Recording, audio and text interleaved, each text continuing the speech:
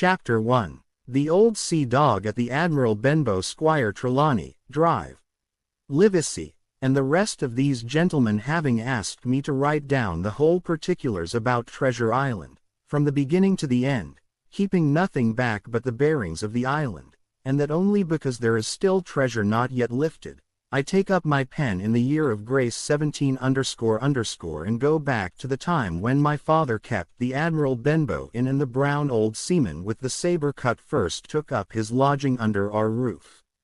I remember him as if it were yesterday, as he came plodding to the inn door, his sea-chest following behind him in a hand-barrow. A tall, strong, heavy, nut-brown man, his tarry pigtail falling over the shoulder of his soiled blue coat, his hands ragged and scarred, with black, broken nails, and the sabre cut across one cheek, a dirty, livid white. I remember him looking round the cover and whistling to himself as he did so, and then breaking out in that old sea song that he sang so often afterwards. 15 men on the dead man's chest. Yo ho ho, and a bottle of rum. In the high, old tottering voice that seemed to have been tuned and broken at the capstan bars.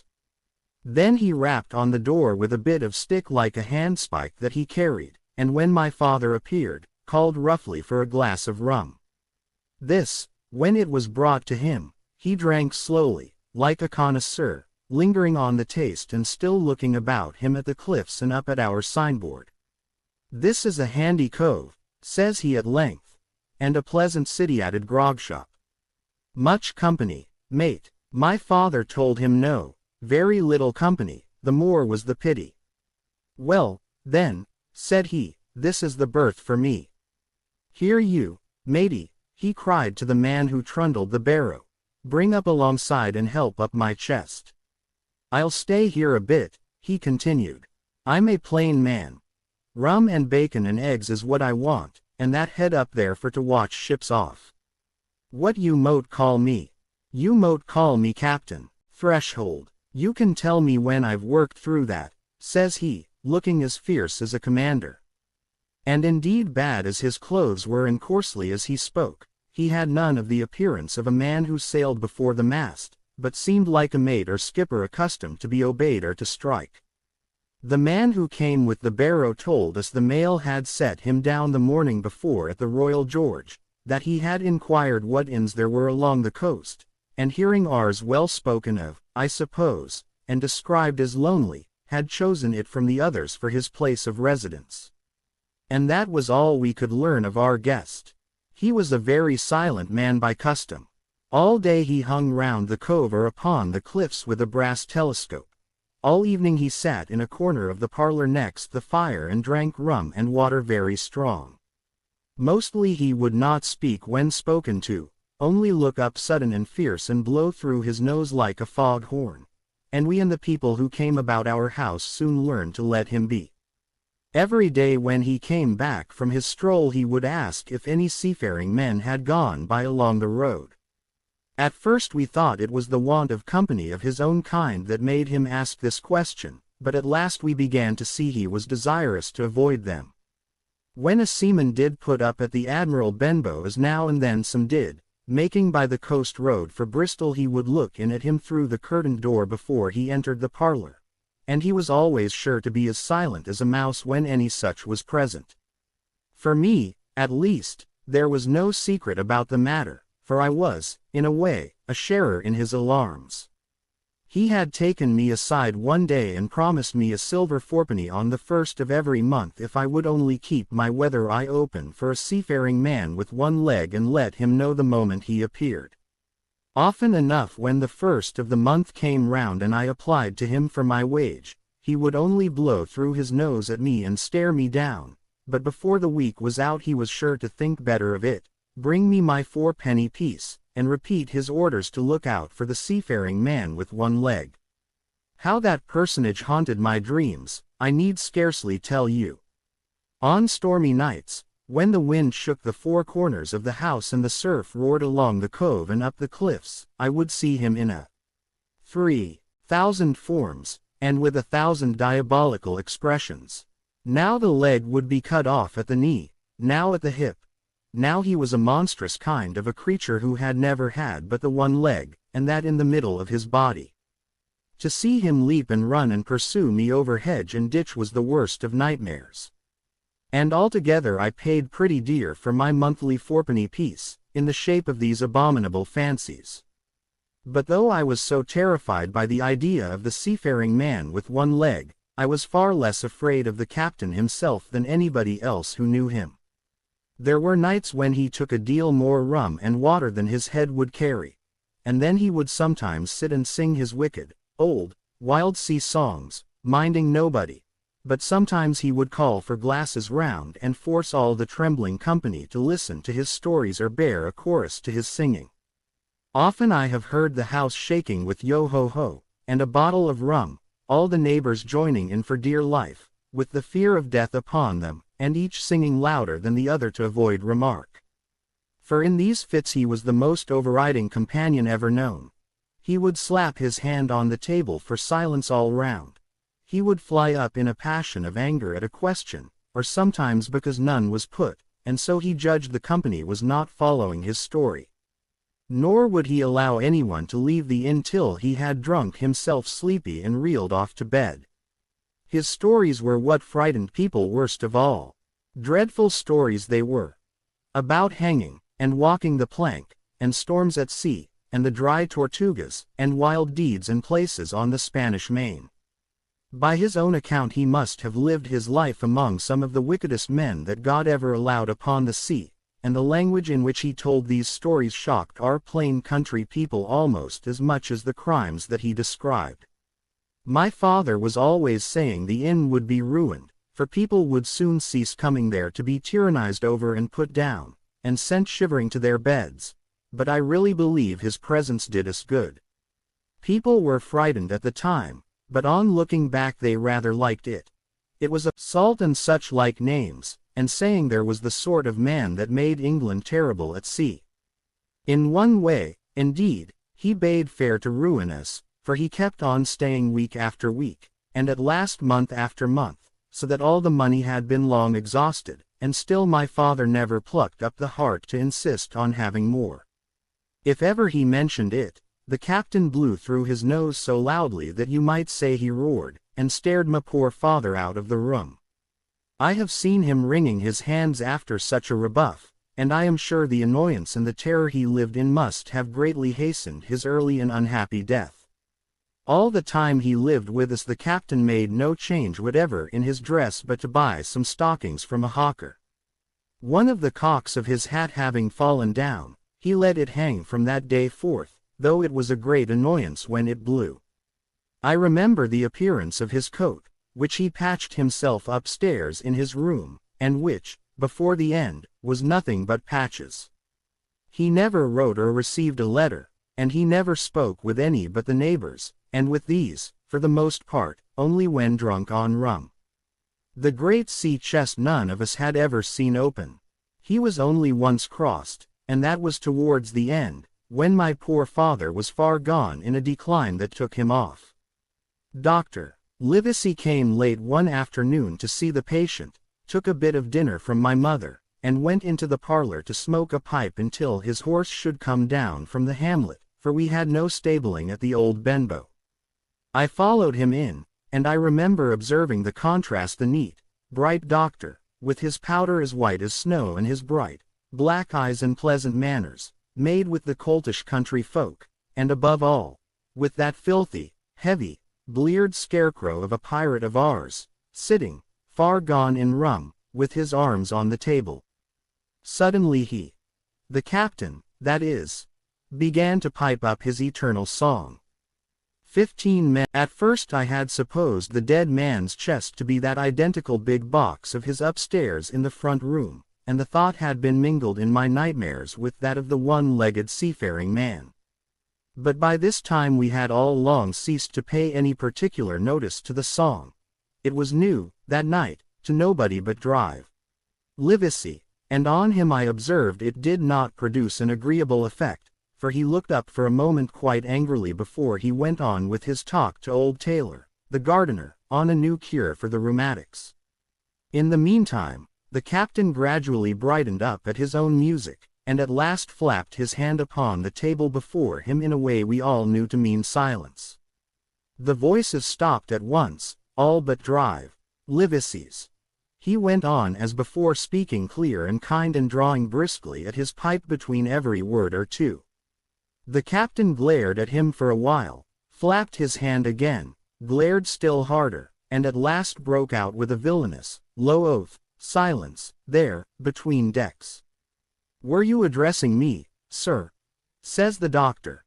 And when the ruffian had told him, with another oath, that this was so, "I have only one thing to say to you, sir," replies the doctor, "that if you keep on drinking rum, the world will soon be quit of a very dirty scoundrel." The old fellow's fury was awful. He sprang to his feet, drew and opened a sailor's clasp knife, and balancing it open on the palm of his hand, threatened to pin the doctor to the wall. The doctor never so much as moved. He spoke to him as before, over his shoulder and in the same tone of voice, rather high, so that all the room might hear, but perfectly calm and steady. "If you do not put that knife this instant in your pocket, I promise, upon my honor, you shall hang at the next assizes." Then followed a battle of looks between them, but the captain soon knuckled under, put up his weapon, and resumed his seat, grumbling like a beaten dog. "And now, sir," continued the doctor, "since I now know there's such a fellow in my district, you may count I'll have an eye upon you day and night. Take effectual means to have you hunted down and routed out of this. Let that suffice." Soon after, Dr. Livesey's horse came to the door and he rode away, but the captain held his peace that evening, and for many evenings to come. 7. Chapter 2. Black Dog appears and disappears. It was not very long after this that there occurred the first of the mysterious events that rid us at last of the captain, though not, as you will see, of his affairs. It was a bitter cold winter, with long, hard frosts and heavy gales, and it was plain from the first that my poor father was little likely to see the spring. He sank daily, and my mother and I had all the inn upon our hands, and were kept busy enough without paying much regard to our unpleasant guest. It was one January morning, very early. A pinching, frosty morning. The cove all grey with hoar frost, the ripple lapping softly on the stones, the sun still low and only touching the hilltops and shining far to seaward.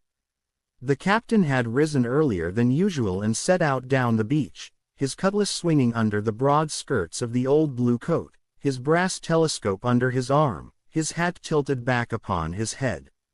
I remember his breath hanging like smoke in his wake as he strode off, and the last sound I heard of him as he turned the big rock was a loud snort of indignation, as though his mind was still running upon Drive. Livesey. Well, Mother was upstairs with Father and I was laying the breakfast table against the captain's return when the parlor door opened and a man stepped in on whom I had never set my eyes before. He was a pale, tallowy creature, wanting 2 fingers of the left hand, and though he wore a cutlass, he did not look much like a fighter. I had always my eye open for seafaring men, with 1 leg or 2, and I remember this one puzzled me. He was not sailorly, and yet he had a smack of the sea about him too. I asked him what was for his service, and he said he would take rum, but as I was going out of the room to fetch it, he sat down upon a table and motioned me to draw near. I paused where I was, with my napkin in my hand. "Come here, sonny," says he. "Come nearer here." I took a step nearer. I told him I did not know his mate Bill, and this was for a person who stayed in our house whom we called the captain. "Well," said he, "my mate Bill would be called the captain, as like as not. He has a cut on one cheek and a mighty pleasant way with him, particularly in drink, has my mate Bill. We'll put it, for argument like, that your captain has a cut on one cheek. And we'll put it, if you like, that that cheek's the right one. Ah, well, I told you. Now, is my mate Bill in this here house?" I told him he was out walking. "Which way, sonny, which way is he gone?" And when I had pointed out the rock and told him how the captain was likely to return, and how soon, and answered a few other questions. "Ah," said he, "this'll be as good as drink to my mate Bill." The expression of his face as he said these words was not at all pleasant, and I had my own reasons for thinking that the stranger was mistaken, even supposing he meant what he said. But it was no affair of mine, I thought. And besides, it was difficult to know what to do. The stranger kept hanging about just inside the inn door, peering round the corner like a cat waiting for a mouse. Once I stepped out myself into the road, but he immediately called me back, and as I did not obey quick enough for his fancy, a most horrible change came over his tallowy face, and he ordered me in with an oath that made me jump. As soon as I was back again he returned to his former manner, half fawning, half sneering, patted me on the shoulder, told me I was a good boy and he had taken quite a fancy to me. "I have a son of my own," said he, "as like you as 2 blocks, and he's all the pride of my art. But the great thing for boys is discipline, sonny, discipline. Now, if you had sailed along of Bill, you wouldn't have stood there to be spoke to twice, not you. That was never Bill's way, nor the way of sich as sailed with him. And here, sure enough, is my mate Bill, with a spy glass under his arm, bless his old art, to be sure. You and me'll just go back into the parlor, sonny, and get behind the door, and we'll give Bill a little surprise. Bless his art, I say again." So saying, the stranger backed along with me into the parlor and put me behind him in the corner so that we were both hidden by. Added to my fears to observe that the stranger was certainly frightened himself. He cleared the hilt of his cutlass and loosened the blade in the sheath. And all the time we were waiting there he kept swallowing as if he felt what we used to call a lump in the throat. At last in strode the captain, slammed the door behind him, without looking to the right or left, and marched straight across the room to where his breakfast awaited him. "Bill," said the stranger in a voice that I thought he had tried to make bold and big. The captain spun round on his heel and fronted us. All the brown had gone out of his face, and even his nose was blue. He had the look of a man who sees a ghost, or the evil one, or something worse, if anything can be. And upon my word, I felt sorry to see him all in a moment turn so old and sick. "Come, Bill, you know me. You know an old shipmate, Bill, surely," said the stranger. The captain made a sort of gasp. "Black Dog," said he. "And who else?" returned the other, getting more at his ease. "Black Dog as ever was, come for to see his old shipmate Billy, at the Admiral Benbow Inn." "Ah, Bill, we have seen a sight of times, as too, since I lost them 2 talons, holding up his mutilated hand. "Now, look here," said the captain. "You've run me down. Here I am. Well, then, speak up. What is it?" "That's you, Bill," returned Black Dog. "You're in the right of it, Billy. I'll have a glass of rum from this dear child here, as I've took such a liking to. And we'll sit down, if you please, and talk square, like old shipmates." When I returned with the rum, they were already seated on either side of the. He bade me go and leave the door wide open. "None of your keyholes for me, sonny," he said, and I left them together and retired into the bar. For a long time, though I certainly did my best to listen, I could hear nothing but a low gattling. But at last the voices began to grow higher, and I could pick up a word or two, mostly oaths, from the captain. "No, no, no, no, and an end of it," he cried once. And again, "If it comes to swinging, swing all, say I." Then all of a sudden there was a tremendous explosion of oaths and other noises. The chair and table went over in a lump, a clash of steel followed, and then a cry of pain, and the next instant I saw Black Dog in full flight, and the captain hotly pursuing, both with drawn cutlasses, and the former streaming blood from the left shoulder. Just at the door the captain aimed at the fugitive one last tremendous cut, which would certainly have split him to the chine had it not been intercepted by our big signboard of Admiral Benbow. You may see the notch on the lower side of the frame to this day. That blow was the last of the battle. Once out upon the road, Black Dog, in spite of his wound, showed a wonderful clean pair of heels and disappeared over the edge of the hill in half a minute. The captain, for his part, stood staring at the signboard like a bewildered man. Then he passed his hand over his eyes several times and at last turned back into the house. "Jim," says he, "rum," and as he spoke, he reeled a little, and caught himself with one hand against the wall. "Are you hurt?" cried I. "Rum," he repeated. "I must get away from here.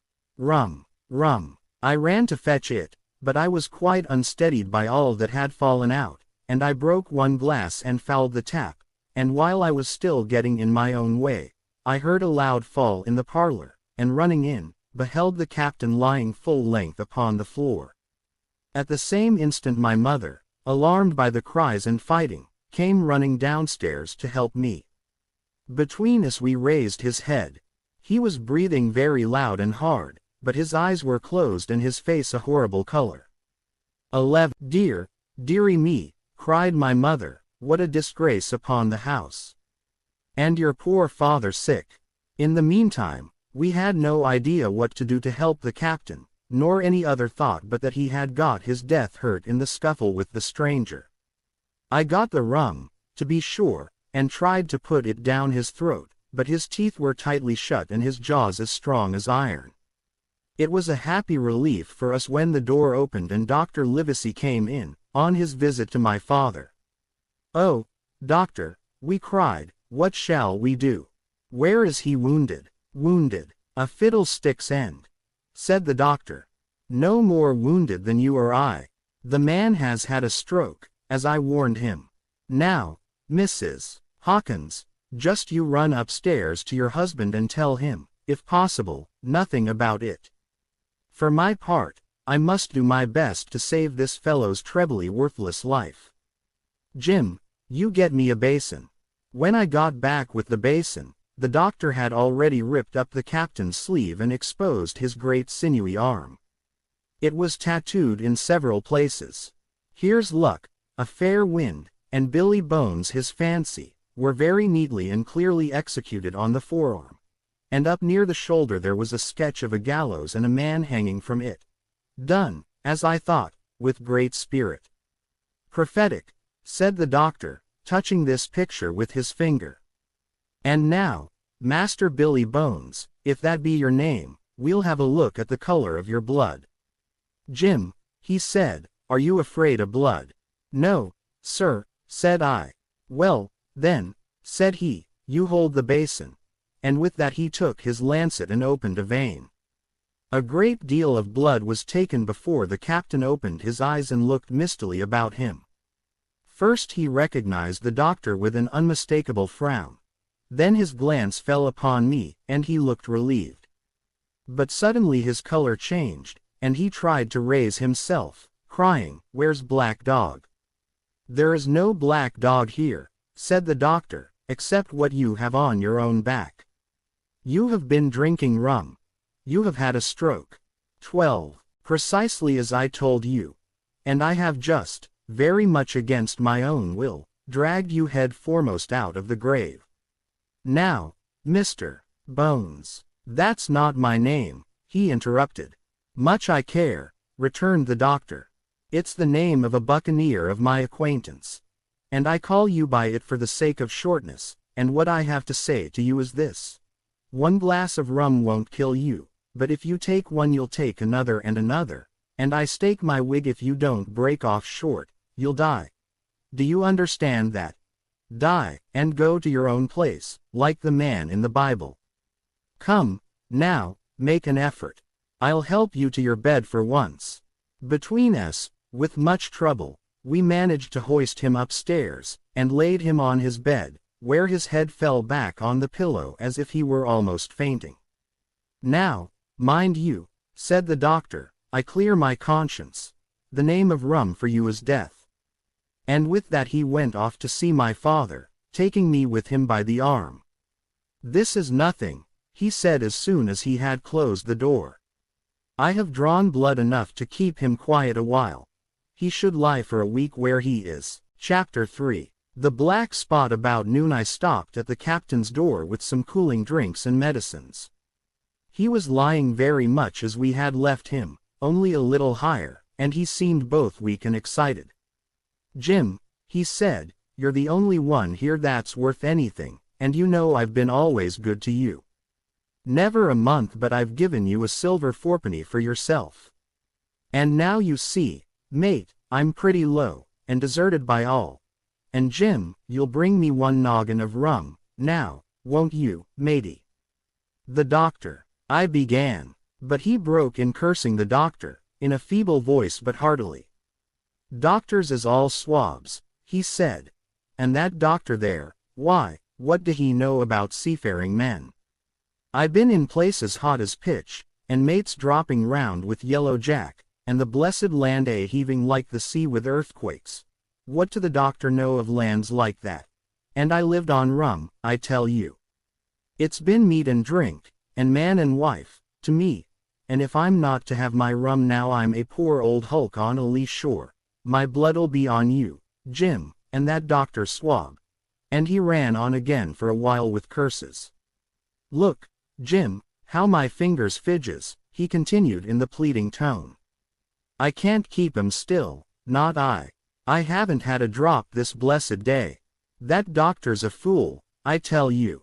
If I don't have a drain o' rum, Jim, I'll have the horrors. I seen some on 'em already. I seen old Flint in the corner there, behind you. As plain as print, I seen him. And if I get the horrors, I'm a man that has lived rough, and I'll raise Cain. Your doctor hisself said one glass wouldn't hurt me. I'll give you a golden guinea for a noggin, Jim." He was growing more and more excited, and this alarmed me for my father, who was very low that day and needed quiet. Besides, I was reassured by the doctor's words, now quoted to me, and rather offended by the offer of a bribe. "I want none of your money," said I, "but what you owe my father.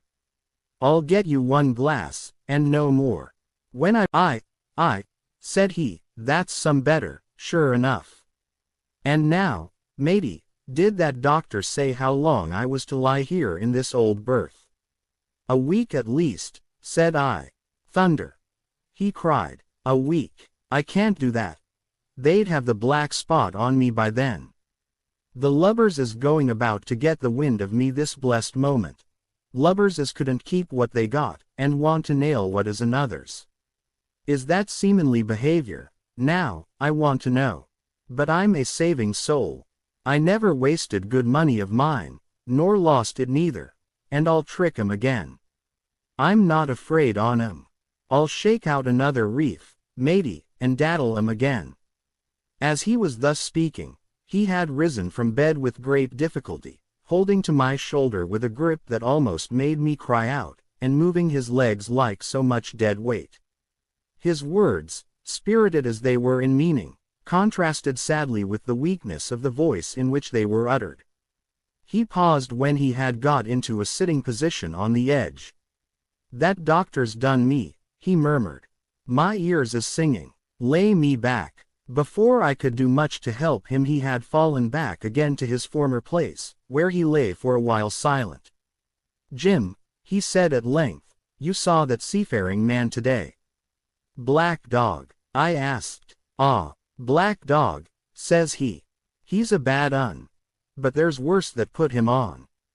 Now, if I can't get away nohow, and they tip me the black spot, mind you, it's my old sea chest they're after. You get on a horse. You can, can't you? Well, then, you get on a horse, and go to. Well, yes, I will. To that eternal Dr. Swab, and tell him to pipe all hands, magistrates and sich, and he'll lay 'em aboard at the Admiral Benbow. All old Flint's crew, man and boy, all on 'em that's left. I was first mate, I was, old Flint's first mate, and I'm the only one as knows the place. He gave it me at Savannah, when he lay dying, like as if I was to now, you see. But you won't peach unless they get the black spot on me, or unless you see. 15. That black dog again, or a seafaring man with one leg, Jim. Him above all. But what is the black spot, Captain? I asked. That's a summons, mate. I'll tell you if they get that. But you keep your weather eye open, Jim, and I'll share with you equals, upon my honor. He wandered a little longer, his voice growing weaker. But soon after I had given him his medicine, which he took like a child, with the remark, if ever a seaman wanted drugs, it's me, he fell at last into a heavy, swoon-like sleep, in which I left him. What I should have done had all gone well I do not know. Probably I should have told the whole story to the doctor, for I was in mortal fear lest the captain should repent of his confessions and make an end of me. But as things fell out, my poor father died quite suddenly that evening, which put all other matters on one side. Our natural distress, the visits of the neighbors, the arranging of the funeral, and all the work of the inn to be carried on in the meanwhile kept me so busy that I had scarcely time to think of the captain, far less to be afraid of him. He got downstairs next morning, to be sure, and had his meals as usual, though he ate little and had more, I am afraid, than his usual supply of rum, for he helped himself out of the bar, scowling and blowing through his nose, and no one dared to cross him. On the night before the funeral he was as drunk as ever, and it was shocking, in that house of mourning, to hear him singing away at his ugly old sea song. But weak as he was, we were all in the fear of death for him, and the doctor was suddenly taken up with a case many miles away and was never near the house after my father's death. I have said the captain was weak, and indeed he seemed rather to grow weaker than regain his strength. He clambered up and down stairs, and went from the parlor to the bar and back again, and sometimes put his nose out of doors to smell the sea, holding on to the walls as he went for support and breathing hard and fast like a man on a steep mountain. He never particularly addressed me, and it is my belief he had as good as forgotten his confidences, but his temper was more flighty, and allowing for his bodily weakness, more violent than ever. He had an alarming way now when he was drunk of drawing his cutlass and laying it bare before wandering. Once, for instance, to our extreme wonder, he piped up to a different air, a kind of country love song that he must have learned in his youth before he had begun to follow the sea. So things passed until, the day after the funeral, and about 3 o'clock of a bitter, foggy, frosty afternoon, I was standing at the door for a moment, full of sad thoughts about my father, when I saw someone drawing slowly near along the road. He was plainly blind, for he tapped before him with a stick and wore a great green shade over his eyes and nose. And he was hunched, as if with age or weakness, and wore a huge old tattered sea cloak with a hood that made him appear positively deformed. I never saw in my life a more dreadful-looking figure. He stopped a little from the inn, and raising his voice in an odd sing-song, addressed the air in front of him, "Will any kind friend inform a poor blind man, who has lost the precious sight of his eyes in the gracious defense of his native country, England, and God bless King George, where or in what part of this country he may now be. You are at the Admiral Benbow, Black Hill Cove, my good man," said I. "I hear a voice," said he, "a young voice. Will you give me your hand, my kind young friend," and led me in. I held out my hand, and the horrible, soft-spoken, eyeless creature gripped it in a moment like a vice. I was so much startled that I struggled to withdraw, but the blind man pulled me close up to him with a single action of his arm. "Now, boy," he said, "take me into the captain." "Sir," said I, "upon my word I dare not." "Oh," he sneered, "that's it. Take me in straight or I'll break your arm." And he gave it, as he spoke, a wrench that made me cry out. "Sir," said I, "it is for yourself I mean. The captain is not what he used to be. He sits with a drawn cutlass. Another gentleman." "Come, now, march," interrupted he. And I never heard a voice so cruel, and cold, and ugly as that blind man's. It cowed me more than the pain, and I began to obey him at once, walking straight in at the door and 17 towards the parlor, where our sick old buccaneer was sitting, dazed with rum. The blind man clung close to me, holding me in one iron fist and leaning almost more of his weight on me than I could carry. Led me straight up to him, and when I'm in view, cry out, "Here's a friend for you, Bill. If you don't, I'll do this," and with that he gave me a twitch that I thought would have made me faint. Between this and that, I was so utterly terrified of the blind beggar that I forgot my terror of the captain, and as I opened the parlor door, cried out the words he had ordered in a trembling voice. The poor captain raised his eyes, and at one look the rum went out of him and left him staring sober. The expression of his face was not so much of terror as of mortal sickness. He made a movement to rise, but I do not believe he had enough force left in his body. "Now, Bill, sit where you are," said the beggar. "If I can't see, I can hear a finger stirring. Business is business. Hold out your left hand. Boy, take his left hand by the wrist and bring it near to my right." We both obeyed him to the letter, and I saw him pass something from the hollow of the hand that held his stick into the palm of the captain's, which closed upon it instantly. "And now that's done," said the blind man.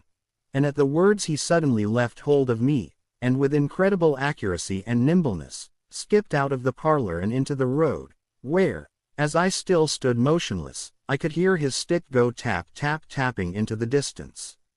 It was some time before either I or the captain seemed to gather our senses, but at length, and about at the same moment, I released his wrist, which I was still holding, and he drew in his hand and looked sharply into the palm. 10 o'clock. He cried. 6 hours. We'll do them yet, and he sprang to his feet. Even as he did so, he reeled, put his hand to his I ran to him at once, calling to my mother. But haste was all in vain. The captain had been struck dead by thundering apoplexy. It is a curious thing to understand, for I had certainly never liked the man, though of late I had begun to pity him, but as soon as I saw that he was dead, I burst into a flood of tears. It was the second death I had known, and the sorrow of the first was still fresh in my heart. 19. Chapter 4. The sea chest. I lost no time, of course, in telling my mother all that I knew, and perhaps should have told her long before, and we saw ourselves at once in a difficult and dangerous position. Some of the man's money, if he had any, was certainly due to us, but it was not likely that our captain's shipmates, above all the 2 specimens seen by me, Black Dog and the blind beggar, would be inclined to give up their booty in payment of the dead man's debts. The captain's order to mount at once and ride for Dr. Livesey would have left my mother alone and unprotected, which was not to be thought of. Indeed, it seemed impossible for either of us to remain much longer in the house. The fall of coals in the kitchen grate, the very ticking of the clock, filled us with alarms. The neighborhood, to our ears, seemed haunted by approaching footsteps, and what between the dead body of the captain on the parlor floor and the thought of that detestable blind beggar hovering near at hand and ready to return, there were moments when, as the saying goes, I jumped in my skin for terror. Something must speedily be resolved upon, and it occurred to us at last to go forth together and seek help in the neighboring hamlet. No sooner said than done. Bare-headed as we were, we ran out at once in the gathering evening and the frosty fog. The hamlet lay not many hundred yards away, though out of view, on the other side of the next cove. And what greatly encouraged me, it was in an opposite direction from that whence the blind man had made his appearance and whither he had presumably returned. We were not many minutes on the road, though we sometimes stopped to lay hold of each other and hearken. But there was no unusual sound. Nothing but the low wash of the ripple and the croaking of the inmates of the wood. It was already candlelight when we reached the hamlet, and I shall never forget how much I was cheered to see the yellow shine in doors and windows. But that, as it proved, was the best of the help we were likely to get in that quarter. For you would have thought men would have been ashamed of themselves. No soul would consent to return with us to the Admiral Benbow. The more we told of our troubles, the more, man, woman, and child, they clung to the shelter of their houses. The name of Captain Flint, though it was strange to me, was well enough 20, known to some there, and carried a great weight of terror. Some of the men who had been to field work on the far side of the Admiral Benbow remembered, besides, to have seen several strangers on the road, and taking them to be smugglers, to have bolted away, and one at least had seen a little lugger in what we called Kit's Hole. For that matter, anyone who was a comrade of the captain's was enough to frighten them to death. And the short and the long of the matter was, that while we could get several who were willing enough to ride to Dr. Livesey's, which lay in another direction, not one would help us to defend the inn. They say cowardice is infectious. But then argument is, on the other hand, a great emboldener. And so when each had said his say, my mother made them a speech. She would not, she declared, lose money that belonged to her fatherless boy. If none of the rest of you dare, she said, Jim and I dare. Back we will go, the way we came, and small thanks to you big, hulking, chicken-hearted men. We'll have that chest open, if we die for it. And I'll thank you for that bag, Mrs. Crossley, to bring back our lawful money in. Of course I said I would go with my mother, and of course they all cried out at our foolhardiness, but even then not a man would go along with us. All they would do was to give me a loaded pistol lest we were attacked, and to promise to have horses ready saddled in case we were pursued on our return, while one lad was to ride forward to the doctor's in search of armed assistance. My heart was beating finely when we two set forth in the cold night upon this dangerous venture. A full moon was beginning to rise and peered redly through the upper edges of the fog, and this increased our haste, for it was plain, before we came forth again, that all would be as bright as day, and our departure exposed to the eyes of any watchers. We slipped along the hedges, noiseless and swift, nor did we see or hear anything to increase our terrors, till, to our relief, the door of the Admiral Benbow had closed behind us. I slipped the bolt at once, and we stood and panted for a moment in the dark, alone in the house with the dead captain's body. Then my mother got a candle in the bar, and holding each other's hands, "Draw down the blind, Jim," whispered my mother. "They might come and watch outside." "And now," said she when I had done so, "we have to get the key off that. And who's to touch it, I should like to know." And she gave a kind of sob as she said the words. I went down on my knees at once. On the floor close to his hand there was a little round of paper, blackened on the one side. I could not doubt that this was the black spot. And taking it up, I found written on the other side, in a very good, clear hand, this short message. "You have till 10 tonight." He had till 10, mother, said I, and just as I said it, our old clock began striking. This sudden noise startled us shockingly. But the news was good, for it was only 6. "Now, Jim," she said, "that key." I felt in his pockets, one after another. A few small coins, a thimble, and some thread and big needles, a piece of pigtail tobacco bitten away at the end, his gully with the crooked handle, a pocket compass, and a tinder box were all that they contained, and I began to despair. "Perhaps it's round his neck," suggested my mother. Overcoming a strong repugnance, I tore open his shirt at the neck, and there, sure enough, hanging to a bit of tarry string, which I cut with his own gully, we found the key. At this triumph we were filled with hope and hurried upstairs without delay to the little room where he had slept so long and where his box had stood since the day of his arrival. It was like any other seaman's chest on the outside, the initial B burned on the top of it with a hot iron, and the corners somewhat smashed and broken as by long, rough usage. "Give me the key," said my mother. And though the lock was very stiff, she had turned it and thrown back the lid in a twinkling. A strong smell of tobacco and tar rose from the interior, but nothing was to be seen on the top except a suit of very good clothes, carefully brushed and folded. They had never been worn, my mother said. Under that, the miscellany began. Watch and some other trinkets of little value and mostly of foreign make, a pair of compasses mounted with brass, and 5 or 6 curious West Indian shells. I have often wondered since why he should have carried about these shells with him in his wandering, guilty, and hunted life. In the meantime, we had found nothing of any value but the silver and the trinkets, and neither of these were in our way. Underneath there was an old boat cloak, whitened with sea salt on many a harbor bar. My mother pulled it up with impatience, and there lay before us, the last things in the chest, a bundle tied up in oilcloth, and looking like papers, and a canvas bag that gave forth, at a touch, the jingle of gold. "I'll show these rogues that I'm an honest woman," said my mother. "I'll have my dues, and not a farthing over. Hold Mrs. Crossley's bag," and she began to count over the amount of the captain's score from the sailor's bag into the one that I was holding. It was a long, difficult business, for the coins were of all countries and sizes. Doubloons, and Louis d'ors, and guineas, and pieces of 8, and I know not what besides, all shaken together at random. The guineas, too, were about the scarcest, and it was with these only that my mother knew how to make her count.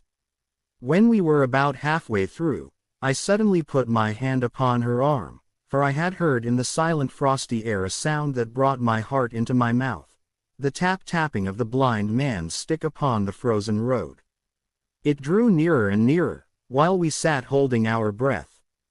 Then it struck sharp on the inn door, and then we could hear the handle being turned and the bolt rattling as the wretched being tried to enter, and then there was a long time of silence both within and without. At last the tapping recommenced, and, to our indescribable joy and gratitude, died slowly away again until it ceased to be heard. "Mother," said I, "take the whole and let's be going," for I was sure the bolted door must have seemed suspicious and would bring the whole hornet's nest about our ears. Though how thankful I was that I had bolted it, none could tell who had never met that terrible blind man. But my mother, frightened as she was, would not consent to take a fraction more than was due to her and was obstinately unwilling to be content with less. Her rights and she would have them. And she was still arguing with me when a little low whistle sounded a good way off upon the hill. That was enough, and more than enough, for both of us. "I'll take what I have," she said, jumping to her feet.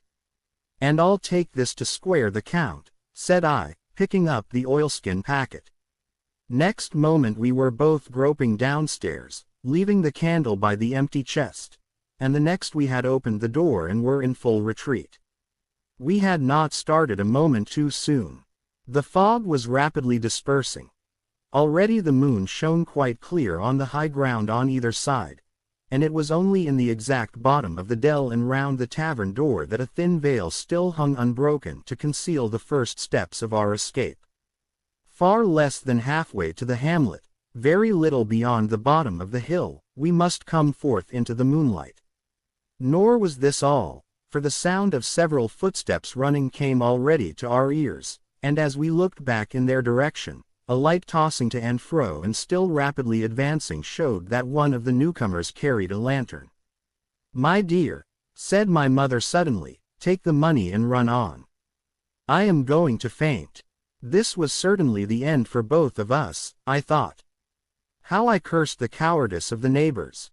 How I blamed my poor mother for her honesty and her greed, for her past foolhardiness and present weakness.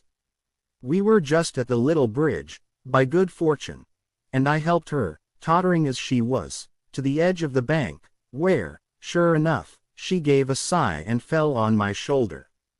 I do not know how I found the strength to do it at all, and I am afraid it was roughly done, but I managed to drag her down the bank and a little way under the arch. Farther I could not move her, for the bridge was too low to let me do more than crawl below it. Chapter 5. The last of the blind man. My curiosity, in a sense, was stronger than my fear, for I could not remain where I was, but crept back to the bank again, whence, sheltering my head behind a bush of broom, I might command the road before our door. I was scarcely in position ere my enemies began to arrive, 7 or 8 of them, running hard, their feet beating out of time along the road and the man with the lantern some paces in front. 3 men ran together, hand in hand. And I made out, even through the mist, that the middle man of this trio was the blind beggar. The next moment his voice showed me that I was right. "Down with the door!" he cried. "Aye, sir," answered 2 or 3, and a rush was made upon the Admiral Benbow, the lantern-bearer following. And then I could see them pause, and hear speeches passed in a lower key, as if they were surprised to find the door open. But the pause was brief, for the blind man again issued his commands. His voice sounded louder and higher, as if he were afire with eagerness and rage. In, he shouted, and cursed them for their delay.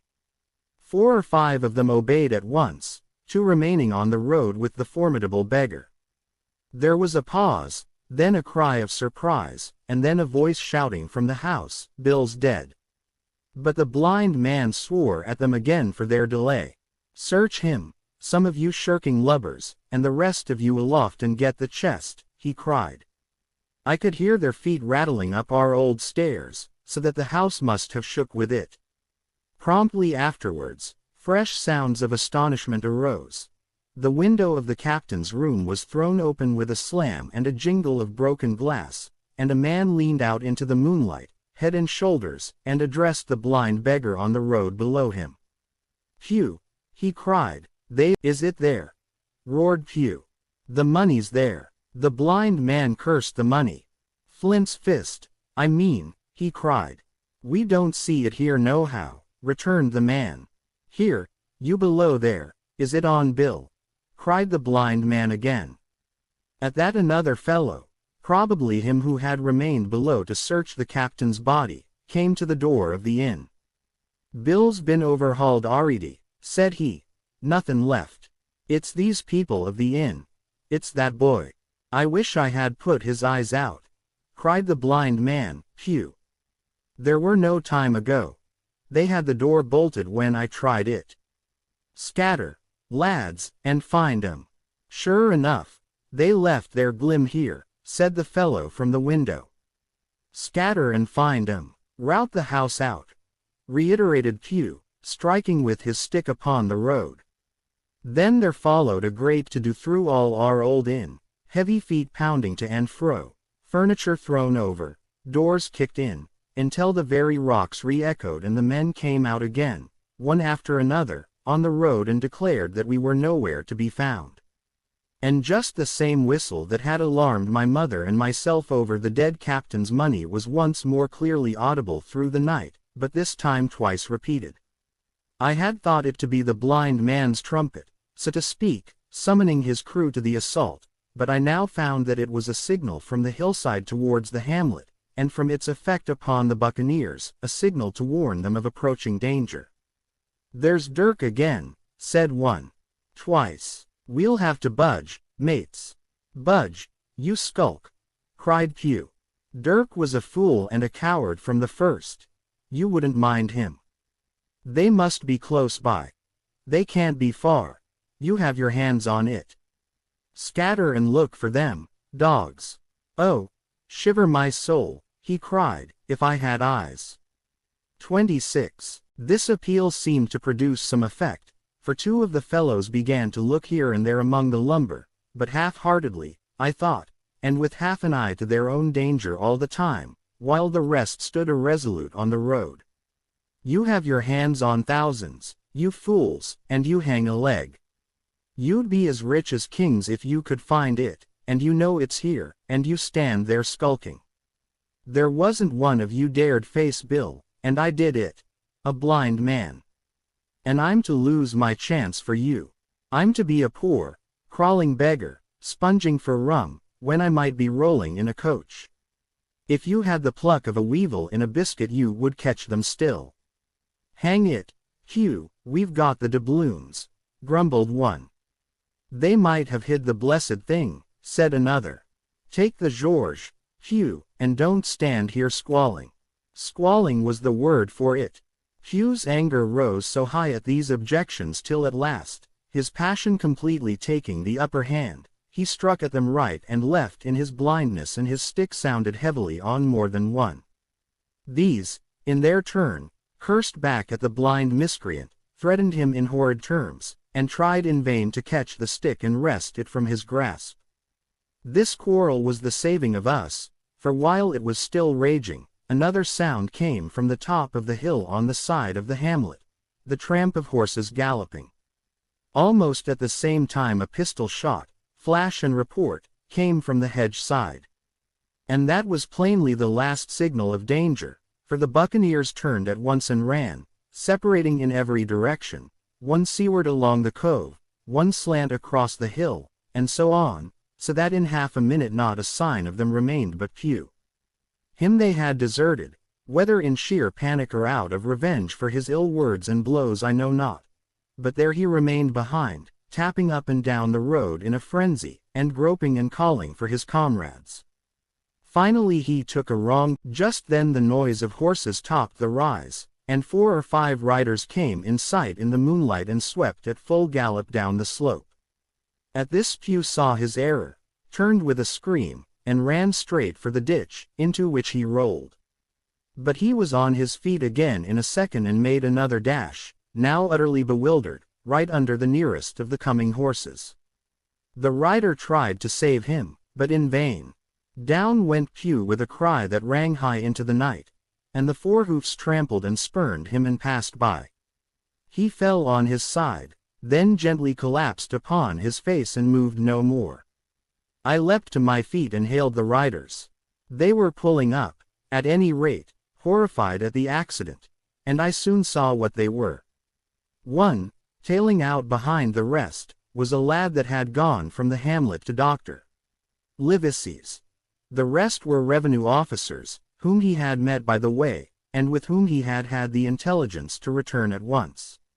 Some news of the lugger in Kit's Hole had found its way to Supervisor Dance and set him forth that night in our direction, and to that circumstance my mother and I owed our preservation from death. Pew was dead, stone dead.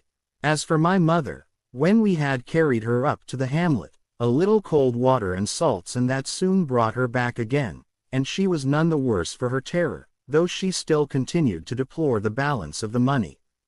In the meantime the supervisor rode on, as fast as he could, to Kit's Hole, but his men had to dismount and grope down the dingle, leading, and sometimes supporting, their horses, and in continual fear of ambushes.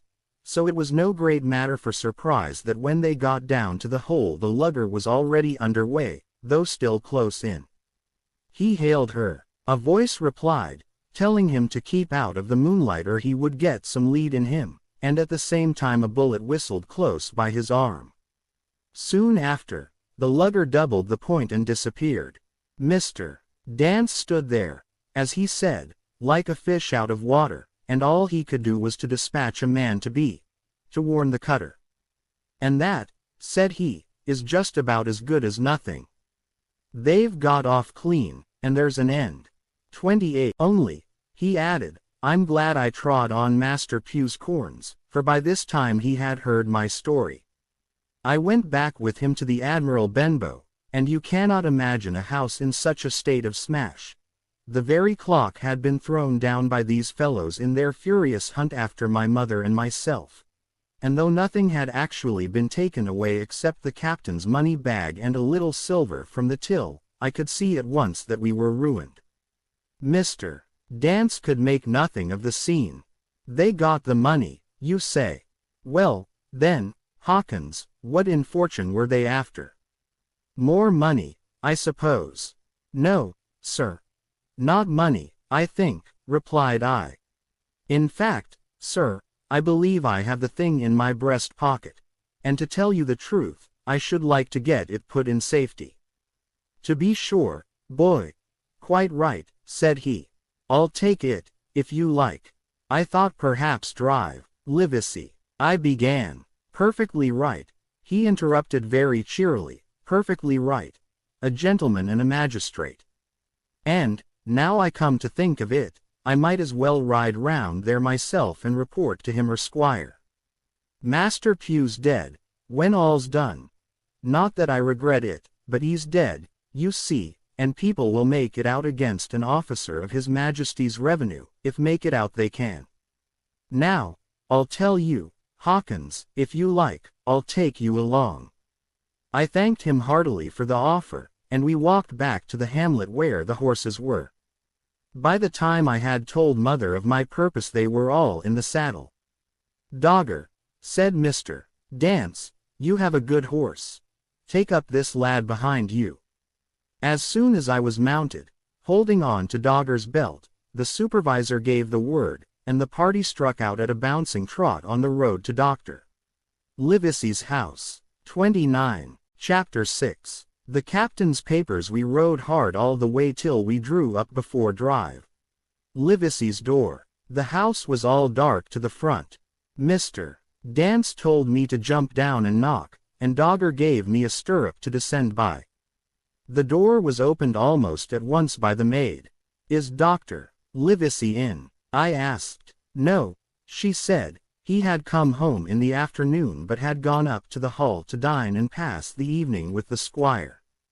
"So there we go, boys," said Mr. Dance. This time, as the distance was short, I did not mount, but ran with Dogger's stirrup leather to the lodge gates and up the long, leafless, moonlit avenue to where the white line of the Hull buildings looked on either hand on great old gardens. Here Mr. Dance dismounted, and taking me along with him, was admitted at a word into the house. The servant led us down a matted passage and showed us at the end into a great library, all lined with bookcases and busts upon the top of them, where the squire and Dr. Livesey sat, pipe in hand, on either side of a bright fire. I had never seen the squire so near at hand. He was a tall man, over 6 feet high, and broad in proportion, and he had a bluff, rough and ready face, all roughened and reddened and lined in his long travels. His eyebrows were very black, and moved readily, and this gave him a look of some temper, not bad, you would say, but quick and high. "Come in, Mr. Dance," says he, very stately and condescending. "Good evening, Dance," says the doctor with a nod. "And good evening to you, friend Jim. What good wind brings you here?" The supervisor stood up straight and stiff and told his story like a lesson. And you should have seen how the two gentlemen leaned forward and looked at each other, and slapped his thigh, and the squire cried bravo, and broke his long pipe against the grate. Long before it was done, Mr. Trelawney, that, you will remember, was the squire's name, had got up from his seat and was striding about the room, and the doctor, as if to hear the better, had taken off his powdered wig and sat there looking very strange indeed with his own close-cropped black poll. At last Mr. Dance finished the story. "Mr. Dance," said the squire, "you are a very noble fellow. And as for riding down that black, atrocious miscreant, I regard it as an act of virtue, sir, like stamping on a cockroach. This lad Hawkins is a trump, I perceive. Hawkins, will you ring that bell? Mr. Dance must have some ale. And so, Jim," said the doctor, "you have the thing that they were after, have you?" "Here it is, sir," said I, and gave him the oilskin packet. The doctor looked it all over, as if his fingers were itching to open it, but instead of doing that, he put it quietly in the pocket of his coat. "Squire," said he, "when Dance has had his ale he must, of course, be off on his Majesty's service. But I mean to keep Jim Hawkins here to sleep at my house, and with your permission, I propose we should have up the cold pie and let him sup." "As you will, Livesey," said the squire. "Hawkins has earned better than cold pie." So a big pigeon pie was brought in and put on a side edible, and I made a hearty supper, for I was as hungry as a hawk, while Mr. Dance was further complimented and at last dismissed. "And now, squire," said the doctor. "And now, Livesey," said the squire in the same breath. One at a time, laughed Drive. "Heard of him?" cried the squire. "Heard of him, you say? He was the bloodthirstiest buccaneer that sailed. Blackbeard was a child to flint. The Spaniards were so prodigiously afraid of him that, I tell you, sir, I was sometimes proud he was an Englishman." I've seen his top sails with these eyes, off Trinidad, and the cowardly son of a rum puncheon that I sailed with put back, sir, into port of Spain. Well, I've heard of him myself, in England, said the doctor. But the point is, had he money? Money! Cried the squire. Have you heard the story? What were these villains after but money? What did they care for but money? For what would they risk their rascal carcasses but money? That we shall soon know, replied the doctor. But you are so confoundedly hot-headed and exclamatory that I cannot get a word in. What I want to know is this. Supposing that I have here in my pocket some clue to where Flint buried his treasure, will that treasure amount to much? Amount, sir? Cried the squire. It will amount to this. If we have the clue you talk about, I fit out a ship in Bristol Dock, and take you and Hawkins here along, and I'll have that treasure if I search a year. Very well, said the doctor. Now, then, if Jim is agreeable, we'll open the packet. And he laid it before him on the table. The bundle was sewn together, and the doctor had to get out his instrument case and cut the stitches with his medical scissors. It contained two things: a book and a sealed paper. First of all we'll try the book, observed the doctor. The squire and I were both peering over his shoulder as he opened it, for Dr. Livesey had kindly motioned me to come round from the side table, where I had been eating, to enjoy the sport of the search. On the first page there were only some scraps of writing, such as a man with a pen in his hand might make for idleness or practice. One was the same as the tattoo mark, Billy Bones his fancy. Then there was Mr. W. Bones, mate, no more rum, off Palm Key he got it, and some other snatches, mostly single words and unintelligible. I could not help, 32, wondering who it was that had got it, and what it was that he got. A knife in his back as like as not. Not much instruction there, said Dr. Livesey as he passed on. The next 10 or 12 pages were filled with a curious series of entries. There was a date at one end of the line and at the other a sum of money, as in common account books, but instead of explanatory writing, only a varying number of crosses between the two. On the 12th of June, 1745, for instance, a sum of £70 had plainly become due to someone, and there was nothing but 6 crosses to explain the cause. In a few cases, to be sure, the name of a place would be added, as Oaf Caracas, or a mere entry of latitude and longitude, as 62017 feet 20, 1902 feet 40. The record lasted over nearly 20 years, the amount of the separate entries growing larger as time went on, and at the end a grand total had been made out after 5 or 6 wrong additions, and these words appended: Bones, his pile. I can't make head or tail of this, said Dr. Livesey. The thing is as clear as noonday, cried the squire. This is the Black-Hearted Hound's account book. These crosses stand for the names of ships or towns that they sank or plundered. The sums are the scoundrel's share, and where he feared an ambiguity, you see he added something clearer. Oaf Caracas. Now, you see, here was some unhappy vessel boarded off that coast. God help the poor souls that manned her. Coral long ago. Right, said the doctor. See what it is to be a traveler. Right, and the amounts increase, you see, as he rose in rank. There was little else in the volume but a few bearings of places noted in the blank leaves towards the end and a table for reducing French, English, and Spanish moneys to a common value. Thrifty man, cried the doctor. He wasn't the one to be cheated. The paper had been sealed in several places with a thimble by way of seal.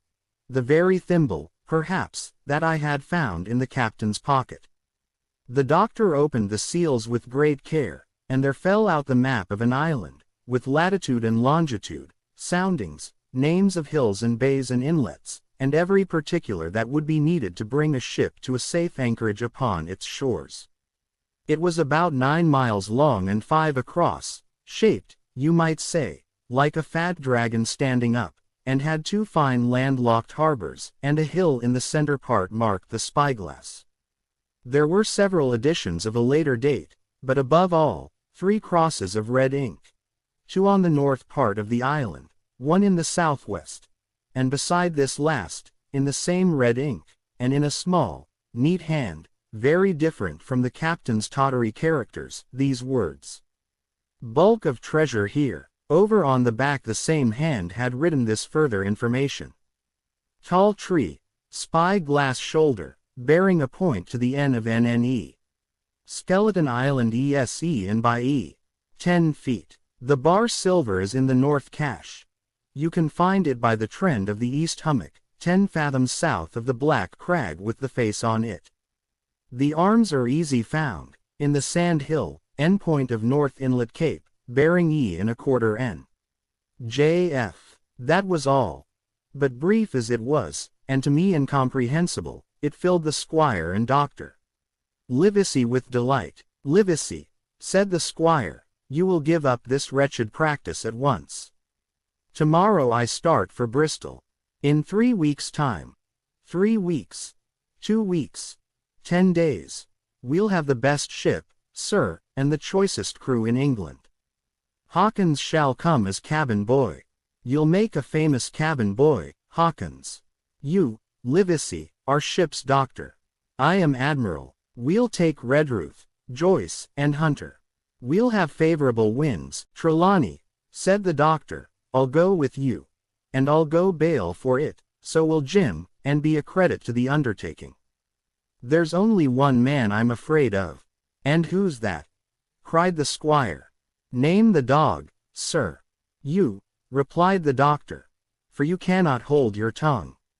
We are not the only men who know of this paper.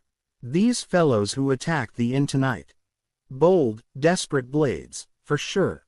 And the rest who stayed aboard that lugger, and more, I dare say, not far off, are, one and all, through thick and thin, bound that they'll get that money. We must none of us go alone till we get to sea. Jim and I shall stick together in the meanwhile. You'll take Joyce and Hunter when you ride to Bristol, and from first to last, not one of us must breathe a word of what we've found." "Livesey," returned the squire, "you are always in the right of it. I'll be as silent as the grave." 35. Chapter 7. I go to Bristol. It was longer than the squire imagined ere we were ready for the sea, and none of our first plans, not even drive Livesey's, of keeping me beside him, could be carried out as we intended. The doctor had to go to London for a physician to take charge of his practice. The squire was hard at work at Bristol, and I lived on at the Hull under the charge of old Redruth, the gamekeeper, almost a prisoner, but full of sea dreams and the most charming anticipations of strange islands and adventures. I brooded by the hour together over the map, all the details of which I well remembered. Sitting by the fire in the housekeeper's room, I approached that island in my fancy from every possible direction. I explored every acre of its surface. I climbed 1,000 times to that tall hill they call the Spyglass, and from the top enjoyed the most wonderful and changing prospects. Sometimes the isle was thick with savages, with whom we fought, sometimes full of dangerous animals that hunted us, but in all my fancies nothing occurred to me so strange and tragic as our actual adventures.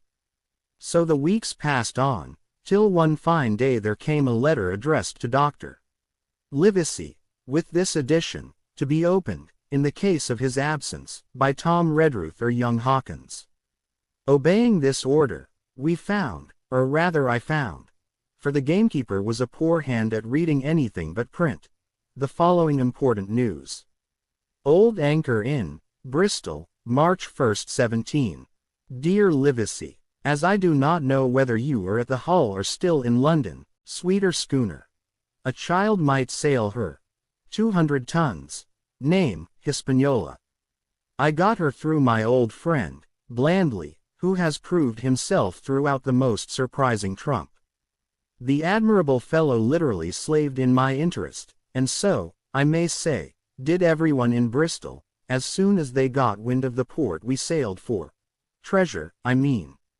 Redruth, said I, interrupting the letter, drive. Livesey will not like that. The squire has been talking, after all. Well, who's a better right? Growled the gamekeeper. A pretty rum go if squire ain't to talk for Dr. Livesey, I should think. At that I gave up all attempts at commentary and read straight on. Blandly himself found the Hispaniola, and by the most admirable management got her for the merest trifle.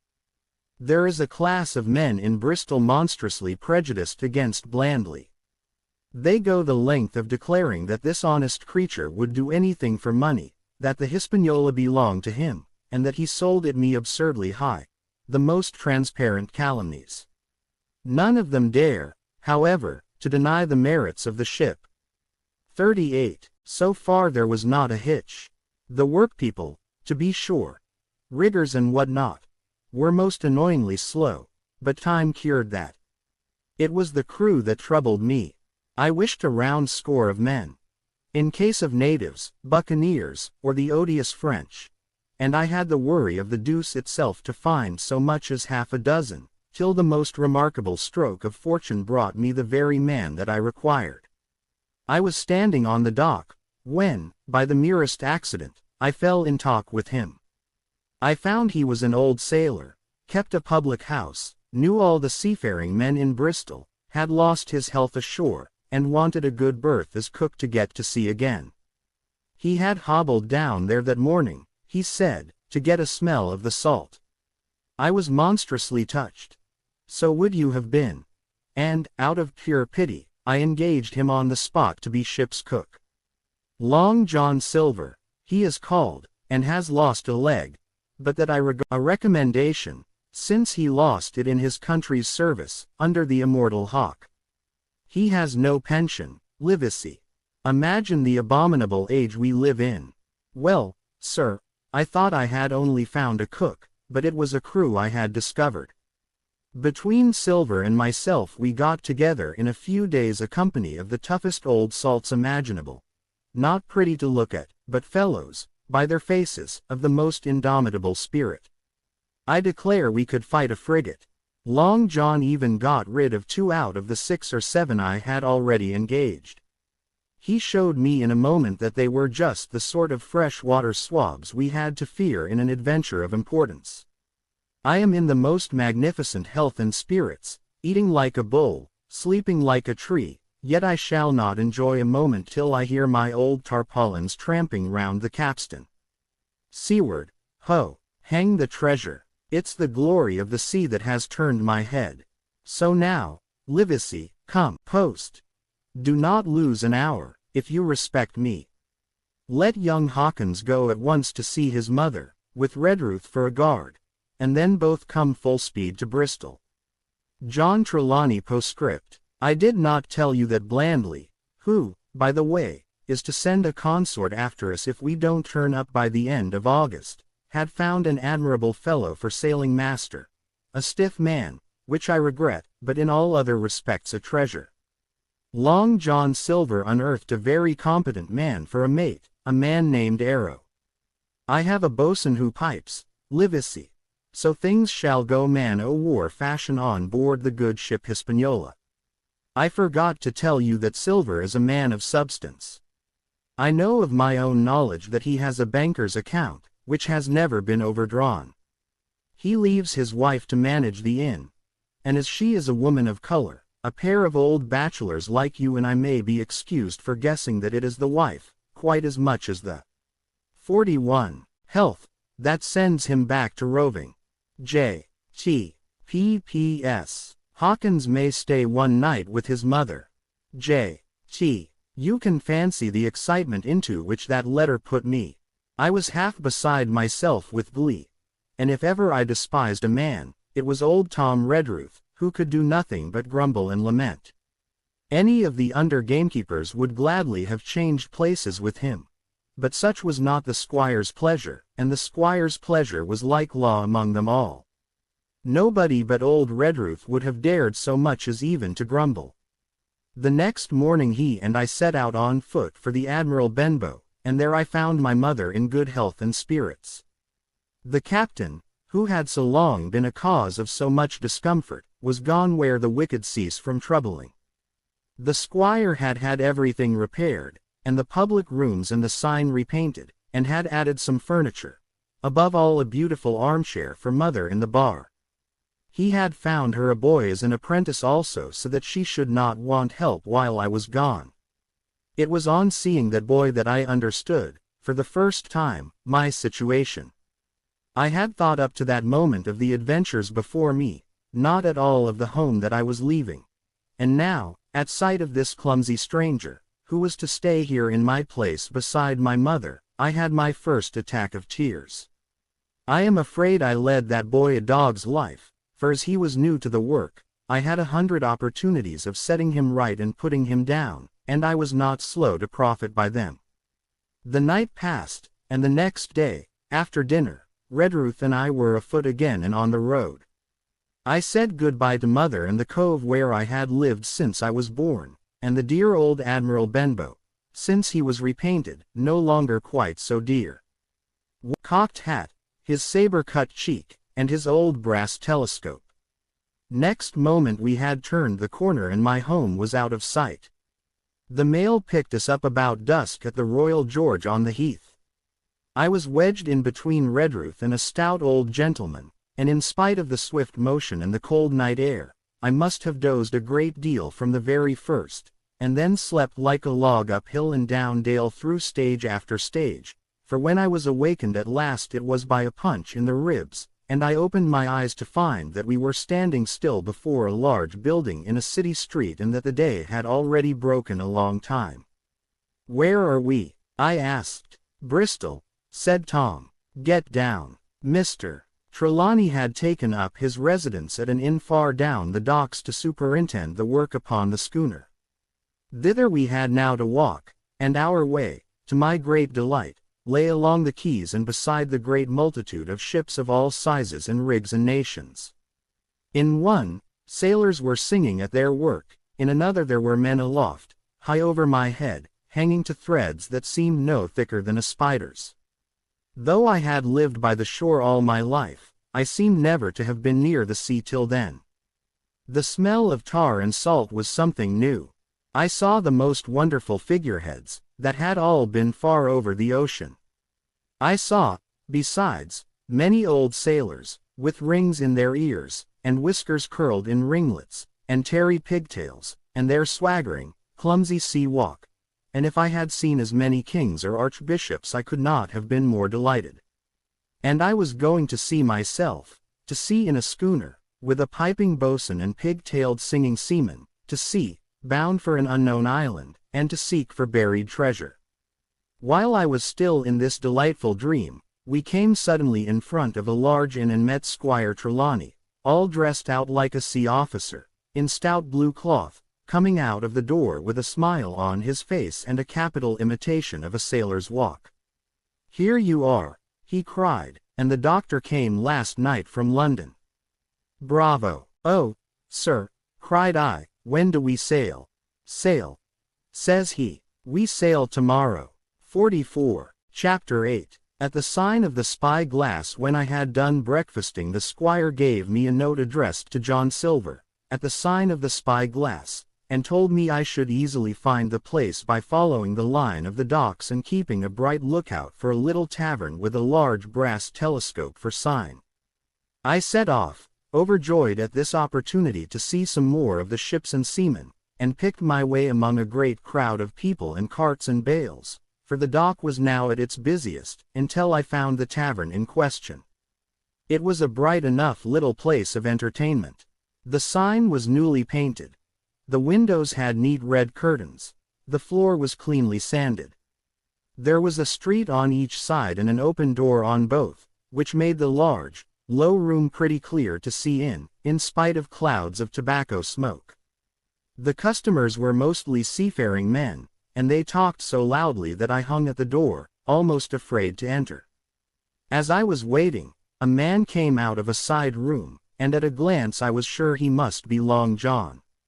His left leg was cut off close by the hip, and under the left shoulder he carried a crutch, which he managed with wonderful dexterity, hopping about upon it like a bird. He was very tall and strong, with a face as big as a ham, plain and pale, but intelligent and smiling. Indeed, he seemed in the most cheerful spirits, whistling as he moved about among the tables, with a merry word or a slap on the shoulder for the more favored of his guests. Now, to tell you the truth, from the very first mention of Long John in Squire Trelawney's letter I had taken a fear in my mind that he might prove to be the very one-legged sailor whom I had watched for so long at the old Benbow. But one look at the man before me was enough. I had seen the captain, and Black Dog, and the blind man, Hugh, and I thought I knew what a buccaneer was like. A very different creature, according to me, from this clean and pleasant-tempered landlord.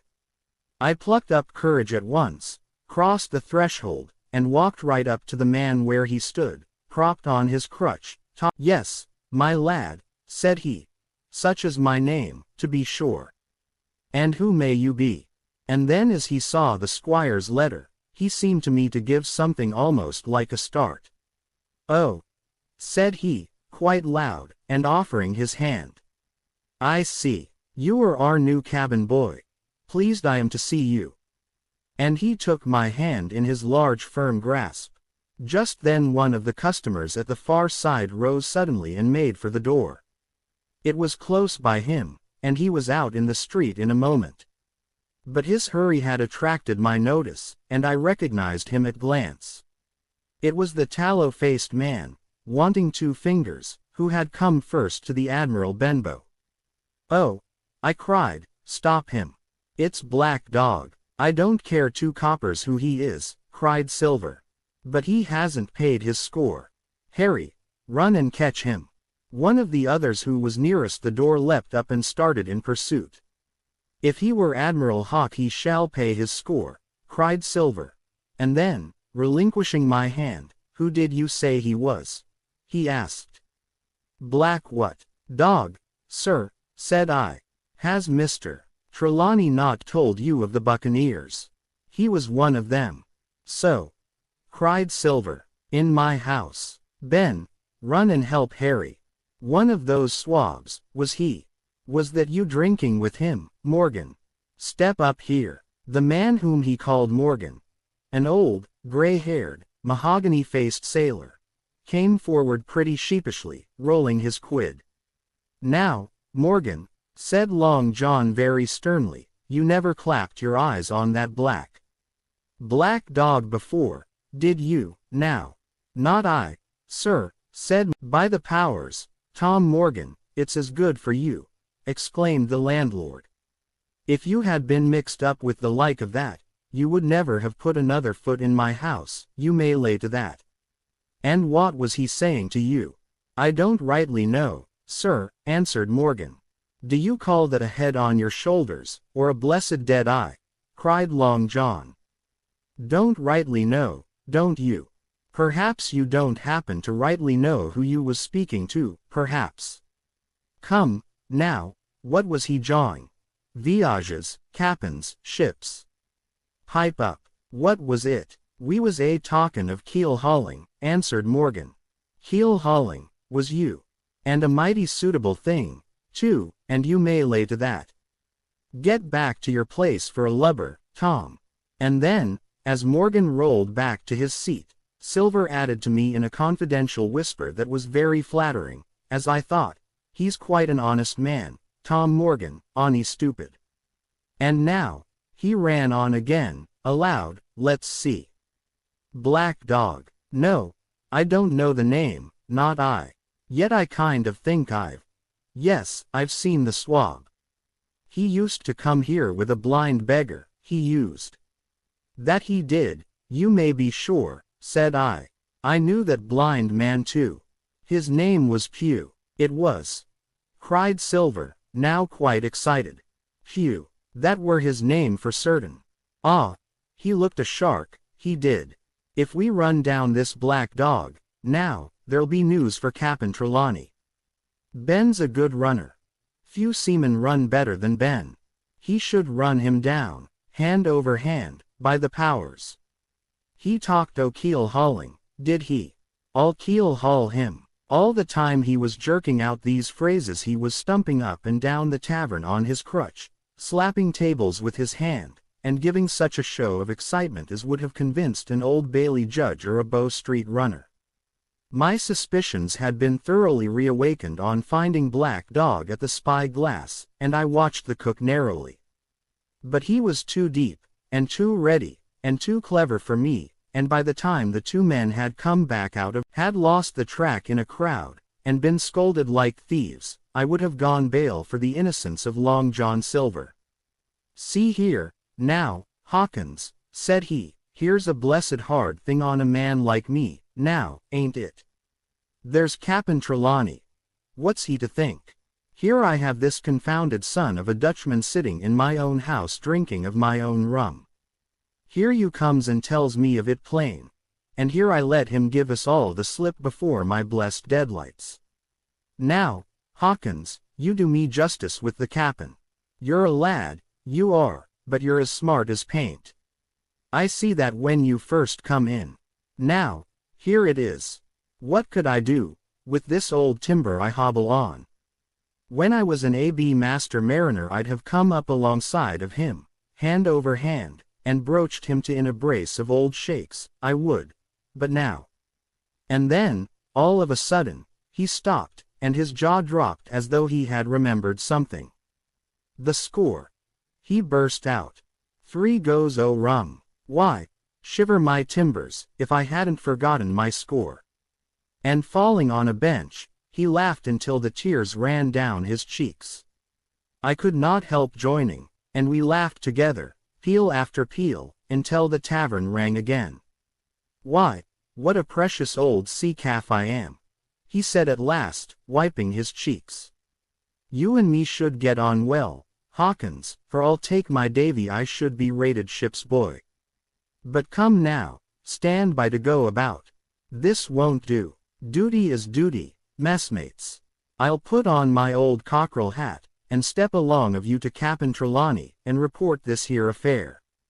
For mind you, it's serious, young Hawkins, and neither you nor me's come out of it with what I should make so bold as to call credit. Nor you neither, says you. Not smart. None of the pair of us smart. But dash my buttons, that was a good un about my score." And he began to laugh again, and that so heartily, that though I did not see the joke as he did, I was again obliged to join him in his mirth.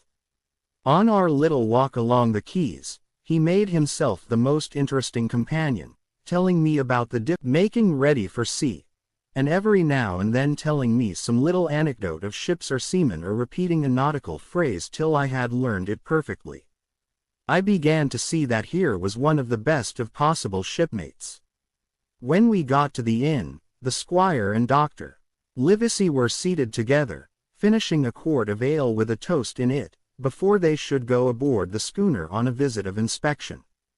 Long John told the story from first to last, with a great deal of spirit and the most perfect truth. "That was how it were, now, weren't it, Hawkins?" he would say, now and again, and I could always bear him entirely out. The two gentlemen regretted that Black Dog had got away, but we all agreed there was nothing to be done, and after he had been complimented, Long John took up his crutch and departed. "All hands aboard by 4 this afternoon," shouted the squire after him. Aye, sir," cried the cook, in the passage. "Well, squire," said Dr. Livesey, "I don't put much faith in your discoveries, as a general thing. But I will say this, John Silver suits me." "The man's a perfect trump," declared the squire. "And now," added the doctor, "Jim may come on board with us, may he not?"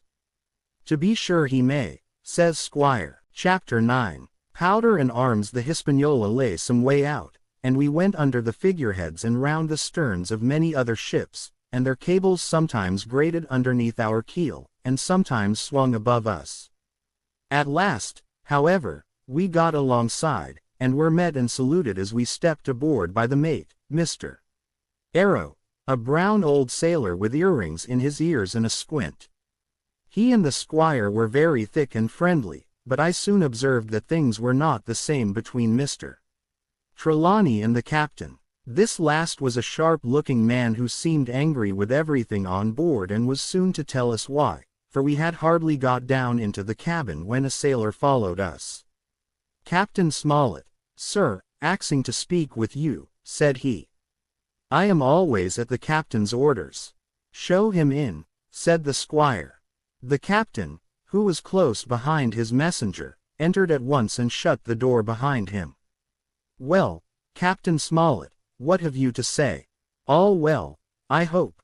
All shipshape and seaworthy?" "Well, sir," said the captain, "better speak plain, I believe, even at the risk of offense. I don't like this cruise. I don't like the men. And I don't like my officer." "That's short and sweet." "Perhaps, sir, you don't like the ship?" inquired the squire, very angry, as I could see. "I can't speak as to that, sir, not having seen her tried," said the captain. "She seems a clever craft. More I can't say. Possibly, sir, you may not like your employer, either," says the squire.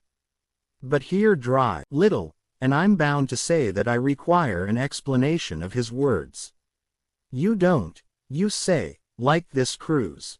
Now, why, I was engaged, sir, on what we call sealed orders, to sail this ship for that gentleman where he should bid me," said the captain. "So far so good, but now I find that every man before the mast knows more than I do. I don't call that fair, now, do you?" "No," said Dr. Livesey, "I don't." "Next," said the captain, "I learn we are going after treasure. Hear it from my own hands, mind you. Now, treasure is ticklish work. I don't like treasure voyages on any account, and I don't like them, above all, when they are secret and when, begging your pardon, Mr. Trelawney, the secret has been told to the parrot." "Silver's parrot?" asked the squire. "It's a way of speaking," said the captain. "Blabbed, I mean. It's my belief neither of you gentlemen know what you are about, but I'll tell you my way of it. Life or death, and a close run. That is all clear, and, I dare say, true enough," replied Drive. Livesey. "We take the risk, but we are not so ignorant as you believe us. Next, you say you don't like the crew. Are they not good seamen?" "I don't like them, sir," returned Captain Smollett. "And I think I should have had the choosing of my own hands, if you go to that." "Perhaps you should," replied the doctor. "My friend should, perhaps, have taken you along with him. But the slight, if there be one, was unintentional." "And you don't like Mr. Arrow?" "I don't, sir. I believe he's a good seaman, but he's too free with the crew to be a good officer. A mate should keep himself to himself. Shouldn't drink with the men before the mast." "Do you mean he drinks?" cried the squire. "No, sir," replied the captain, "only that he's too familiar." "Well, now, well, gentlemen, are you determined to go on this cruise?" "Like iron," answered the squire. "Very good," said the captain. "Then, as you've heard me very patiently, saying things that I could not prove, hear me a few words more. They are putting the powder and the arms in the fore-hold. Now, you have a good place under the cabin. Why not put them there? First point. Then, you are bringing 4 of your own people with you, and they tell me some of them are to be berthed forward. Why not give them the berths here beside the cabin? Second point. Any more?" asked Mr. Trelawney. "One more," said the captain. "There's been too much blabbing already." "Far too much," agreed the doctor. "I'll tell you what I've heard myself," continued Captain Smollett. "That you have a map of an island, that there's crosses on the map to show where treasure is, and that the island lies. And then he named the latitude and longitude exactly." "I never told that," cried the squire, to a soul. "The hands know it, sir," returned the captain. "Livesey, that must have been you or Hawkins," cried the squire. "It doesn't much matter who it was," replied the doctor. And I could see that neither he nor the captain paid much regard to Mr. Trelawney's protestations. Neither did I, to be sure, he was so loose a talker. Yet in this case I believe he was really right and that nobody had told the situation of the island. Well, gentlemen, continued the captain, I don't know who has this map. But I make it a point, it shall be kept secret even from me and Mr. Arrow. Otherwise I would ask you to let me resign. I see, said the doctor. You wish us to keep this matter dark and to make a garrison of the stern part of the ship, manned with my friend's own people, and provided with all the arms and powder on board. In other, sir, said Captain Smollett, with no intention to take offense, I deny your right to put words into my mouth. No captain, sir, would be justified in going to sea at all if he had ground enough to say that. As for Mr. Arrow, I believe him thoroughly honest. Some of the men are the same. All may be for what I know. But I am responsible for the ship's safety and the life of every man jack aboard of her. I see things going, as I think, not quite right. And I ask you to take certain precautions or let me resign my berth. And that's all. Captain Smollett, began the doctor with a smile, did ever you hear the fable of the mountain and the mouse? You'll excuse me, I dare say, but you remind me of that fable. When you came in here, I'll stake my wig, you meant more than this. Doctor, said the captain, you are smart. When I came in here I meant to get discharged. I had no thought that Mr. Trelawney would hear a word. No more I would, cried the squire. Had Livesey not been here I should have seen you to the deuce. As it is, I have heard you. I will do as you desire, but I think the worse of you. That's as you please, sir, said the captain. You'll find I do my duty. And with that he took his leave. Trelawney, said the doctor, contrary to all my notions, I believe you have managed to get 2 honest men on board with you. That man and John Silver. Silver, if you like, cried the squire. But as for that intolerable humbug, I declare I think his conduct unmanly, unsailorly, and downright un-English. Well, says the doctor, we shall see. When we came on deck, the men had begun already to take out the arms and powder, yo-hoing at their work, while the captain and Mr. Arrow stood by superintending. The new arrangement was quite to my liking. The whole schooner had been overhauled, the after part of the main hold, and this set of cabins was only joined to the galley and forecastle by a sparred passage on the port side. It had been originally meant that the captain, Mr. Arrow, Hunter, Joyce, the doctor, and the squire were to occupy these 6 berths. Now Redruth and I were to get 2 of them and Mr. Arrow and the captain were to sleep on deck in the companion, which had been enlarged on each side till you might almost have called it a round house. Very low it was still, of course, but there was room to swing 2 hammocks, and even the mate seemed pleased with the arrangement. Even he, perhaps, had been doubtful as to the crew, but that is only guess, for as you shall hear, we had not long the benefit of his opinion. We were all hard at work, changing the powder and the berths, when the last man or 2, and Long John along with them, came off in a shoreboat. The cook came up the side like a monkey for cleverness, and as soon as he saw what was doing, so ho, mates, says he. What's this? We're a changing of the powder, Jack, answers one. Why, by the powers, cried Long John, if we do, we'll miss the morning tide. My orders, said the captain shortly. You may go below, my man. Hands will want supper. Aye, sir, answered the cook, and touching his forelock, he disappeared at once in the direction of his galley. That's a good man, captain, said the doctor. Very likely, sir, replied Captain Smollett. Easy with that, men. Easy, he ran on, to the fellows who were shifting the powder. And then suddenly observing me examining the swivel we carried amidships, a long brass 9, here you, ship's boy, he cried, out o' that. Off with you to the cook and get some work. And then as I was hurrying off I heard him say, "I assure you I was quite of the squire's way of thinking, and hated the captain deeply." 55. Chapter 10. The voyage. All that night we were in a great bustle getting things stowed in their place, and boatfuls of the squire's friends, Mr.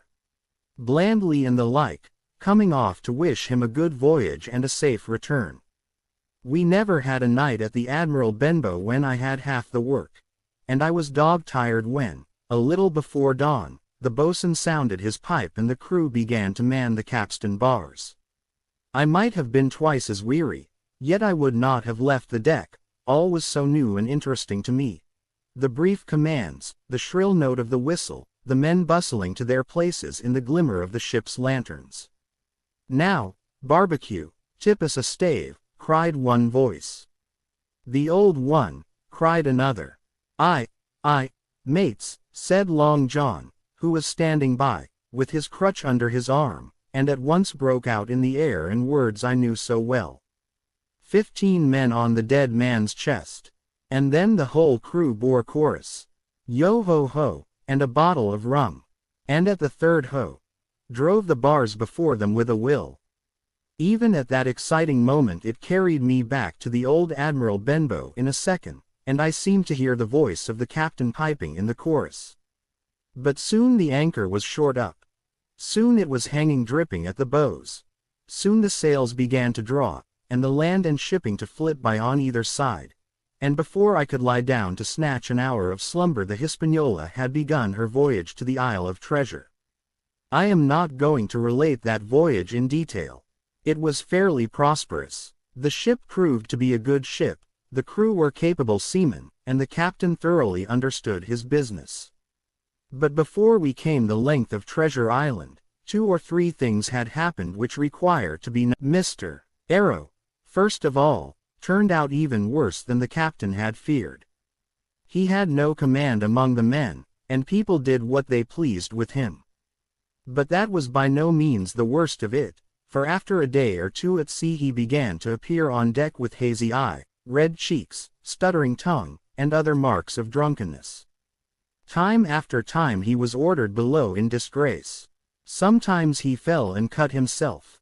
Sometimes he lay all day long in his little bunk at one side of the companion. Sometimes for a day or 2 he would be almost sober and attend to his work at least passably. In the meantime, we could never make out where he got the drink. That was the ship's mystery. Watch him as we pleased, we could do nothing to solve it. And when we asked him to his face, he would only laugh if he were drunk, and if he were sober deny solemnly that he ever tasted anything but water. He was not only useless as an officer and a bad influence amongst the men, but it was plain that at this rate he must soon kill himself outright, so nobody was much surprised, nor very sorry, when one dark night, with a head sea, he disappeared entirely and was seen no more. "Overboard," said the captain. "Well, gentlemen, that saves the trouble of putting him in irons." But there we were, without a mate. And it was necessary, of course, to advance one of the men. The boatswain, Job Anderson, was the likeliest man aboard, and though he kept his old title, he served in a way as mate. Mr. Trelawney had followed the sea, and his knowledge made him very useful, for he often took a watch himself in easy weather. And the coxswain, Israel Hands, was a careful, wily, old, experienced seaman who could be trusted at a pinch with almost anything. He was a great confidant of Long John Silver, and so the mention of his name leads me on to speak of our ship's cook, Barbecue, as the men called him.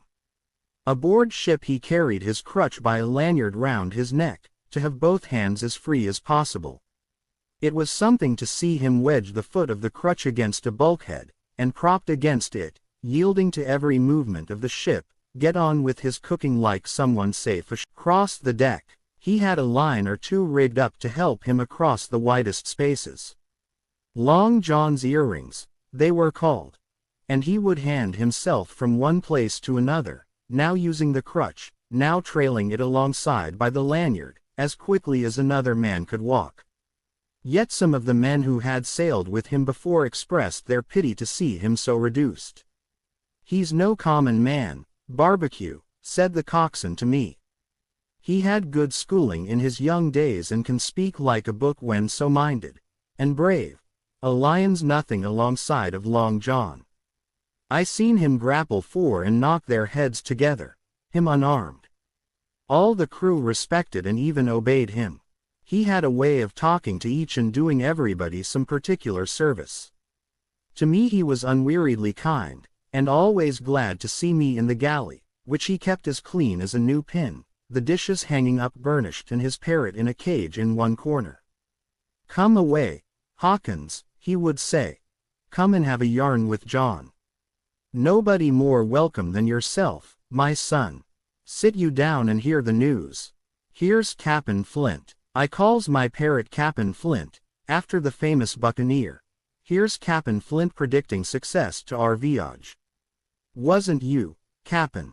And the parrot would say, with great rapidity, pieces of 8. Pieces of 8. Pieces of 8. Till you wondered that it was not out of breath, or till John threw his handkerchief over the cage. Now, that bird, he would say, is, maybe, 200 years old, Hawkins. They live forever mostly, and if anybody's seen more wickedness, it must be the devil himself. She's sailed with England, the great Cap'n England, the pirate. She's been at Madagascar, and at Malabar, and Surinam, and Providence, and Portobello. She was at the fishing up of the wrecked plate ships. It's there she learned. Pieces of 8, and little wonder. 350,000 of 'em, Hawkins. She was at the boarding of the Viceroy of the Indies out of Goa, she was. And to look at her you would think she was a babby. But you smelt powder. Didn't you, Cap'n? Stand by to go about, the parrot would scream. Ah, she's a handsome craft, she is, the cook would say, and give her sugar from his pocket, and then the bird would peck at the bars and swear straight on, passing belief for wickedness. There, John would add, you can't touch pitch and not be mucked, lad. Here's this poor old innocent bird o' mine swearing blue fire, and none the wiser, you may lay to that. She would swear the same, in a manner of speaking, before Chaplain. And John would touch his forelock with a solemn way he had that made me think he was the best of men. In the meantime, the Squire and Captain Smollett were still on pretty distant terms with one another. The Squire made no bones about the matter. He despised the captain. The captain, on his part, never spoke but when he was spoken to, and then sharp and short and dry, and not a word wasted. He owned, when driven into a corner, that he seemed to have been wrong about the crew, that some of them were as brisk as he wanted to see and all had behaved fairly well. As for the ship, he had taken a downright fancy to her. She'll lie a point nearer the wind than a man has a right to expect of his own married wife, sir.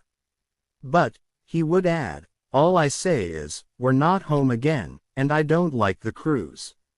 The Squire, at this, would turn away and march up and down the deck, chin in air. A trifle more of that man, he would say, and I shall explode. We had some heavy weather, which only proved the qualities of the Hispaniola. Every man on board seemed well content, and they must have been hard to please if they had been otherwise, for it is my belief there was never a ship's company so spoiled since Noah put to sea. Double grog was going on the least excuse. There was duff on odd days, as, for instance, if the Squire heard it was any man's birthday, and always a barrel of apples standing broached in the waist for anyone to help himself that had a fancy. Never knew good come of it yet, the captain said to Dr. Livesey. Spoil forecastle hands, make devils. That's my belief. But good did come of the apple barrel, as you shall hear, for if it had not been for that, we should have had no note of warning and might all have perished by the hand of treachery. 59. This was how it came about. We had run up the trades to get the wind of the island we were after. I am not allowed to be more plain. And now we were running down for it with a bright lookout day and night. It was about the last day of our outward voyage by the largest computation. Sometime that night, or at latest before noon of the morrow, we should sight the treasure island. We were heading SSW and had a steady breeze abeam and a quiet sea. The Hispaniola rolled steadily, dipping her bowsprit now and then with a whiff of spray. All was drawing alow and aloft. Everyone was in the bravest spirits because we were now so near an end of the first part of our adventure. Now, just after sundown, when all my work was over and I was on my way to my berth, it occurred to me that I should like an apple. I ran on deck. The watch was all forward looking out for the island. The man at the helm was watching the luff of the sail and whistling away gently to himself, and that was the only sound excepting the swish of the sea against the bows and around the sides of the ship. In I got bodily into the apple barrel, and found there was scarce an apple left. But sitting down there in the dark, what with the sound of the waters and the rocking movement of the ship, I had either fallen asleep or was on the point of doing so when a heavy man sat down with rather a clash close by. The barrel shook as he leaned his shoulders against it, and I was just about to jump up when the man began to speak. It was Silver's voice, and before I had heard a dozen words, I would not have shown myself for all the world, but lay there, trembling and— Chapter 11. What I heard in the apple barrel, no, not I, said Silver. Flint was cap'n. I was quartermaster, along of my timber leg. The same broadside I lost my leg, old Pew lost his deadlights. It was a master surgeon, him that amputated me, out of college and all. Latin by the bucket, and what not. But he was hanged like a dog, and sun-dried like the rest, at Corso Castle. That was Robert's men, that was, and comment of changing names to their ships. Royal Fortune and so on. Now, what a ship was christened, so let her stay, I says. So it was with the Cassandra, as brought us all safe home from Malabar, after England took the Viceroy of the Indies. So it was with the old Walrus, Flint's old ship, as of seen amuck with the red blood and fit to sink with gold. Ah! Cried another voice, that of the youngest hand on board, and evidently full of admiration. He was the flower of the flock, was Flint. Davis was a man too, by all accounts, said Silver. I never sailed along of him. First with England, then with Flint, that's my story, and now here on my own account, in a manner of speaking. I laid by 900 safe, from England, and 2,000 after Flint. That ain't bad for a man before the mast. All safe in bank. 'Tain't earning now, it's saving does it, you may lay to that. Where's all England's men now? I dunno. Where's Flint's? Why, most on 'em aboard here, and glad to get the duff. Been begging before that, some on 'em. Old Pew, as had lost his sight, and might have thought shame, spends £1,200 in a year, like a lord in Parliament. Where is he now? Well, he's dead now and under hatches. But for 2 years before that, shiver my timbers, the man was starving. He begged, and he stole, and he cut throats, and starved at that, by the powers. Well, it ain't much use, after all, said the young seaman. 'Tain't much use for fools, you may lay to it. That, nor nothing, cried Silver. But now, you look here. You're young, you are, but you're as smart as paint. I see that when I set my eyes on you, and I'll talk to you like a man. You may imagine how I felt when I heard this abominable old rogue addressing another in the very same words of flattery as he had used to myself. I think, if I had been able, that I would have killed him through the barrel. Meantime, he ran on, little supposing he was overheard. Here it is about gentlemen of fortune. They lives rough, and they risk swinging, but they eat and drink like fighting cocks, and when a cruise is done, why, it's hundreds of pounds instead of hundreds of farthings in their pockets. Now, the most goes for rum and a good fling, and to sea again in their shirts. But that's not the course I lay. I puts it all away, some here, some there, and none too much anywheres, by reason of suspicion. I'm 50, mark you. Once back from this cruise, I set up gentlemen in earnest. Time enough too, says you. Ah, but I've lived easy in the meantime, never denied myself nothing heart desires, and slept, soft and ate dainty all my days but when at sea. And how did I begin? Before the mast, like you. Well, said the other, but all the other money's gone now, ain't it? You daren't show face in Bristol after this. Why, where might you suppose it was? Asked Silver derisively. At Bristol, in banks and places, answered his companion. It were, said the cook. It were when we weighed anchor. But my old missus has it all by now. And the spy glass is sold, lease and goodwill and rigging. And the old girl's off to meet me. I would tell you where, for I trust you, but it'd make jealousy among the mates. And can you trust your missus? Asked the other.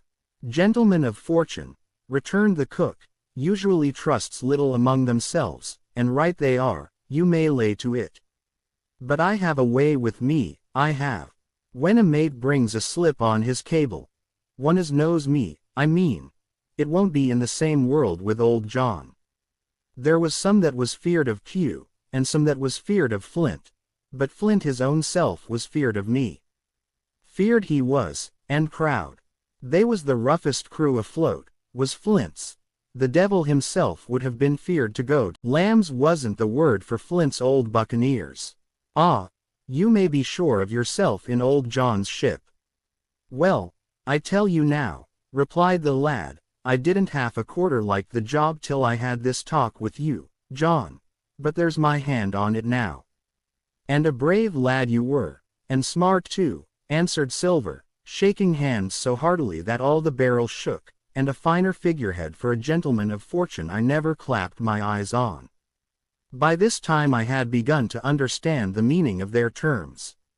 By a gentleman of fortune they plainly meant neither more nor less than a common pirate, and the little scene that I had overheard was the last act in the corruption of one of the honest hands, perhaps of the last one left aboard. But on this point I was soon to be relieved, for Silver giving a little whistle, a third man strolled up and sat down by the party. Dick's square, said Silver. Oh, I now Dick was square, returned the voice of the coxswain, Israel Hands. He's no fool, is Dick. And he turned his quid and spat. But look here, he went on, here's what I want to know, barbecue. How long are we going to stand off and on like a blessed bumboat? I've had a'most enough Cap'n Smollett. He's hazed me long enough, by thunder. I want to go into that cabin, I do. I want their pickles and wines, and that. Israel, said Silver, your head ain't much account, nor ever was. But you're able to hear, I reckon. Leastways, your ears is big enough. Now, here's what I say. You'll berth forward, and you'll live hard, and you'll speak soft, and you'll keep sober till I give the word. And you may lay to that, my son. Well, I don't say no, do I, growled the coxswain. What I say is, when. That's what I say, when. By the powers, cried Silver. Well now, if you want to know, I'll tell you when. The last moment I can manage, and that's when. Here's a first-rate seaman, Cap'n Smollett, sails the blessed ship for us. Here's this squire and doctor with a map and such. I don't know where it is, shall find the stuff, and help us to get it aboard, by the powers. Then we'll see. If I was sure of you all, sons of double Dutchmen, I'd have Cap'n Smollett navigate us halfway back again before I struck. Why, we're all seamen aboard here, I should think, said the lad Dick. We're all forecastle hands, you mean, snapped Silver. We can steer a course, but who's to set one? That's what all you gentlemen split on, first and last. If I had my way, I'd have Cap'n Smollett work us back into the trades at least. Then we'd have no blessed miscalculations and a spoonful of water a day. But I know the sort you are. I'll finish with 'em at the island, as soon's the blunt's on board, and a pity it is. But you're never happy till you're drunk. Split my sides, I've a sick heart to sail with the likes of you. Easy all, Long John, cried Israel. Who's a crossin' of you? Why, how many tall ships, think ye, now, have I seen laid aboard? And how many brisk lads drying in the sun at Execution Dock? Cried Silver. And all for this same hurry and hurry and hurry. You hear me, I seen a thing or two at sea, I have. If you would only lay your course, and a pin to windward, you would ride in carriages, you would. But not you, I know you, you'll have your mouthful of rum tomorrow, and go hang. Everybody knowed you was a kind of a chaplain, John. But there's others as could hand and steer as well as you, said Israel. They liked a bit o' fun, they did. They wasn't so high and dry, nohow, but took their fling, like jolly companions every one. So, says Silver, well, and where are they now? Hugh was that sort, and he died a beggar man. Flint was, and he died of rum at Savannah. Ah, they was a sweet crew, they was. Ani, where are they? But, asked Dick, when we do lay 'em athwart, what are we to do with 'em, anyhow? There's the man for me, cried the cook admiringly. That's what I call business. Billy was the man for that, said Israel. Dead men don't bite, says he. Well, he's dead now hisself. He knows the long and short on it now. And if ever a rough hand come to port, it was Billy. Right you are, said Silver. Rough and ready. But mark you here, I'm an easy man. I'm quite the gentleman, says you. But this time it's serious. Duty is duty, mates. I give my vote. Death. When I'm in Parliament and riding in my coach, I don't want none of these sea lawyers in the cabin a coming home, unlooked for, like the devil at prayers. Wait is what I say. But when the time comes, why, let her rip. John, cries the coxswain, you're a man. You'll say so, Israel, when you see, said Silver. Only one thing I claim. I claim Trelawney. I'll wring his calf's head off his body with these hands, Dick, he added, breaking off. You just jump up, like a sweet lad, and get me an apple, to wet my pipe like. You may fancy the terror I was in. I should have leapt out and run for it if I had found the strength, but my limbs and heart alike misgave me. I heard Dick begin to rise, and then someone seemingly stopped him, and the voice of Hans exclaimed, "Oh, stow that. Don't you get sucking of that bilge, John. Let's have a go of the rum." "Dick," said Silver, "I trust you. I've a gauge on the keg, mind. There's the key. You fill a pannikin and bring it up." Terrified as I was, I could not help thinking to myself that this must have been how Mr. Arrow got the strong waters that destroyed him. Dick was gone but a little while, and during his absence Israel spoke straight on in the cook's ear. It was but a word or two that I could catch, and yet I gathered some important news, for besides other scraps that tended to the same purpose, this whole clause was audible. Not another man of them'll gene. Hence there were still faithful men on board. When Dick returned, one after another of the trio took the pannikin and drank.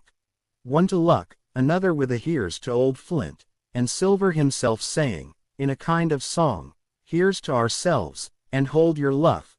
Just then a sort of brightness fell upon me in the barrel, and looking up, I found the moon had risen and was silvering the mizzen top and shining white on the luff of the foresail. And almost at the same time the voice of the lookout shouted, "Land ho!" Chapter 12. Council of War. There was a great rush of feet across the deck. I could hear people tumbling up from the cabin and the forecastle, and slipping in an instant outside my barrel, I dived behind the foresail, made a double towards the stern, and came out upon the open deck in time to join Hunter and Dr. Livesey in the rush for the weather bow. There all hands were already congregated. A belt of fog had lifted almost simultaneously with the appearance of the moon. Away to the southwest of us we saw two low hills, about a couple of miles apart, and rising behind one of them a third and higher hill, whose peak was still buried in the fog. All three seemed sharp and conical in figure. So much I saw, almost in a dream, for I had not yet recovered from my horrid fear of a minute or two before. And then I heard the voice of Captain Smollett issuing orders. The Hispaniola was laid a couple of points nearer the wind and now sailed a course that would just clear the island on the east. And now, men, said the captain, when all was sheeted home, has any one of you ever seen that land ahead? I have, sir, said Silver. I've watered there with a trader I was cook in. The anchorage is on the south, behind an islet, I fancy, asked the captain. Yes, sir, Skeleton Island they calls it. It were a main place for pirates once, and a hand we had on board knowed all their names for it. That hill to the nor'ard they calls the Foremast Hill. There are 3 hills in a row running south'ard, fore, main, and mizzen, sir. But the main, that's the big un, with the cloud on it. They usually calls the spy glass, by reason of a lookout they kept when they was in the anchorage cleaning, for it's there they cleaned their ships, sir, asking your pardon. I have a chart here, says Captain Smollett. See if that's the place. Long John's eyes burned in his head as he took the chart, but by the fresh look of the paper I knew he was doomed to disappointment. This was not the map we found in Billy Bones's chest, but an accurate copy. 67. Complete in all things. Names and heights and soundings, with the single exception of the red crosses and the written notes. Sharp as must have been his annoyance, Silver had the strength of mind to hide it. Yes, sir, said he, this is the spot, to be sure, and very prettily drawed out. Who might have done that, I wonder? The pirates were too ignorant, I reckon. Here it is. Captain Kidd's Anchorage. Just the name my shipmate called it. There's a strong current runs along the south, and then away nor'ard up the west coast. Right you was, sir, says he, to haul your wind and keep the weather of the island. Leastways, if such was your intention as to enter and careen, and there ain't no better place for that in these waters. Thank you, my man, says Captain Smollett. I'll ask you later on to give us a help. You may go. I was surprised at the coolness with which John avowed his knowledge of the island, and I own I was half frightened when I saw him drawing nearer to myself.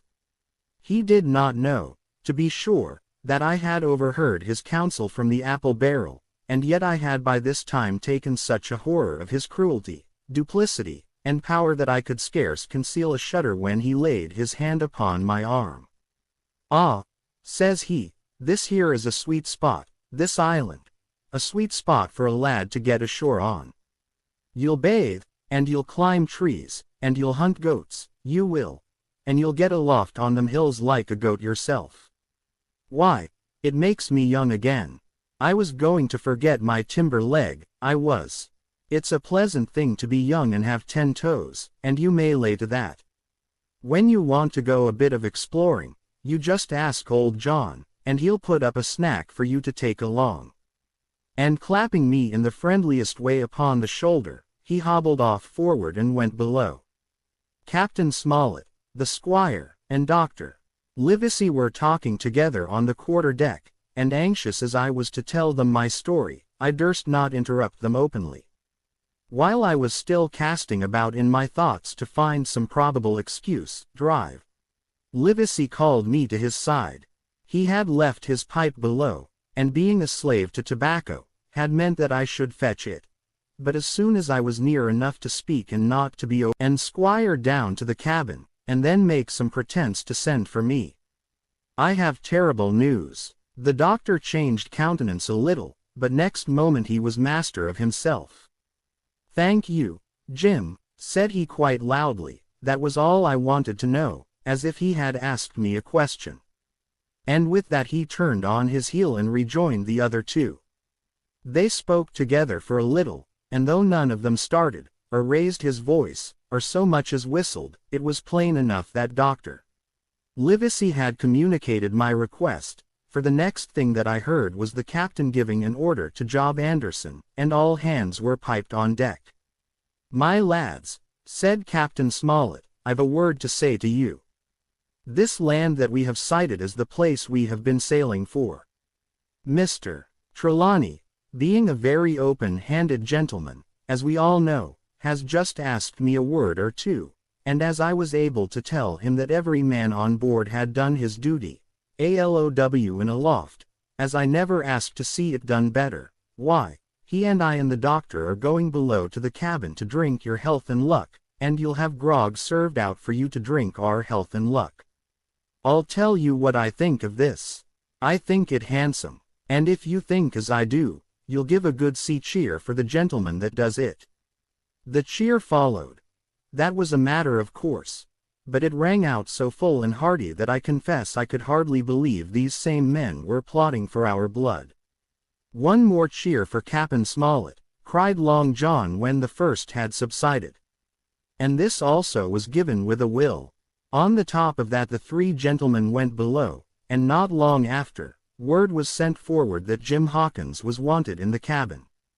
I found them all three seated round the table, a bottle of Spanish wine and some raisins before them, and the doctor smoking away, with his wig on his lap, and that, I knew, was a sign that he was agile. Stern window was open, for it was a warm night, and you could see the moon shining behind on the ship's wake.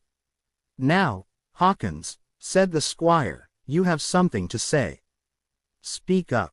I did as I was bid, and as short as I could make it, told the whole details of Silver's conversation. Nobody interrupted me till I was done, nor did any one of the three of them make so much as a movement, but they kept their eyes upon my face from first to last. "Jim," said Dr. Livesey, "take a seat." And they made me sit down at table beside them, poured me out a glass of wine, filled my hands with raisins, and all three, one after the other, and each with a bow, drank my good health, and their service to me, for my luck and courage. "Now, Captain," said the squire, "you were right, and I was wrong. I own myself an ass, and I await your orders." "No more an ass than I, sir," returned the captain. "I never heard of a crew that meant to mutiny but what showed signs before, for any man that had an eye in his head to see the mischief and take steps according. But this crew," he added, "beats me." "Captain," said the doctor, "with your permission, that's Silver. A very remarkable man. He'd look remarkably well from a yard arm, sir," returned the captain. "But this is talk. This don't lead to anything. I see 3 or 4 points, and with Mr. Trelawney's permission, I'll name them. You, sir, are the captain. It is for you to speak," says Mr. Trelawney grandly. "First point," began Mr. Smollett. "We must go on, because we can't turn back. If I gave the word to go about, they would rise at once. Second point, we have time before us, at least until this treasure's found. Third point, there are faithful hands. Now, sir, it's got to come to blows sooner or later, and what I propose is to take time by the forelock, as the saying is, as upon myself," declared the squire. 3, reckoned the captain. "Ourselves make 7, counting Hawkins here. Now, about the honest hands. Most likely Trelawney's own men," said the doctor. "Those he had picked up for himself before he lit on Silver." "Nay," replied the squire. "Hands was one of mine. I did think I could have trusted Hands," added the captain. "And to think that they're all Englishmen," broke out the squire. "Sir, I could find it in my heart to blow the ship up." "Well, gentlemen," said the captain, "the best that I can say is not much. We must lay to, if you please, and keep a bright lookout. It's trying on a man, I know. It would be pleasanter to come to blows. But there's no help for it till we know our men. Lay to, and whistle for a wind, that's my view. Jim here," said the doctor, "can help us more than anyone. The men are not shy with him, and Jim is a noticing lad. Hawkins, I put prodigious faith in you," added the squire. I began to feel pretty desperate at this, for I felt altogether helpless. And yet, by an odd train of circumstances, it was indeed through me that safety came. In the meantime, talk as we pleased, there were only 7 out of the 26 on whom we knew we could rely. And out of these 7 one was a boy, so that the Chapter 13. How my shore adventure began. The appearance of the island when I came on deck next morning was altogether changed. Although the breeze had now utterly ceased, we had made a great deal of way during the night and were now lying becalmed about half a mile to the southeast of the low eastern coast. Gray-colored woods covered a large part of the surface. This even tint was indeed broken up by streaks of yellow sand break in the lower lands, and by many tall trees of the pine family, outtopping the others, some singly, some in clumps, but the general coloring was uniform and sad. The hills ran up clear above the vegetation in spires of naked rock. All were strangely shaped, and the spy-glass, which was by 300 or 400 feet the tallest on the island, was likewise the strangest in configuration, running up sheer from almost every side and then suddenly cut off at the top like a pedestal to put a statue on. The Hispaniola was rolling scuppers under in the ocean swell. The booms were tearing at the blocks, the rudder was banging to and fro, and the whole ship creaking, groaning, and jumping like a manufactory. I had to cling tight to the backstay, and the world turned giddily before my eyes, for though I was a good enough sailor when there was way on, this standing still and being rolled about like a bottle was a thing I never learned to stand without a qualm or so, above all in the morning, on an empty stomach. Perhaps it was this. Perhaps it was the look of the island, with its gray, melancholy woods, and wild stone spires, and the surf that we could both see and hear foaming and thundering on the steep beach. At least, although the sun shone bright and hot, and the shore birds were fishing and crying all around us, and you would have thought anyone would have been glad to get to land after being so long at sea, my heart sank, as the saying is, into my boots. And from the first look onward, I hated the very thought of Treasure Island.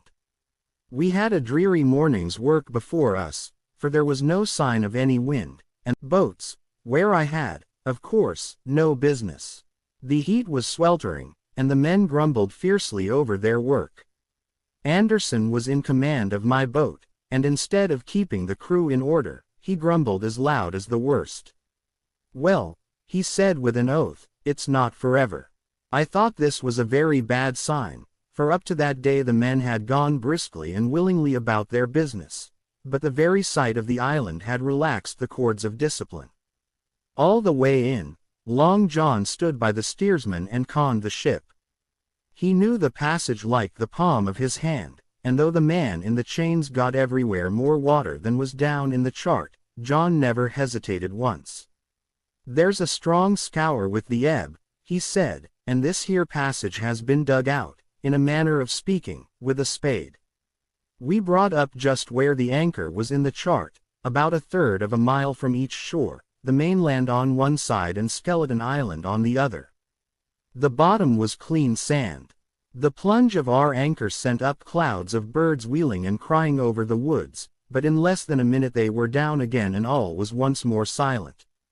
The place was entirely landlocked, buried in woods, the trees coming right down to high water mark, the shores mostly flat, and the hilltops standing round at a distance in a sort of amphitheater, one here, one there.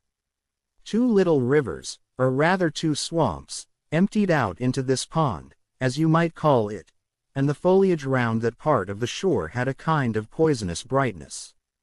From the ship we could see nothing of the house or stockade, for they were quite buried among trees, and if it had not been for the chart on the companion, we might have been the first that had ever anchored there since the island arose out of the seas. There was not a breath of air moving, nor a sound but that of the surf booming half a mile away along the beaches and against the rocks outside. A peculiar stagnant smell hung over the anchorage, a smell of sodden leaves and rotting tree trunks. I observed the doctor sniffing and sniffing, like someone tasting a bad egg. 74. I don't know about Treasure, he said, but I'll stake my wig there's fever here. If the conduct of the men had been alarming in the boat, it became truly threatening when they had come aboard. They lay about the deck growling together in talk. The slightest order was received with a black look and grudgingly and carelessly obeyed. Even the honest hands must have caught the infection, for there was not one man aboard to mend another. Mutiny, it was plain, hung over us like a thunder cloud. And it was not only we of the cabin party who perceived the danger. Long John was hard at work going from group to group, spending himself in good advice, and as for example no man could have shown a better. He fairly outstripped himself in willingness and civility. He was all smiles to everyone. If an order were given, John would be on his crutch in an instant, with the cheeriest "Aye, sir," in the world. And when there was nothing else to do, he kept up one song after another, as if to conceal the discontent of the rest. Of all the gloomy features of that gloomy afternoon, this obvious anxiety on the part of Long John appeared the worst. We held a council in the cabin. "Sir," said the captain, "if I risk another order, the whole ship'll come about our ears by the run. You see, sir, here it is. I get a rough answer, do I not? Well, if I speak back, Pikes will be going in 2 shakes. If I don't, Silver will see there's something under that, and the game's up. Now, we've only one man to rely on." "And who is that?" asked the squire. "Silver, sir," returned the captain. "He's as anxious as you and I to smother things up. This is a tiff. He'd soon talk 'em out of it if he had the chance, and what I propose to do is to give him the chance. Let's allow the men an afternoon ashore.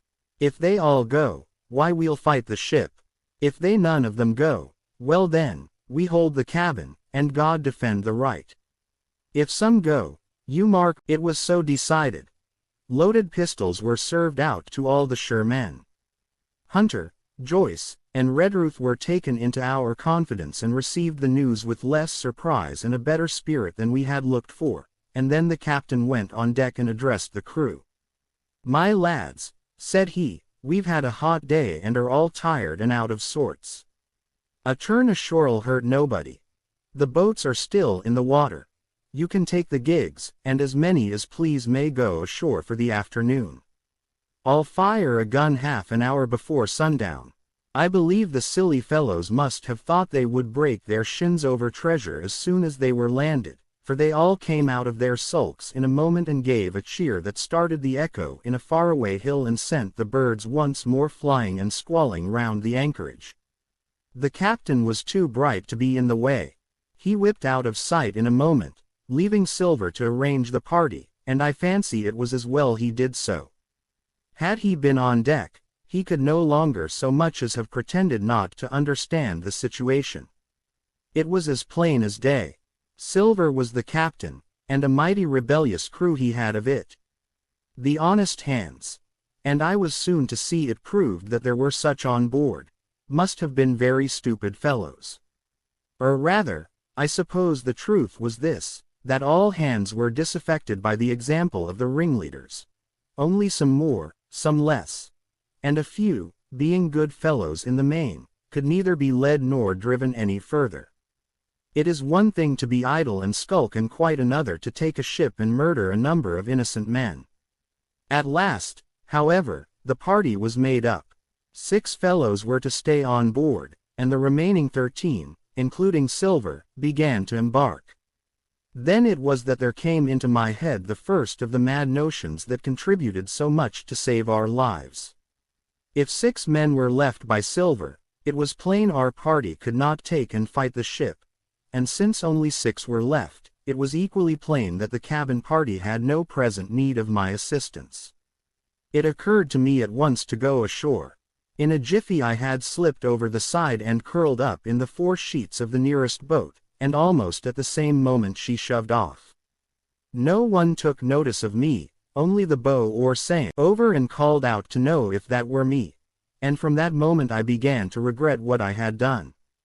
The crews raced for the beach, but the boat I was in, having some start and being at once the lighter and the better manned, shot far ahead of her consort, and the bow had struck among the shore-side trees and I had caught a branch and swung myself out and plunged into the nearest thicket while Silver and the rest were still 100 yards behind. "Jim, Jim," I heard him shouting, but you may suppose I paid no heed. Jumping, ducking, and breaking through, I ran straight before my nose till I could. Chapter 14. The first blow I was so pleased at having given the slip to Long John that I began to enjoy myself and look around me with some interest on the strange land that I was in. I had crossed a marshy tract full of willows, bulrushes, and odd, outlandish, swampy trees, and I had now come out upon the skirts of an open piece of undulating, sandy country, about a mile long, dotted with a few pines and a great number of contorted trees, not unlike the oak in growth, but pale in the foliage, like willows. On the far side of the open stood one of the hills, with two quaint, craggy peaks shining vividly in the sun. I now felt for the first time the joy of exploration. The isle was uninhabited. My shipmates I had left behind, and nothing lived in front of me but dumb brutes and fowls. I turned hither and thither among the trees. Here and there were flowering plants, unknown to me. Here and there I saw snakes, and one raised his head from a ledge of rock and hissed at me with a noise not unlike the spinning of a top. Little did I suppose that he was a deadly enemy and that the noise was the famous rattle. Then I came to a long thicket of these oak-like trees. Live, or evergreen, oaks, I heard afterwards they should be called, which grew low along the sand like brambles, the boughs curiously twisted, the foliage compact, like thatch. The thicket stretched down from the top of one of the sandy knolls, spreading and growing taller as it went, until it reached the margin of the broad, reedy fen, through which the nearest of the little rivers soaked its way into the anchorage. The marsh was steaming in the strong sun, and the outline of the spy-glass trembled through the haze. All at once there began to go a sort of bustle among the bulrushes. A wild duck flew up with a quack, another followed, and soon over the whole surface of the marsh a great cloud of birds hung screaming and circling in the air. I judged at once that some of my shipmates must be drawing near along the borders of the fen. Nor was I deceived, for soon I heard the very distant and low tones of a human voice, which, as I continued to give ear, grew steady. This put me in a great fear, and I crawled under cover of the nearest live oak and squatted there, hearkening, as silent as a mouse. Another voice answered, and then the first voice, which I now recognized to be Silver's, once more took up the story and ran on for a long while in a stream, only now and again interrupted by the other.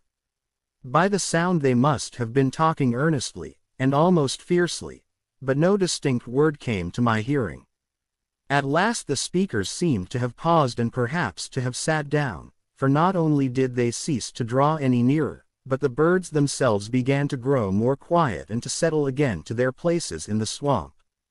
And now I began to feel that I was neglecting my business, that since I had been so foolhardy as to come ashore with these desperadoes, the least I could do was to overhear them at their councils, and that my plain and obvious duty was to draw as close as I could manage, under the favorable ambush of the crouching trees. I could tell the direction of the speakers pretty exactly, not only by the sound of their voices but by the behavior of the few birds that still hung in alarm above the heads of the intruders. Crawling on all fours, I made steadily but slowly towards them, till at last, raising my head to an aperture among the leaves, I could see clear down into a little green dell beside the marsh, and closely set about with trees, where Long John Silver and another of the crew stood face to face in conversation. The sun beat full upon them. Silver had thrown his hat beside him on the ground, and his great, smooth, blond face, all shining with heat, was lifted to the other man's in a kind of appeal. "Mate," he was saying, "it's because I thinks gold dust of you. Gold dust, and you may lay to that. If I hadn't took to you like pitch, do you think I'd have been here a warning of you? All's up. You can't make nor mend. It's to save your neck that I'm a-speaking, and if one of the wild uns knew it, where'd I be, Tom? Now, Silver," said the other man, and I observed he was not only red in the face, but spoke as hoarse as a crow, and his voice shook too, like a taut rope. "Silver," says he, "you're old, and you're honest, or has the name for it. And you've money too, which lots of poor sailors hasn't. And you're brave, or I'm mistook. And will you tell me you'll let yourself be led away with that kind of a mess of swabs? Not you. As sure as God sees me, I'd sooner lose my hand. If I turn again my duty. And then all of a sudden he was interrupted by a noise. I had found one of the honest hands. Well, here, at that same moment, came news of another. Far away out in the marsh there arose, all of a sudden, a sound like the cry of anger, then another on the back of it, and then one horrid, long-drawn scream. The rocks of the spy glass re-echoed it a score of times. The whole troop of marsh birds rose again, darkening heaven, with a simultaneous whir. And long after that death yell was still ringing in my brain, silence had re-established its empire, and only the rustle of the redescending birds and the boom of the distant surges disturbed the languor of the afternoon. Tom had leapt at the sound, like a horse at the spur, but Silver had not winked an eye. He stood where he was, resting lightly on his crutch, watching his companion like a snake about to spring. "John," said the sailor, stretching out his hand. "Hands off!" cried Silver, leaping back a yard, as it seemed to me, with the speed and security of a trained gymnast. "Hands off, if you like, John Silver," said the other. "It's a black conscience that can make you feared of me. But in heaven's name, tell me, what was that?" "That," returned Silver, smiling away, but warier than ever, his eye a mere pinpoint in his big face, but gleaming like a crumb of glass. "That, oh, I reckon that'll be Allen." And at this point Tom flashed out like a hero. "Allen!" he cried. "Then rest his soul for a true seaman. And as for you, John Silver, long you've been a mate of mine, but you're mate of mine no. 80 more. If I die like a dog, I'll die in my duty. You've killed Allen, have you? Kill me too, if you can. But I defies you." And with that, this brave fellow turned his back directly on the cook and set off walking for the beach. But he was not destined to go far. With a cry John seized the branch of a tree, whipped the crutch out of his armpit, and sent that uncouth missile hurtling through the air. It struck poor Tom, point foremost, and with stunning violence, right between the shoulders in the middle of his back. His hands flew up, he gave a sort of gasp, and fell. Whether he were injured much or little, none could ever tell. Like enough, to judge from the sound, his back was broken on the spot. But he had no time given him to recover. Silver, agile as a monkey even without leg or crutch, was on the top of him next moment and had twice buried his knife up to the hilt in that defenseless body. From my place of ambush, I could hear him pant aloud as he struck the blows. I do not know what it rightly is to faint, but I do know that for the next little while the whole world swam away from before me in a whirling mist. Silver and the birds, and the tall spy glass hilltop, going round and topsy-turvy before my eyes, and all manner of bells ringing and distant voices shouting in my ear. When I came again to myself the monster had pulled himself together, his crutch under his arm, his hat upon his head.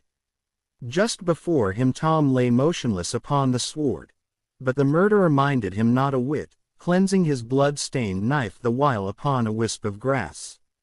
Everything else was unchanged, the sun still shining mercilessly on the steaming marsh and the tall pinnacle of the mountain, and I could scarce persuade myself that murder had been actually done and a human life cruelly cut short a moment since before my eyes. But now John put his hand into his pocket, brought out a whistle, and blew upon it several modulated blasts that rang far across the heated air. I could not tell, of course, the meaning of the signal, but it instantly awoke my fears. More men would be coming. I might be discovered. They had already slain two of the honest people. After Tom and Allen, might not I come next? 81. Instantly I began to extricate myself and crawl back again, with what speed and silence I could manage, to the more open portion of the wood. As I did so, I could hear hails coming and going between the old buccaneer and his comrades, and this sound of danger lent me wings. As soon as I was clear of the thicket, I ran as I never ran before, scarce minding the direction of my flight, so long as it led me from the murderers, and as I ran, fear grew and grew upon me until it turned into a kind of frenzy. Indeed, could anyone be more entirely lost than I? When the gun fired, how should I dare to go down to the boats among those fiends, still smoking from their crime? Would not the first of them who saw me wring my neck like a snipe's? Would not my absence itself be an evidence to them of my alarm, and therefore of my fatal knowledge? It was all over, I thought. Goodbye to the Hispaniola. Goodbye to the squire, the doctor, and the captain. There was nothing left for me but death by starvation or death by the hands of the mutineers. All this while, as I say, I was still running, and without taking any notice, I had drawn near to the foot of the little hill with the two peaks and had got into a part of the island where the live oaks grew more widely apart and seemed more like forest trees in their bearing and dimensions. Mingled with these were a few scattered pines, some 50. Chapter 15. The man of the island from the side of the hill, which was here steep and stony, a spout of gravel was dislodged and fell rattling and bounding through the trees. My eyes turned instinctively in that direction, and I saw a figure leap with great rapidity behind the trunk of a pine. What it was, whether bear or man or monkey, I could in no wise tell. It seemed dark and shaggy. More I knew not. But the terror of this new apparition brought me to a stand. I was now, it seemed, cut off upon both sides. Behind me the murderers, before me this lurking nondescript. And immediately I began to prefer the dangers that I knew to those I knew not. Silver himself appeared less terrible in contrast with this creature of the woods, and I turned on my heel, and looking sharply behind me over my shoulder, began to retrace my steps in the direction of the boats. Instantly the figure reappeared, and making a wide circuit, began to head me off. I was tired, at any rate, but had I been as fresh as when I rose, I could see it was in vain for me to contend in speed with such an adversary. From trunk to trunk the creature flitted like a deer, running manlike on two legs, but unlike any man that I had ever seen, stooping almost double as it ran. Yet a man it was, I could no longer be in doubt about that. I began to recall what I had heard of cannibals. I was within an ace of calling for help. But the mere fact that he was a man, however wild, had somewhat reassured me, and my fear of Silver began to revive in proportion. I stood still, therefore, and cast about for some method of escape, and as I was so thinking, the recollection of my pistol flashed into my mind. As soon as I remembered I was not defenseless, courage glowed again in my heart and I set my face resolutely for this man of the island and walked briskly towards him. He was concealed by this time behind another tree trunk. But he must have been watching me closely, for as soon as I began to move in his direction he reappeared and took a step to meet me. Then he threw himself on his knees and held out his clasped hands in supplication. At that I once more stopped. "Who are you?" I asked. "Ben Gunn," he answered, and his voice sounded hoarse and awkward, like a rusty lock. "I'm poor Ben Gunn, I am. And I haven't spoke with a Christian these 3 years." I could now see that he was a white man like myself and that his features were even pleasing. His skin, wherever it was exposed, was burnt by the sun, even his lips were black, and his fair eyes looked quite startling in so dark a face. Of all the beggar men that I had seen or fancied, he was the chief for raggedness. He was clothed with tatters of old ship's canvas and old sea cloth, and this extraordinary patchwork was all held together by a system of the most various and incongruous fastenings, brass buttons, bits of stick, and loops of tarry gascon. About his waist he wore an old brass-buckled leather belt, which was the one thing solid in his whole accoutrement. 3 years, I cried. "Were you shipwrecked?" "Nay, mate," said he, "marooned."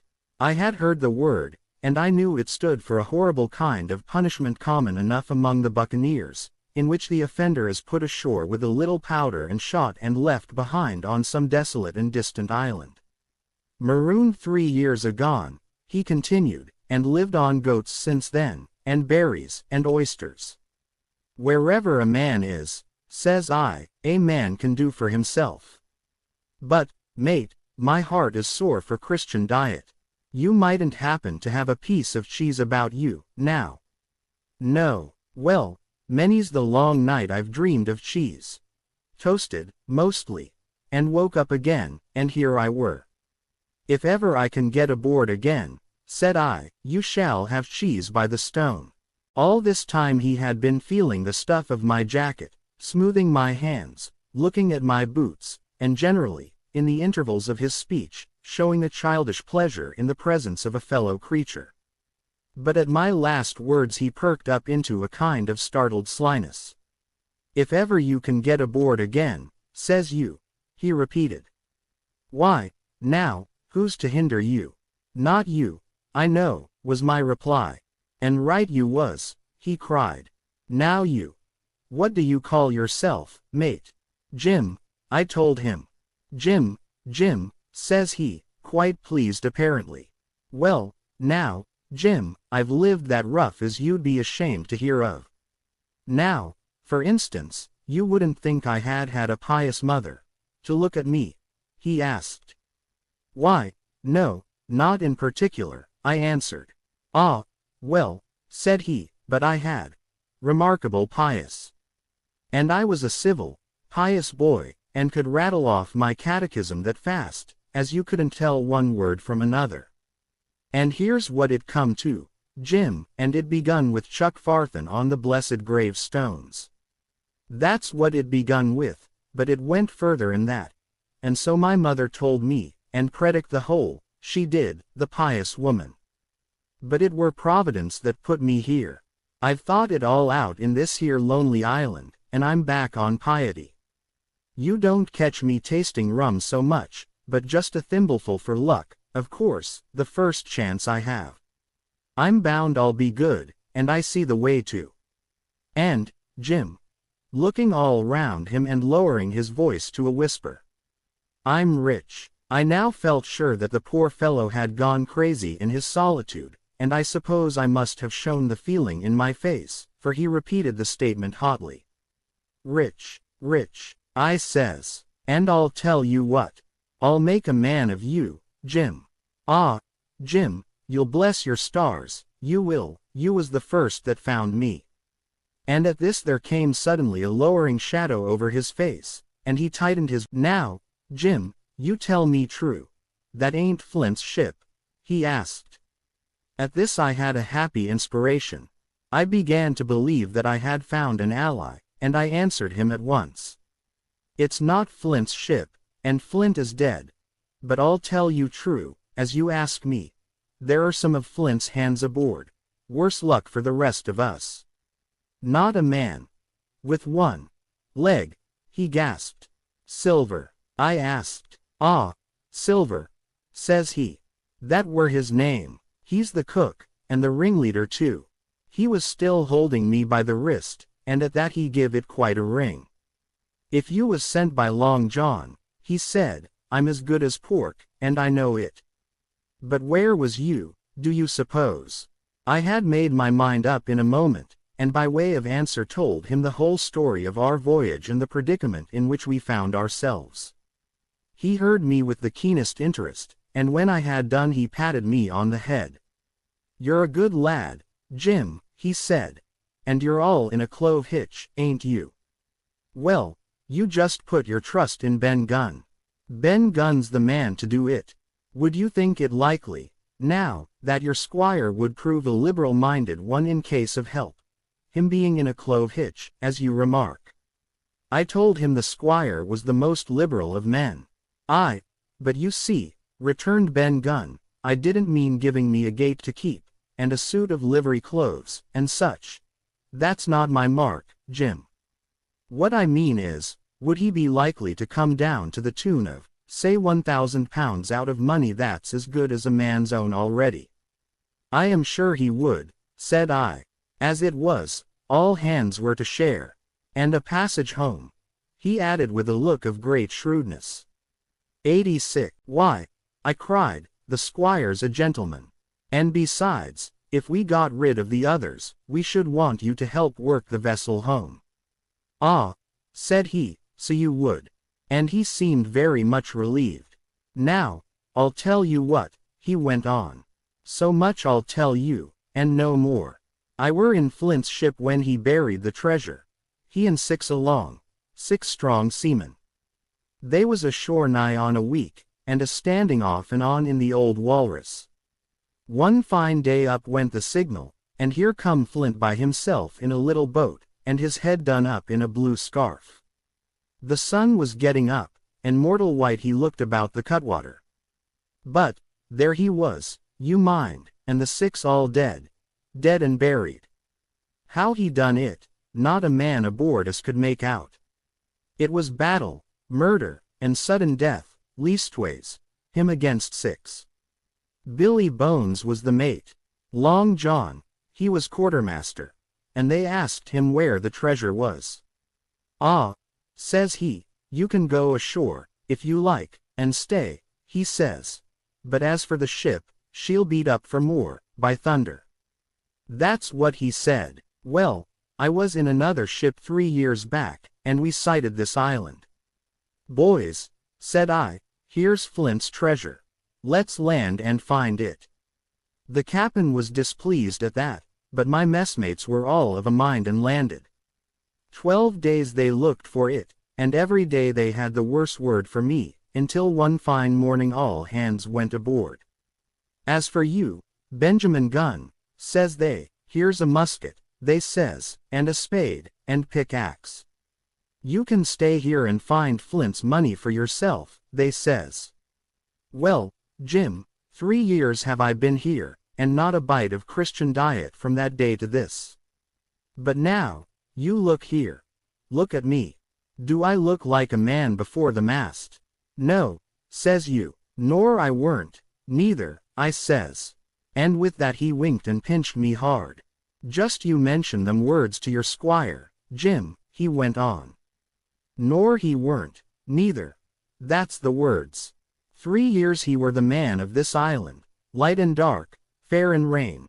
And sometimes he would maybe think upon a prayer, says you, and sometimes he would maybe think of his old mother, so be as she's alive you'll say. But the most part of Gunn's time this is what you'll say. The most part of his time was took up with another matter. And then you'll give him a nip, like I do. 87, and he pinched me again in the most confidential manner. Then, he continued, then you'll up, and you'll say this. Gunn is a good man you'll say, and he puts a precious sight more confidence. A precious sight, mind that. In a gentleman born than in these gentlemen of fortune, having been one himself. Well, I said, I don't understand one word that you've been saying. But that's neither here nor there. For how am I to get on board? Ah, said he, that's the hitch, for sure. Well, there's my boat, that I made with my 2 hands. I keep her under the White Rock. If the worst come to the worst, we might try that after dark. Hi! He broke out. What's that? For just then, although the sun had still an hour or 2 to run, all the echoes of the island awoke and bellowed to the thunder of a cannon. They have begun to fight, I cried. Follow me. And I began to run towards the anchorage, my terrors all forgotten, while close at my side the marooned man in his goatskins trotted easily and lightly. Left, left, says he. Keep to your left hand, mate Jim. Under the trees with you. There's where I killed my first goat. They don't come down here now. They're all mastheaded on them mountings for the fear of Benjamin Gunn.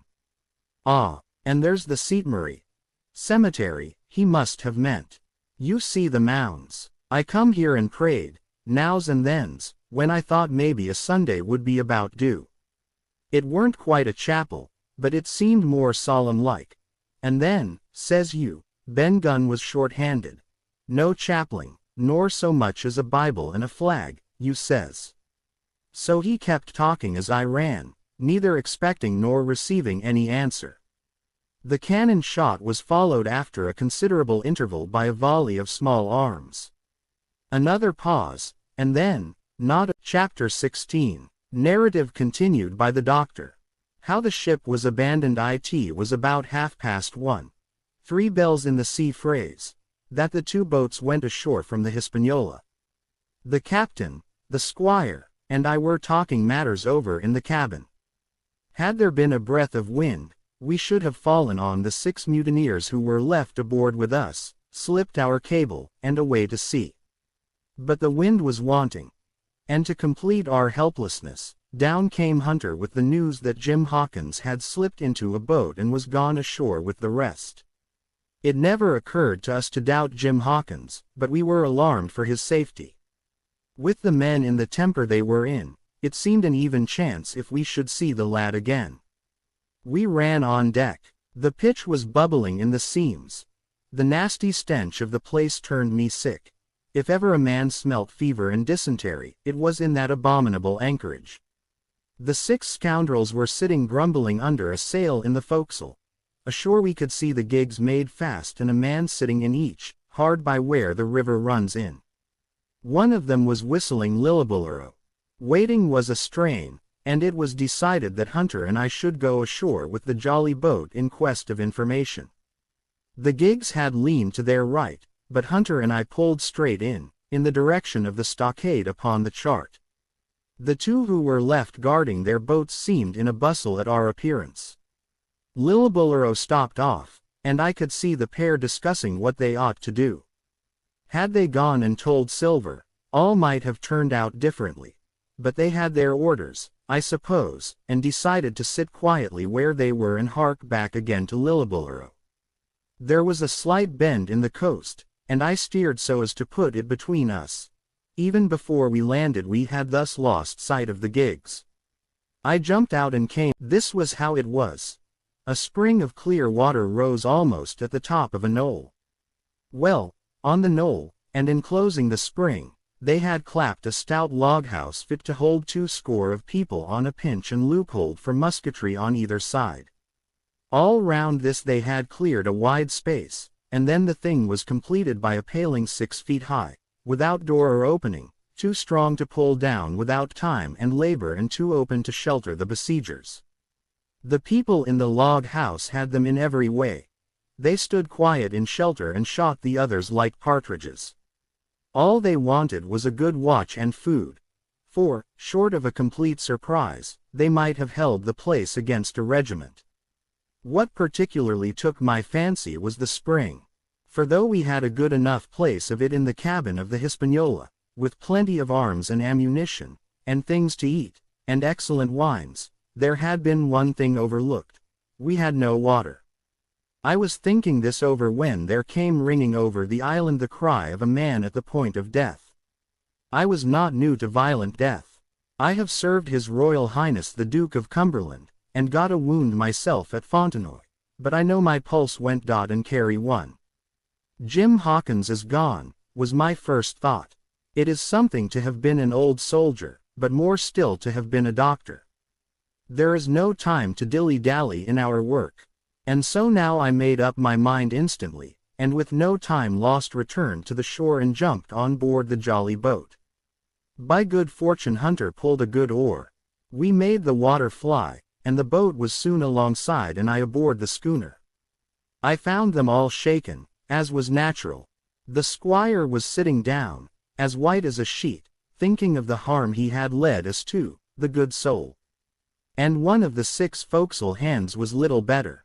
"There's a man," says Captain Smollett, nodding towards him, "new to this work. He came nigh hand fainting, doctor, when he heard the cry. We put old Redruth in the gallery between the cabin and the forecastle, with 3 or 4 loaded muskets and a mattress for protection. Hunter brought the boat round under the stern port, and Joyce and I set to work loading her with powder tins, muskets, bags of biscuits, kegs of pork, a cask of cognac, and my invaluable medicine chest. In the meantime, the squire and the captain stayed on deck, and the latter hailed the coxswain, who was the principal man aboard. "Mr. Hands," he said, "here are 2 of us with a brace of pistols each. If any one of you 6 make a signal of any description, that man's dead." They were a good deal taken aback, and after a little consultation one and all tumbled down the fore companion, thinking no doubt to take us on the rear. But when they saw Redruth waiting for them in the sparred galley, they went about ship at once, and a head popped out again on deck. "Down, dog!" cries the captain. And the head popped back again.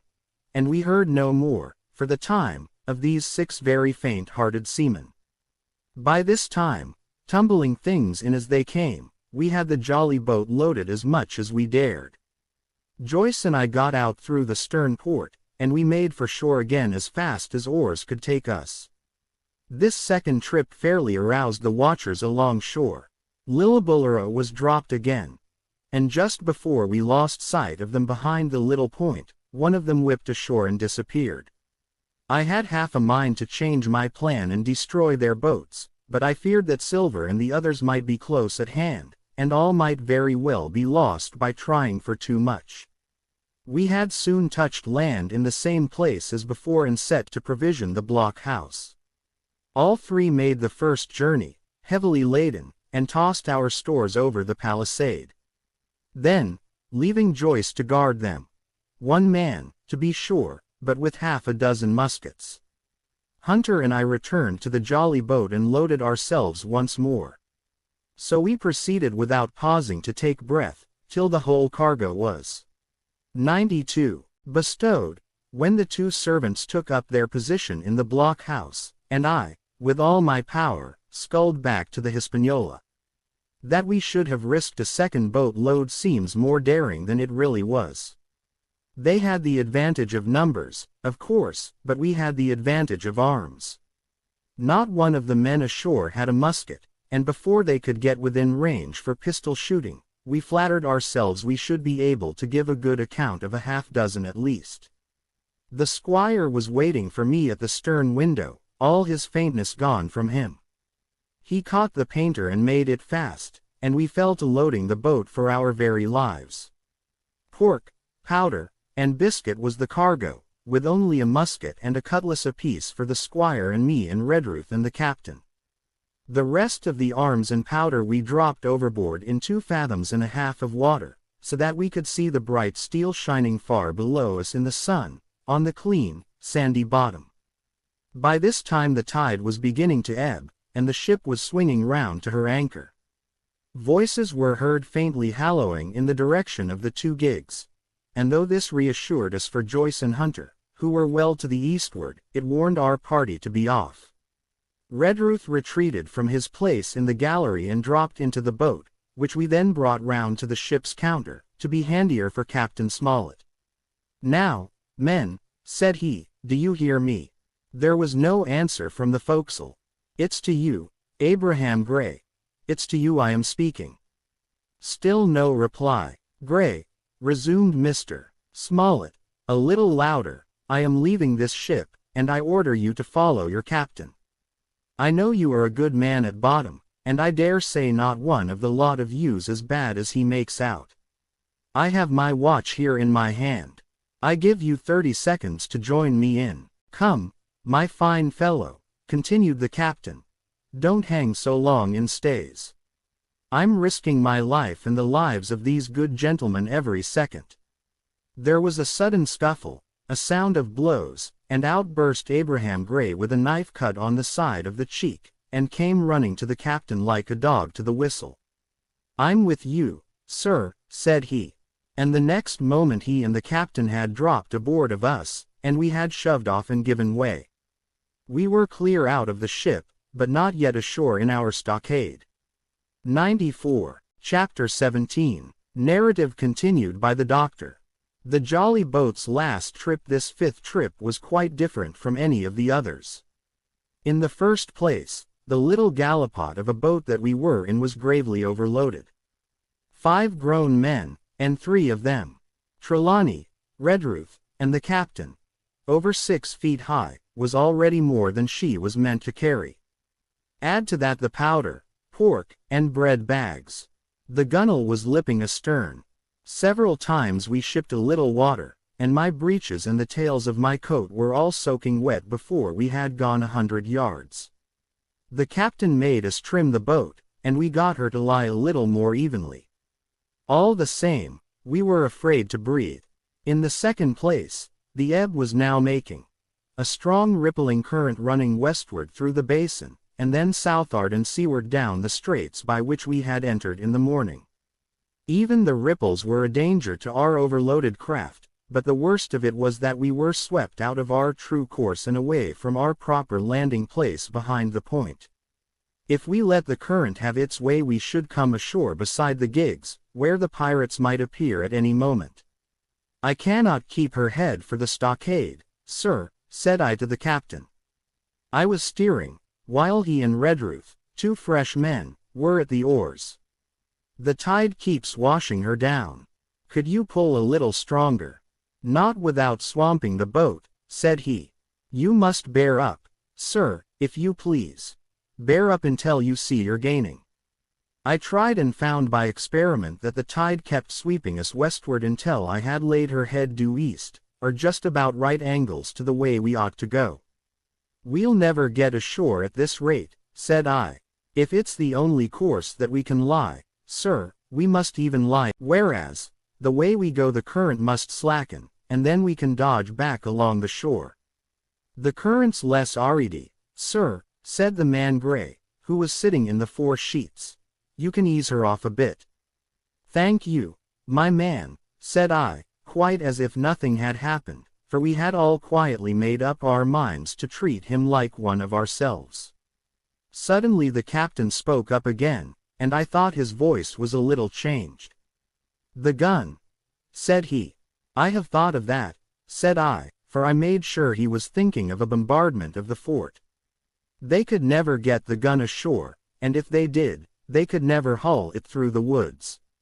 "Look astern, doctor," replied the captain. We had entirely forgotten the long nine. And there, to our horror, were the 5 rogues busy about her, getting off her jacket, as they called the stout tarpaulin cover under which she sailed. Not only that, but it flashed into my mind at the same moment that the round shot and the powder for the gun had been left behind, and a stroke with an axe would put it all into the possession of the evil ones abroad. "Israel was Flint's gunner," said Gray hoarsely. "At any risk, we put the boat's head direct for the landing place." By this time we had got so far out of the run of the current that we kept steerage way even at our necessarily gentle rate of rowing, and I could keep her steady for the goal. But the worst of it was that with the course I now held we turned our broadside instead of our stern to the Hispaniola and offered a target like a barn door. I could hear as well as see that brandy-faced rascal Israel hands plumping down a round shot on the deck. "Who's the best shot, Mr. Trelawney? Will you please pick me off one of these men, sir?" "Hands, if possible," said the captain. Trelawney was as cool as steel. He looked to the priming of his gun. "Now," cried the captain, "easy with that gun, sir, or you'll swamp the boat. All hands stand by to trim her when he aims." The squire raised his gun, the rowing ceased, and we leaned over to the other side to keep the balance, and all was so nicely contrived that we did not ship a drop. They had the gun, by this time, slewed round upon the swivel, and Hans, who was at the muzzle with the rammer, was in consequence the most exposed. However, we had no luck, for just as Trelawney fired, down he stooped, the ball whistled over him, and it was one of the other 4 who fell. The cry he gave was echoed not only by his companions on board but by a great number of voices from the shore, and looking in that direction I saw the other pirates trooping out from among the trees and tumbling into their places in the boats. "Here come the gigs, sir," said I. "Give way, then," cried the captain. "We mustn't mind if we swamp her now. If we can't get ashore, all's up. Only one of the gigs is being manned, sir," I added. "The crew of the other most likely going round by shore to cut us off." "They'll have a hot run, sir," returned the captain. "Jack ashore, you know. It's not them I mind. It's the round shot. Carpet bowls. My lady's maid couldn't miss. Tell us, squire, when you see the match, and we'll hold water." In the meanwhile we had been making headway at a good pace for a boat so overloaded, and we had shipped but little water in the process. We were now close in. 30 or 40 strokes and we should beach her, for the ebb had already disclosed a narrow belt of sand below the clustering trees. The gig was no longer to be feared. The little point had already was now making reparation and delaying our assailants. The one source of danger was the gun. If I durst, said the captain, I'd stop and pick off another man. But it was plain that they meant nothing should delay their shot. They had never so much as looked at their fallen comrade, though he was not dead, and I could see him trying to crawl away. Ready! Cried the squire. Hold! Cried the captain, quick as an echo. And he and Redruth backed with a great heave that sent her stern bodily under water. The report fell in at the same instant of time. This was the first that Jim heard, the sound of the squire's shot not having reached him. Where the ball passed, not one of us precisely knew, but I fancy it must have been over our heads and that the wind of it may have contributed to our disaster. At any rate, the boat sank by the stern, quite gently, in 3 feet of water, leaving the captain and myself, facing each other, on our feet. The other 3 took complete headers, and came up again drenched and bubbling. So far there was no great harm. No lives were lost, and we could wade ashore in safety. But there were all our stores at the bottom, and to make things worse, only 2 guns out of 5 remained in a state for service. Mine I had snatched from my knees and held over my head, by a sort of instinct. As for the captain, he had carried his over his shoulder by a bandolier, and like a wise man, lock uppermost. The other 3 had gone down with the boat. To add to our concern, we heard voices already drawing near us in the woods along shore, and we had not only the danger of being cut off from the stockade in our half-crippled state but the fear before us whether, if Hunter and Joyce were attacked by half a dozen, they would have the sense and conduct to stand firm. Hunter was steady, that we knew. Joyce was a doubtful case. A pleasant, polite man for a valet and to brush one's clothes, but not entirely fitted. With all this in our minds, we waded ashore as fast as we could, leaving behind us the poor jolly boat and a good half of all our powder and provisions. 99. Chapter 18. Narrative continued by the doctor. End of the first day's fighting. We made our best speed across the strip of wood that now divided us from the stockade, and at every step we took the voices of the buccaneers rang nearer. Soon we could hear their footfalls as they ran and the cracking of the branches as they breasted across a bit of thicket. I began to see we should have a brush for it in earnest and looked to my priming. "Captain," said I, "Trelawney is the dead shot. Give him your gun. His own is useless." They exchanged guns, and Trelawney, silent and cool as he had been since the beginning of the bustle, hung a moment on his heel to see that all was fit for service. At the same time, observing Gray to be unarmed, I handed him my cutlass. It did all our hearts good to see him spit in his hand, knit his brows, and make the blade sing through the air. It was plain from every line of his body that our new hand was worth his salt.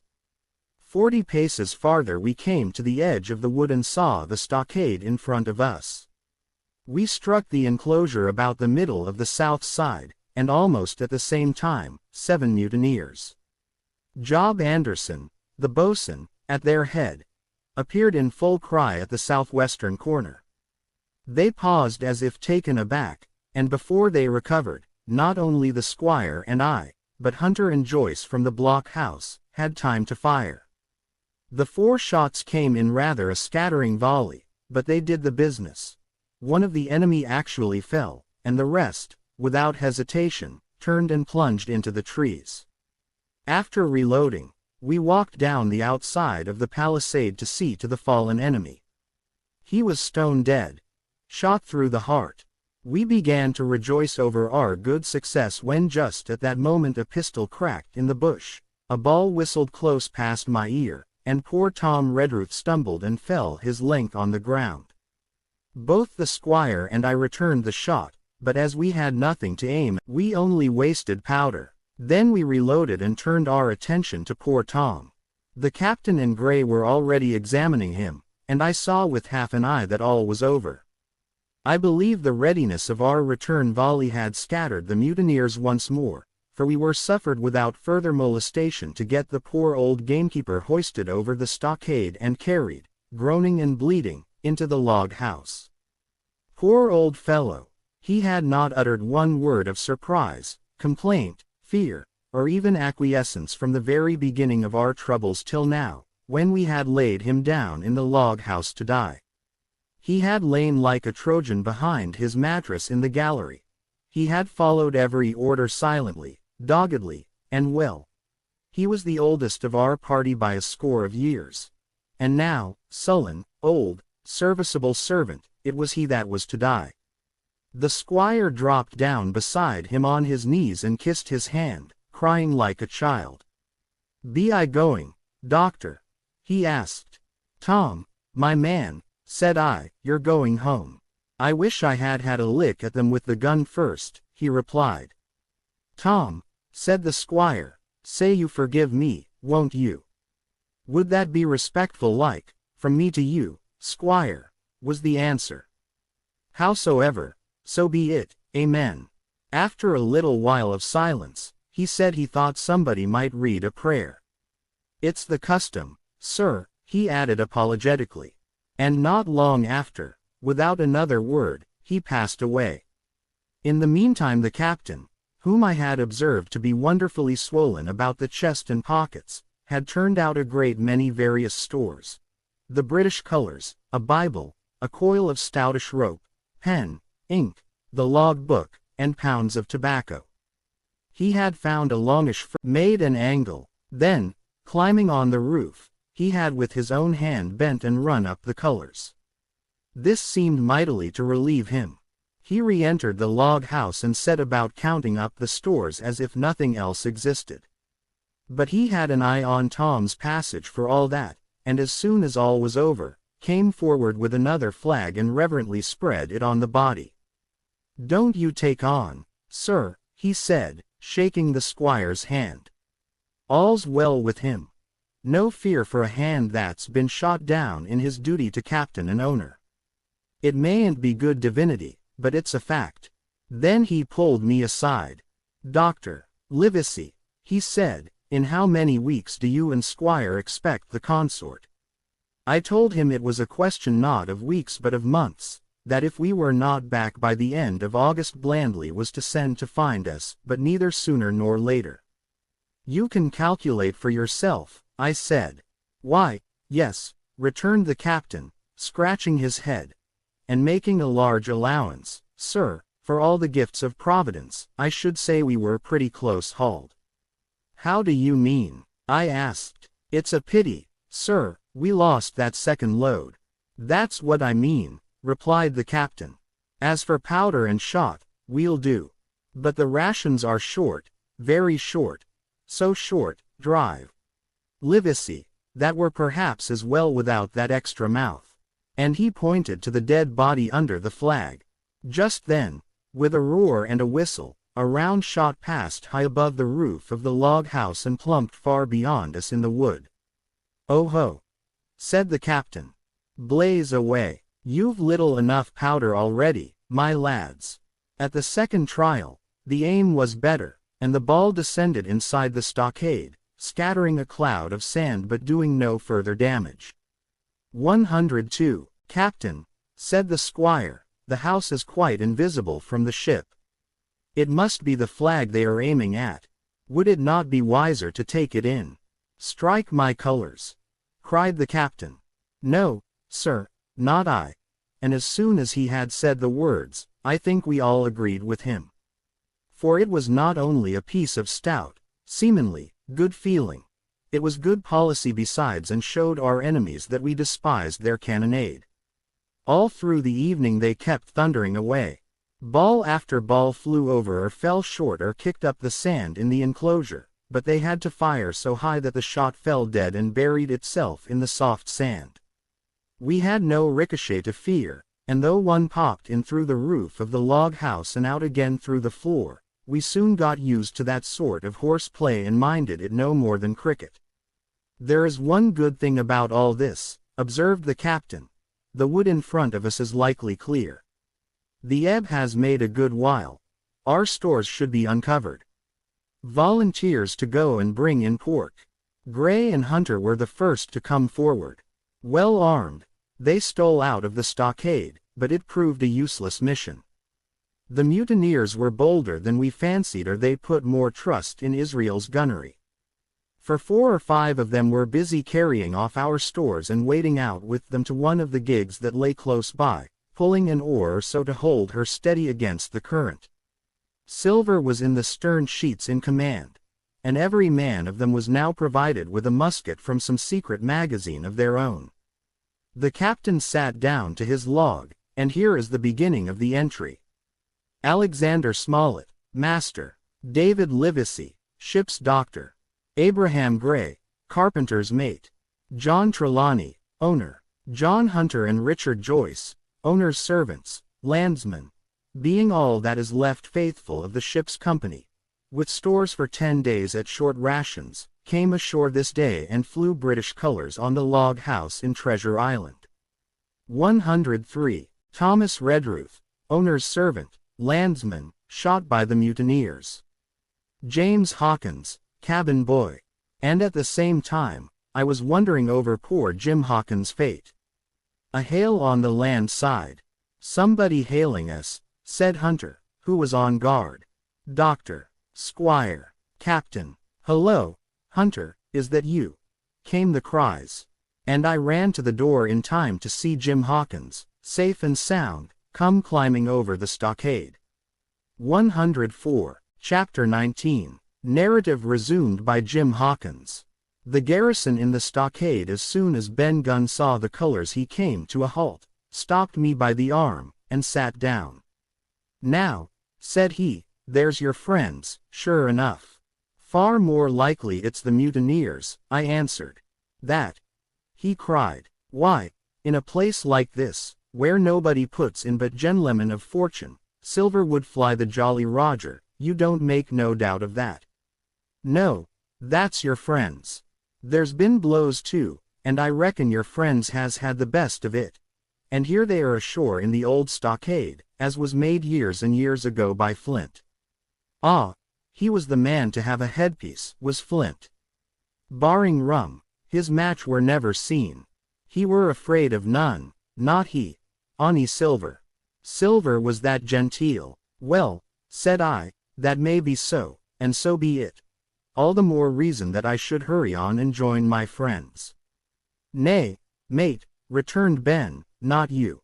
You're a good boy, or I'm mistook. But you're only a boy, all told. Now, Ben Gunn is fly. Rum wouldn't bring me there, where you're going. Not rum wouldn't, till I see you're born gentleman and gets it on his word of honor. And you won't forget my words. A precious sight, that's what you'll say, a precious sight more confidence, and then nips him. And he pinched me the 3rd time with the same air of cleverness. And when Ben Gunn is wanted, you know where to find him, Jim. Just where you found him today. And him that comes is to have a white thing in his hand, and he's to come alone. Oh, and you'll say this, Ben Gunn, says you, has reasons of his own. Single quote. Well, said I and when? Says you, he added. Why, from about noon observation to about 6 bells. Good, said I, and now may I go? You won't forget? He inquired anxiously. Precious sight, and reasons of his own, says you. Reasons of his own. That's the mainstay. As between man and man. Well, then. Still holding me. I reckon you can go, Jim. And, Jim, if you was to see silver, you wouldn't go for to sell Ben Gunn. Wild horses wouldn't draw it from you. No, says you, and if them pirates camp ashore, Jim, what would you say but there'd be widders in the morning. Here he was interrupted by a loud report, and a cannonball came tearing through the trees and pitched in the sand not 100 yards from where we two were talking. The next moment each of us had taken to his heels in a different direction. For a good hour to come frequent reports shook the island, and balls kept crashing through the woods. I moved from hiding place to hiding place, always pursued, or so it seemed to me, by these terrifying missiles. But towards the end of the bombardment, though still I durst not venture in the direction of the stockade, where the balls fell oftenest, I had begun, in a manner, to pluck up my heart again, and after a long detour to the east, crept down among the shore-side trees. The sun had just set, the sea breeze was rustling and tumbling in the woods and ruffling the grey surface of the anchorage. The tide, too, was far out, and great tracts of sand lay uncovered. The air, after the heat of the day, chilled me through my jacket. The Hispaniola still lay where she had anchored. But, sure enough, there was the Jolly Roger, the black flag of piracy, flying from her peak. Even as I looked, there came another red flash and another report that sent the echoes clattering, and one more round shot whistled through the air. It was the last of the cannonade. I lay for some time watching the bustle which succeeded the attack. Men were demolishing something with axes on the beach near the stockade. The poor jolly boat, I afterwards discovered. Away, near the mouth of the river, a great fire was glowing among the trees, and between that point. 106. And the ship, one of the gigs, kept coming and going, the men, whom I had seen so gloomy, shouting at the oars like children. But there was a sound in their voices which suggested rum. At length I thought I might return towards the stockade. I was pretty far down on the low, sandy spit that encloses the anchorage to the east, and is joined at half water to Skeleton Island. And now, as I rose to my feet, I saw, some distance further down the spit and rising from among low bushes, an isolated rock, pretty high, and peculiarly white in color. It occurred to me that this might be the White Rock of which Ben Gunn had spoken, and that some day or other a boat might be wanted and I should know where to look for one. Then I skirted among the woods until I had regained the rear, or shoreward side, of the stockade, and was soon warmly welcomed by the faithful party. I had soon told my story and began to look about me. The log house was made of unsquared trunks of pine, roof, walls, and floor. The latter stood in several places as much as a foot or a foot and a half above the surface of the sand. There was a porch at the door, and under this porch the little spring welled up into an artificial basin of a rather odd kind. No other than a great ship's kettle of iron, with the bottom knocked out, and sunk to her bearings, as the captain said, among the sand. Little had been left besides the framework of the house, but in one corner there was a stone slab laid down by way of hearth and an old rusty iron basket to contain the fire. The slopes of the knoll and all the inside of the stockade had been cleared of timber to build the house, and we could see by the stumps what a fine and lofty grove had been destroyed. Most of the soil had been washed away or buried in drift after the removal of the trees. Only where the streamlet ran down from the kettle a thick bed of moss and some ferns and little creeping bushes were still green among the sand. Very close around the stockade. Too close for defense, they said. The wood still flourished high and dense, all of fir on the land side, but towards the sea with a large admixture of live oaks. The cold evening breeze, of which I have spoken, whistled through every chink of fine sand. There was sand in our eyes, sand in our teeth, sand in our suppers, sand dancing in the spring at the bottom of the kettle, for all the world like porridge beginning to boil. Our chimney was a square hole in the roof. It was but a little part of the smoke that found its way out, and the rest eddied about the house and kept us coughing and piping the eye. Add to this that Gray, the new man, had his face tied up in a bandage for a cut he had got in breaking away from the mutineers, and that poor old Tom Redruth, still unburied, lay along the wall, stiff and stark, under the Union Jack. If we had been allowed to sit idle, we should all have fallen in the blues, but Captain Smollett was never the man for that. All hands were called up before him, and he divided us into watches. The doctor and Gray and I for one, the squire, Hunter, and Joyce upon the other. Tired though we all were, 2 were sent out for firewood. 2 more were set to dig a grave for Redruth. The doctor was named Cook. I was put sentry at the door, and the captain himself went from one to another, keeping up our spirits and lending a hand wherever it was wanted. From time to time the doctor came to the door for a little air and to rest his eyes, which were almost smoked out of his head, and whenever he did so, he had a word for me. "That man Smollett," he said once, "is a better man than I am. And when I say that it means a deal, Jim." Another time he came and was silent for a while. Then he put his head on one side, and looked at me. "Is this Ben Gunn a man?" he asked. "I do not know, sir," said I. "I am not very sure whether he's sane." "If there's any doubt about the matter, he is," returned the doctor.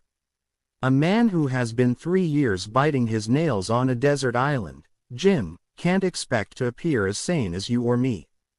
It doesn't lie in human nature." "Well, Jim," says he, "just see the good that comes of being dainty in your food. You've seen my snuff box, haven't you? And you never saw me take snuff, the reason being that in my snuff box I carry a piece of Parmesan cheese. A cheese made in Italy, very nutritious. Well, that's for Ben Gunn." Before supper was eaten we buried old Tom in the sand and stood round him for a while bare-headed in the breeze. A good deal of firewood had been got in, but not enough for the captain's fancy, and he shook his head over it and told us we must get back to this tomorrow rather livelier. Then, when we had eaten our pork and each had a good stiff glass of brandy grog, the 3 chiefs got together in a corner to discuss our prospects. It appears they were at their wits' end what to do, the stores being so low that we must have been starved into surrender long before help came. But our best hope, it was decided, was to kill off the buccaneers until they either hauled down their flag or ran away with the Hispaniola. From 19 they were already reduced to 15, 2 others were wounded, and 1 at least. The man shot beside the gun, severely wounded, if he were not dead. Every time we had a crack at them, we were to take it, saving our own lives, with the extremest care. And besides that, we had 2 able allies, rum and the climate. As for the first, though we were about half a mile away, we could hear them roaring and singing late into the night.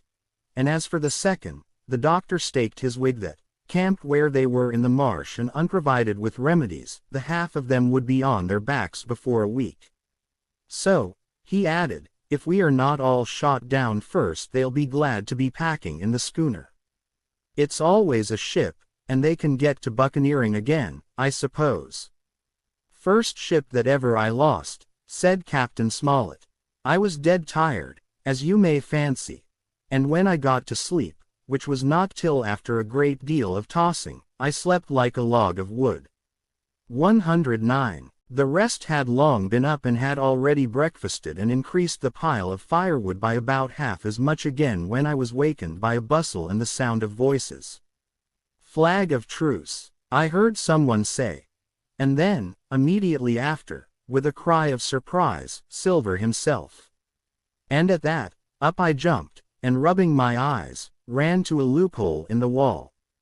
110. Chapter 20. Silver's embassy. Sure enough, there were 2 men just outside the stockade, one of them waving a white cloth, the other, no less a person than Silver himself, standing placidly by. It was still quite early, and the coldest morning that I think I ever was abroad in, a chill that pierced into the marrow. The sky was bright and cloudless overhead, and the tops of the trees shone rosily in the sun. But where Silver stood with his lieutenant, all was still in shadow, and they waded knee-deep in a low white vapor that had crawled during the night out of the morass. The chill and the vapor taken together told a poor tale of the island. It was plainly a damp, feverish, unhealthy spot. "Keep indoors, men," said the captain. 10 to 1 this is a trick." Then he hailed the buccaneer. "Who goes? Stand, or we fire." "Flag of truce," cried Silver. The captain was in the porch, keeping himself carefully out of the way of a treacherous shot, should any be intended. He turned and spoke to us. "Doctor's watch on the lookout. Doctor, Livesey take the north side, if you please. Jim, the east. Gray, west. The watch below, All hands to load muskets. Lively, men, and careful. And then he turned again to the mutineers.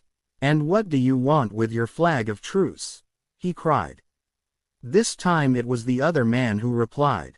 Captain Silver, sir, to come on board and make terms, he shouted. Captain Silver, don't know him. Who's he? Cried the captain. And we could hear him adding to himself, Cap'n, is it? My heart, and here's promotion. Long John answered for himself, the word desertion. We're willing to submit, if we can come to terms, and no bones about it. All I ask is your word, Cap'n Smollett, to let me safe and sound out of this here stockade, and 1 minute to get out o' shot before a gun is fired. My man, said Captain Smollett, I have not the slightest desire to talk to you. If you wish to talk to me, you can come, that's all. If there's any treachery, it'll be on your side, and the Lord help you. That's enough, Cap'n, shouted Long John cheerily. A word from you's enough. I know a gentleman, and you may lay to that. We could see the man who carried the flag of truce attempting to hold Silver back. Nor was that wonderful, seeing how cavalier had been the captain's answer. But Silver laughed at him aloud and slapped him on the back as if the idea of alarm had been absurd. Then he advanced to the stockade, threw over his crutch, got a leg up, and with great vigor and skill succeeded in surmounting the fence and dropping safely to the other side. I will confess that I was far too much taken up with what was going on to be of the slightest use as sentry. Indeed, I had already deserted my eastern loophole and crept up behind the captain, who had now seated himself on the threshold, with his elbows on his knees, his head in his hands, and his eyes fixed on the water as it bubbled out of the old iron kettle in the sand. He was whistling "Come, lasses and lads." Silver had terrible hard work getting up the knoll. What with the steepness of the incline, the thick tree stumps, and the soft sand, he and his crutch were as helpless as a ship in stays.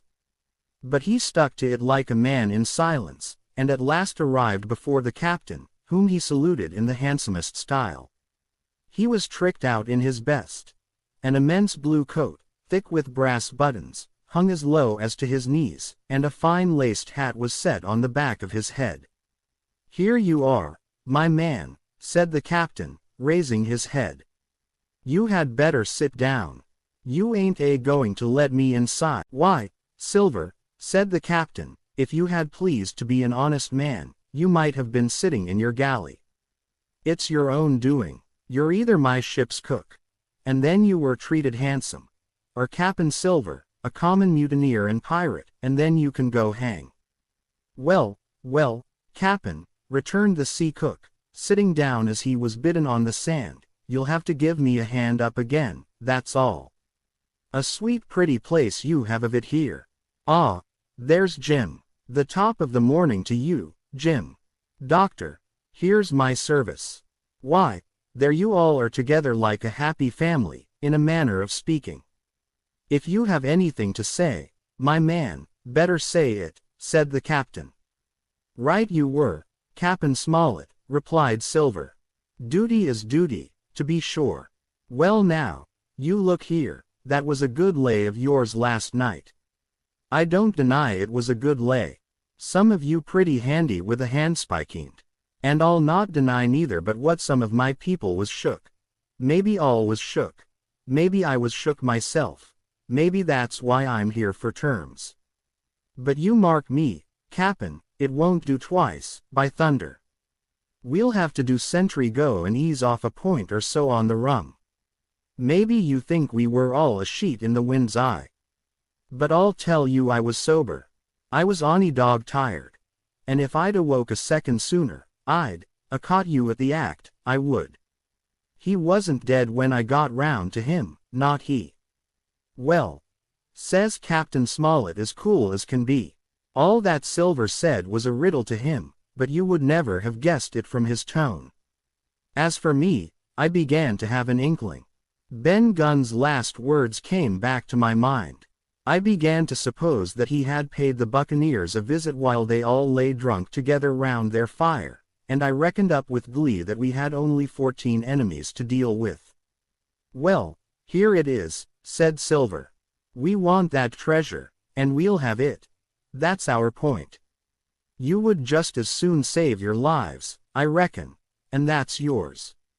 You have a chart, haven't you?" "That's as may be," replied the captain. 113. "Oh, well, you have, I know that," returned Long John. "You needn't be so husky with a man. There ain't a particle of service in that, and you may lay to it. What I mean is, we want your chart.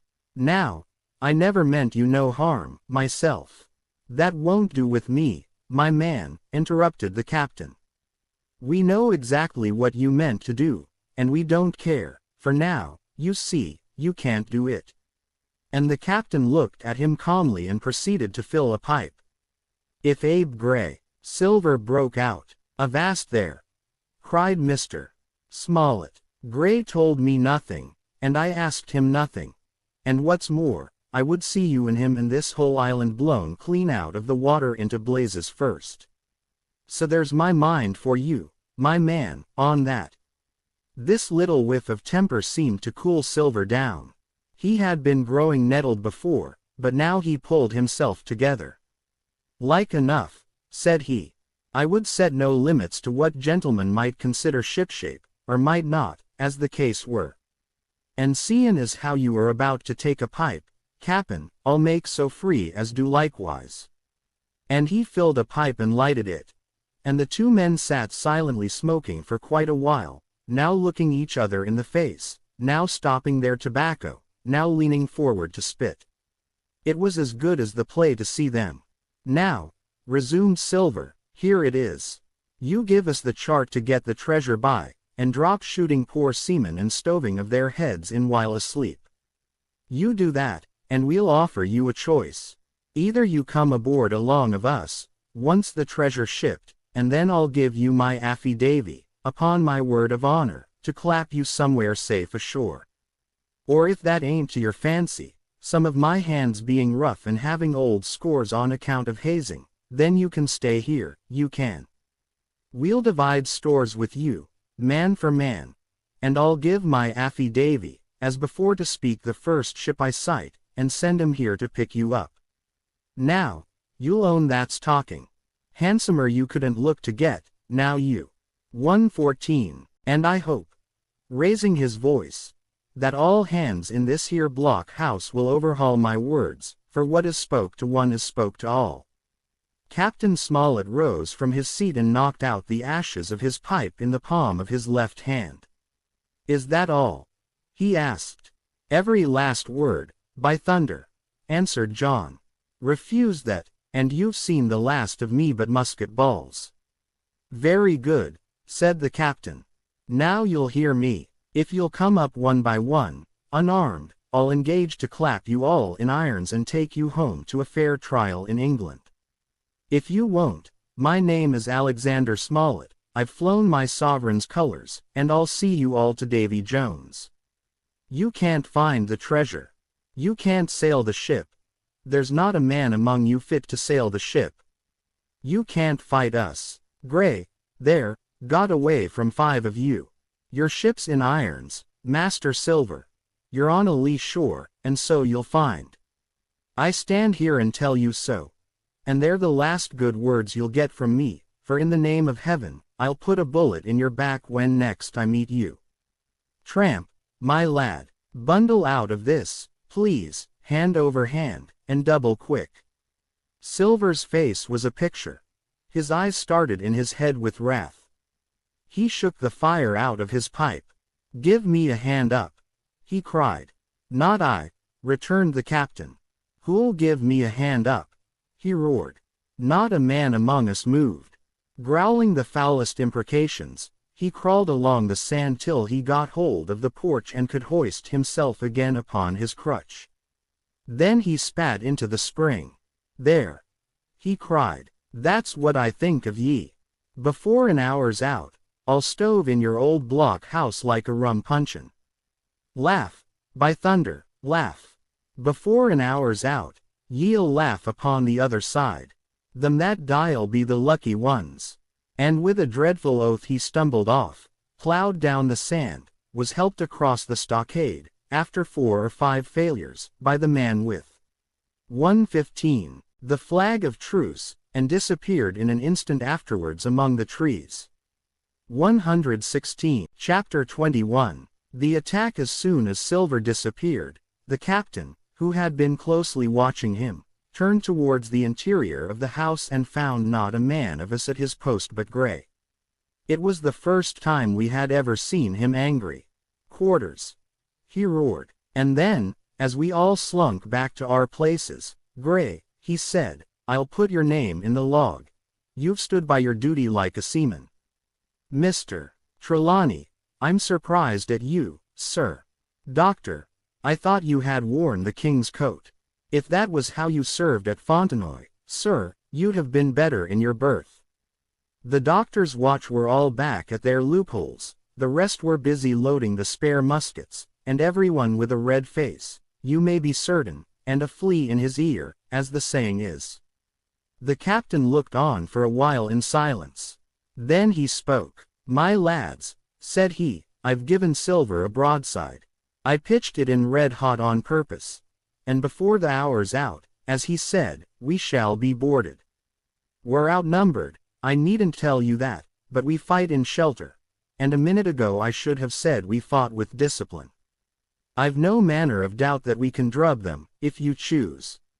Then he went the rounds and saw, as he said, that all was clear.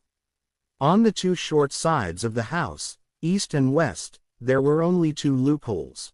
On the south side where the porch was, 2 again, and on the north side, 5. There was a round score of muskets for the 7 of us. The firewood had been built into 4 piles. Tables, you might say. One about the middle of each side, and on each of these tables some ammunition and 4 loaded muskets were laid ready to the hand of the defenders. In the middle, the cutlasses lay ranged. "Toss out the fire," said the captain. "The chill is past, and Hawkins hasn't had his breakfast. Hawkins, help yourself, and back to your post to eat it," continued Captain Smollett. "Lively, now, my lad. You'll want it before you've done. Hunter, serve out a round of brandy to all hands." And while this was going on, the captain completed, in his own mind, the plan of the defense.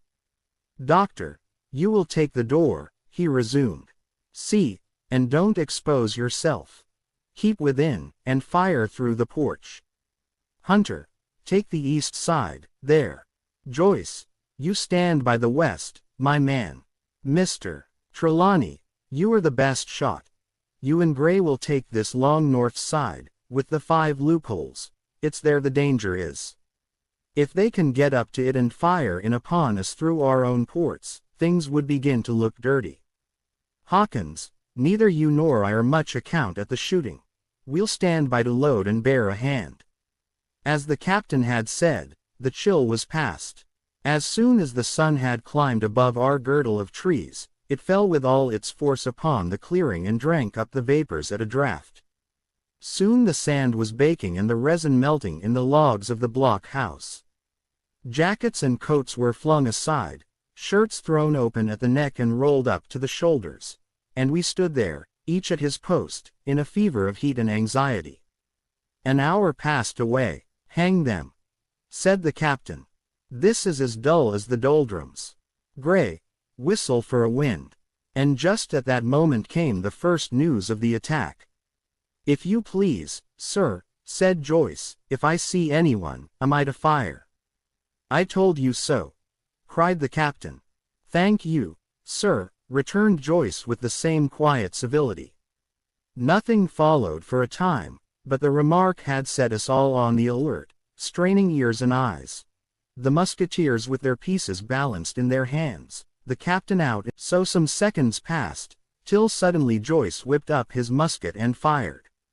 The report had scarcely died away ere it was repeated and repeated from without in a scattering volley, shot behind shot, like a string of geese, from every side of the enclosure. Several bullets struck the log house, but not one entered. and as the smoke cleared away and vanished, the stockade and the woods around it looked as quiet and empty as before. Not a bough waved, not the gleam of a musket barrel betrayed the presence of our foes. "Did you hit your man?" asked the captain. "No, sir," replied Joyce. "I believe not, sir." "Next best thing to tell the truth," muttered Captain Smollett. "Load his gun, Hawkins. How many should say there were on your side, Doctor?" "I know precisely," said Dr. Livesey. "3 shots were fired on this side. I saw the 3 flashes. 2 close together. 1 farther to the west." "3," repeated the captain. "And how many on yours, Mr. Trelawney?" But this was not so easily answered. There had come many from the north. 7 by the squire's computation, 8 or 9 according to Gray. From the east and west only a single shot had been fired. It was plain, therefore, that the attack would be developed from the north and that on the other 3 sides we were only to be annoyed by a show of hostilities. But Captain Smollett made no change in his arrangements. If the mutineers succeeded in crossing the stockade, he argued, they would take possession of any unprotected loophole and shoot us down like rats in our own stronghold. Nor had we much time left to us for thought. Suddenly, with a loud huzza, a little cloud of pirates leapt from the woods on the north side and ran straight on the stockade. At the same moment, the fire was once more opened from the woods, and a rifle ball sang through the doorway and knocked the doctor's musket into bits. The boarders swarmed over the fence like monkeys, frightened than hurt, for he was on his feet again in a crack and instantly disappeared among the trees. 2 had bit the dust, 1 had fled, 4 had made good their footing inside our defenses, while from the shelter of the woods 7 or 8 men, each evidently supplied with several muskets, kept up a hot though useless fire on the log house. The 4 who had boarded made straight before them for the building, shouting as they ran, and the men among the trees shouted back to encourage them. Several shots were fired, but such was the hurry of the marksmen that not one appears to have taken effect. In a moment, the 4 pirates had swarmed up the mound and were upon us. The head of Job Anderson, the boatswain, appeared at the middle loophole. "At 'em, all hands! All hands!" he roared in a voice of thunder. At the same moment, another pirate grasped Hunter's musket by the muzzle, wrenched it from his hands, plucked it through the loophole, and with one stunning blow, laid the poor fellow senseless on the floor. Meanwhile a third, running unharmed all around the house, appeared suddenly in the doorway and fell with his cutlass on the doctor. Our position was utterly reversed. A moment since we were firing, under cover, at an exposed enemy. Now it was we who lay uncovered and could not return a blow. The log house was full of smoke, to which we owed our comparative safety. Cries and confusion, the flashes and reports of pistol shots, and one loud groan rang in my ears. "Out, lads, out, and fight him in the open." "Cutlasses!" cried the captain. I snatched a cutlass from the pile, and someone, at the same time snatching another, gave me a cut across the knuckles which I hardly felt. I dashed out of the door into the clear sunlight. Someone was close behind, I knew not whom. Right in front, the doctor was pursuing his assailant down the hill, and just as my eyes fell upon him, beat down his guard and sent him sprawling on his back with a great slash across the face. 120. "Round the house, lads! Round the house!" cried the captain.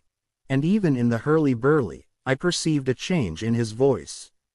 Mechanically, I obeyed, turned eastwards, and with my cutlass raised, ran round the corner of the house. Next moment I was face to face with Anderson. He roared aloud, and his hanger went up above his head, flashing in the sunlight. I had not time to be afraid, but as the blow still hung impending, leapt in a trice upon one side, and missing my foot in the soft sand, rolled headlong down the slope. When I had first sallied from the door, the other mutineers had been already swarming up the palisade to make an end of us. One man, in a red nightcap, with his cutlass in his mouth, had even got upon the top and thrown a leg across. Well, so short had been the interval that when I found my feet again all was in the same posture, the fellow with the red nightcap still halfway over, another still just showing his head above the top of the stockade. And yet, in this breath of time, the fight was over and the victory was ours. Gray, following close behind me, had cut down the big bosun ere he had time to recover from his last blow. Another had been shot at a loophole in the very act of firing into the house and now lay in agony, the pistol still smoking in his hand. A third, as I had seen, the doctor had disposed of at a blow. Of the 4 who had scaled the palisade, one only remained unaccounted for, and he, having left his cutlass on the field, was now clambering out again with the fear of death upon him. "Fire! Fire from the house!" cried the doctor. "And you, lads, back into cover." But his words were unheeded. No shot was fired, and the last boarder made good his escape and disappeared with the rest into the wood. In 3 seconds nothing remained of the attacking party but the 5 who had fallen, 4 on the inside and 1 on the outside of the palisade. The doctor and Gray and I ran full speed for shelter. The survivors would soon be back where they had left their muskets, and at any moment the fire might recommence. The house was by this time somewhat cleared of smoke, and we saw at a glance the price we had paid for victory. Hunter lay beside his loophole, 121, stunned. Joyce by his, shot through the head, never to move again. While right in the center, the squire was supporting the captain, one as pale as the other. "The captain's wounded," said Mr. Trelawney. "Have they run?" asked Mr. Smollett. "All that could, you may be bound," returned the doctor. "But there's 5 of them will never run again." "5!" cried the captain. "Come, that's better. 5 against 3 leaves us 4 to 9. That's better odds than we had at starting. We were 7 to 19 then, or thought we were, and that's as bad to bear." The mutineers were soon only 8 in number, for the man shot by Mr. Trelawney on board the schooner died that same evening of his wound. But this was, of course, not known till after by the faithful party. Chapter 22. How my sea adventure began. There was no return of the mutineers. Not so much as another shot out of the woods. They had got their rations for that day, as the captain put it, and we had the place to ourselves and a quiet time to overhaul the wounded and get dinner. Squire and I cooked outside in spite of the danger, and even outside we could hardly tell what we were at, for horror of the loud groans that reached us from the doctor's patients. Out of the 8 men who had fallen in the action, only 3 still breathed. That one of the pirates who had been shot at the loophole, Hunter, and Captain Smollett. And of these, the first 2 were as good as dead. The mutineer indeed died under the doctor's knife, and Hunter, do what we could, never recovered consciousness in this world. He lingered all day, breathing loudly like the old buccaneer at home in his apoplectic fit, but the bones of his chest had been crushed by the blow and his skull fractured in falling, and some time in the following night, without sign or sound, he went to his Maker. As for the captain, his wounds were grievous indeed, but not dangerous. No organ was fatally injured. Anderson's ball, for it was Job that shot him first, had broken his shoulder blade and touched the lung, not badly. The second had only torn and displaced some muscles in the calf. He was sure to recover, the doctor said, but in the meantime, and for weeks to come, he must not walk nor move his arm, nor so much as speak when he could help it. My own accidental cut across the knuckles was a flea bite. Dr. Livesey patched it up with plaster and pulled my ears for me into the bargain. After dinner the squire and the doctor sat by the captain's side a while in consultation. And when they had talked to their heart's content, it being Gray and I were sitting together at the far end of the blockhouse, to be out of earshot of our officers consulting, and Gray took his pipe out of his mouth and fairly forgot to put it back again, so thunderstruck he was at this occurrence. "Why, in the name of Davy Jones," said he, "is Dr. Livesey mad? Why no, says I. He's about the last of this crew for that, I take it. Well, shipmate, said Gray, mad he may not be. But if he's not, you mark my words, I am. I take it, replied I, the doctor has his idea. And if I am right, he's going now to see Ben Gunn. I was right, as appeared later.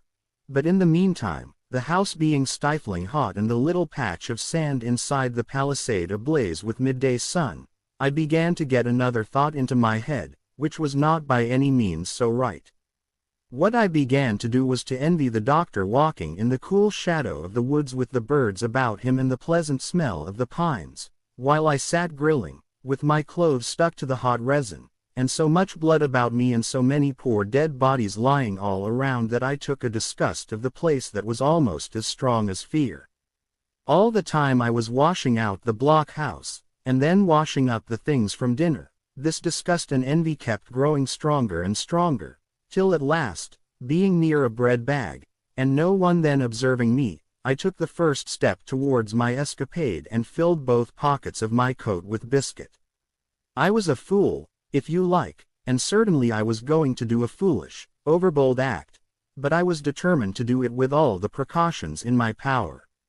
These biscuits, should anything befall me, would keep me, at least, from starving till far on in the next day. The next thing I laid hold of was a brace of pistols, and as I already had a powder horn and bullets, I felt myself well supplied with arms.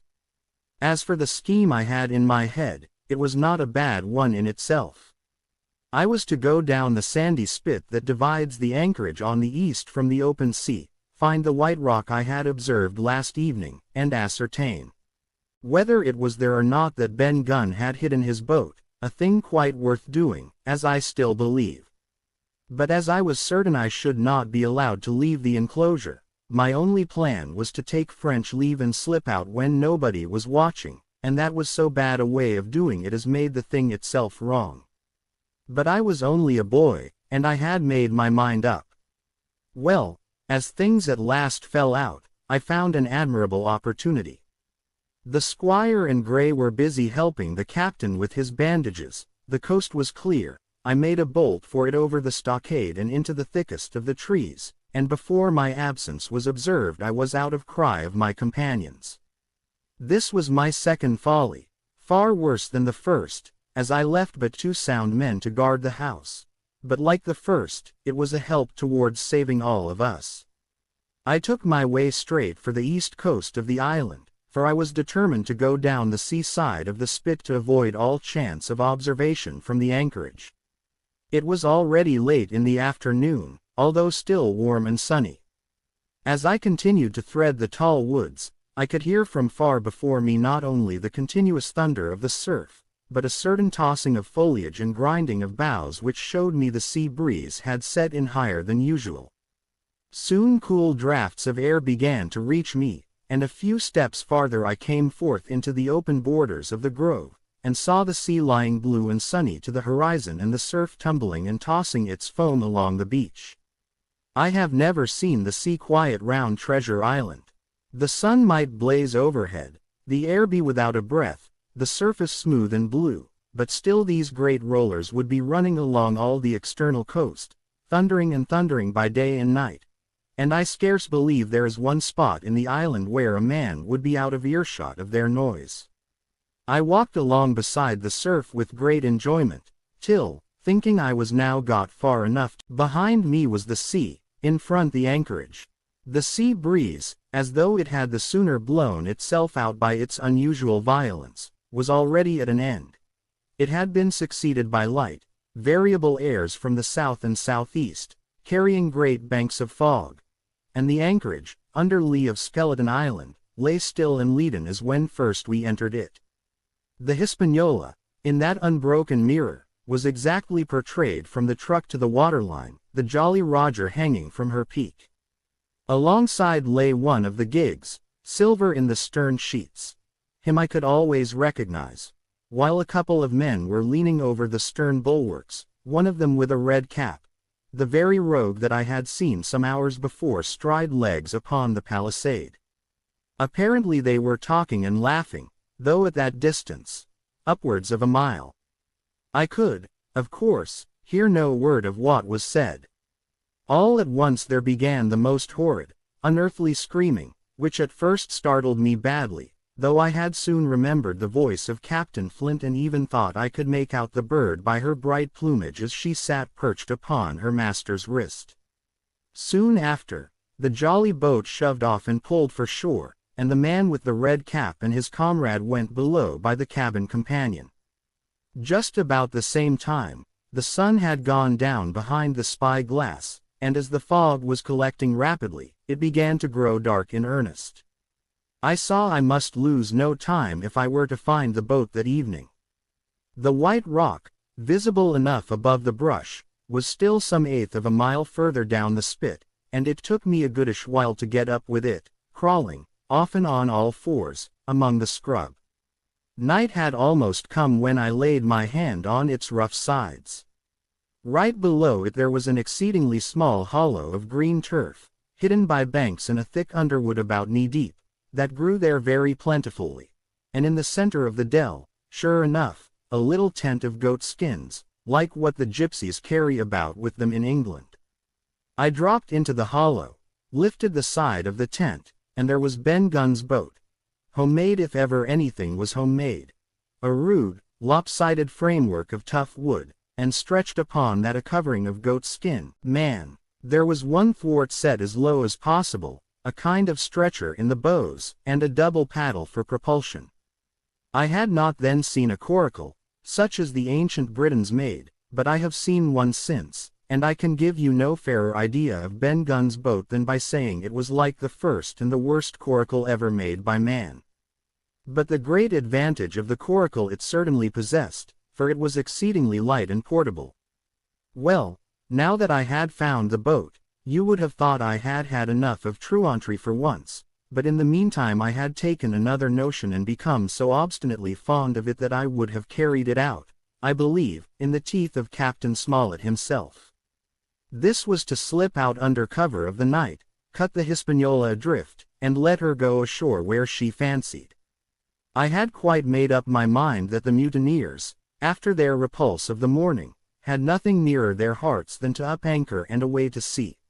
This, I thought, it would be a fine thing to prevent, and now that I had seen how they left their watchman unprovided with a boat, I thought it might be done with little risk. Down I sat to wait for darkness, and made a hearty meal of biscuit.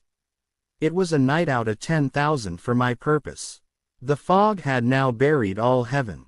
As the last rays of daylight dwindled and disappeared, absolute blackness settled down on Treasure Island.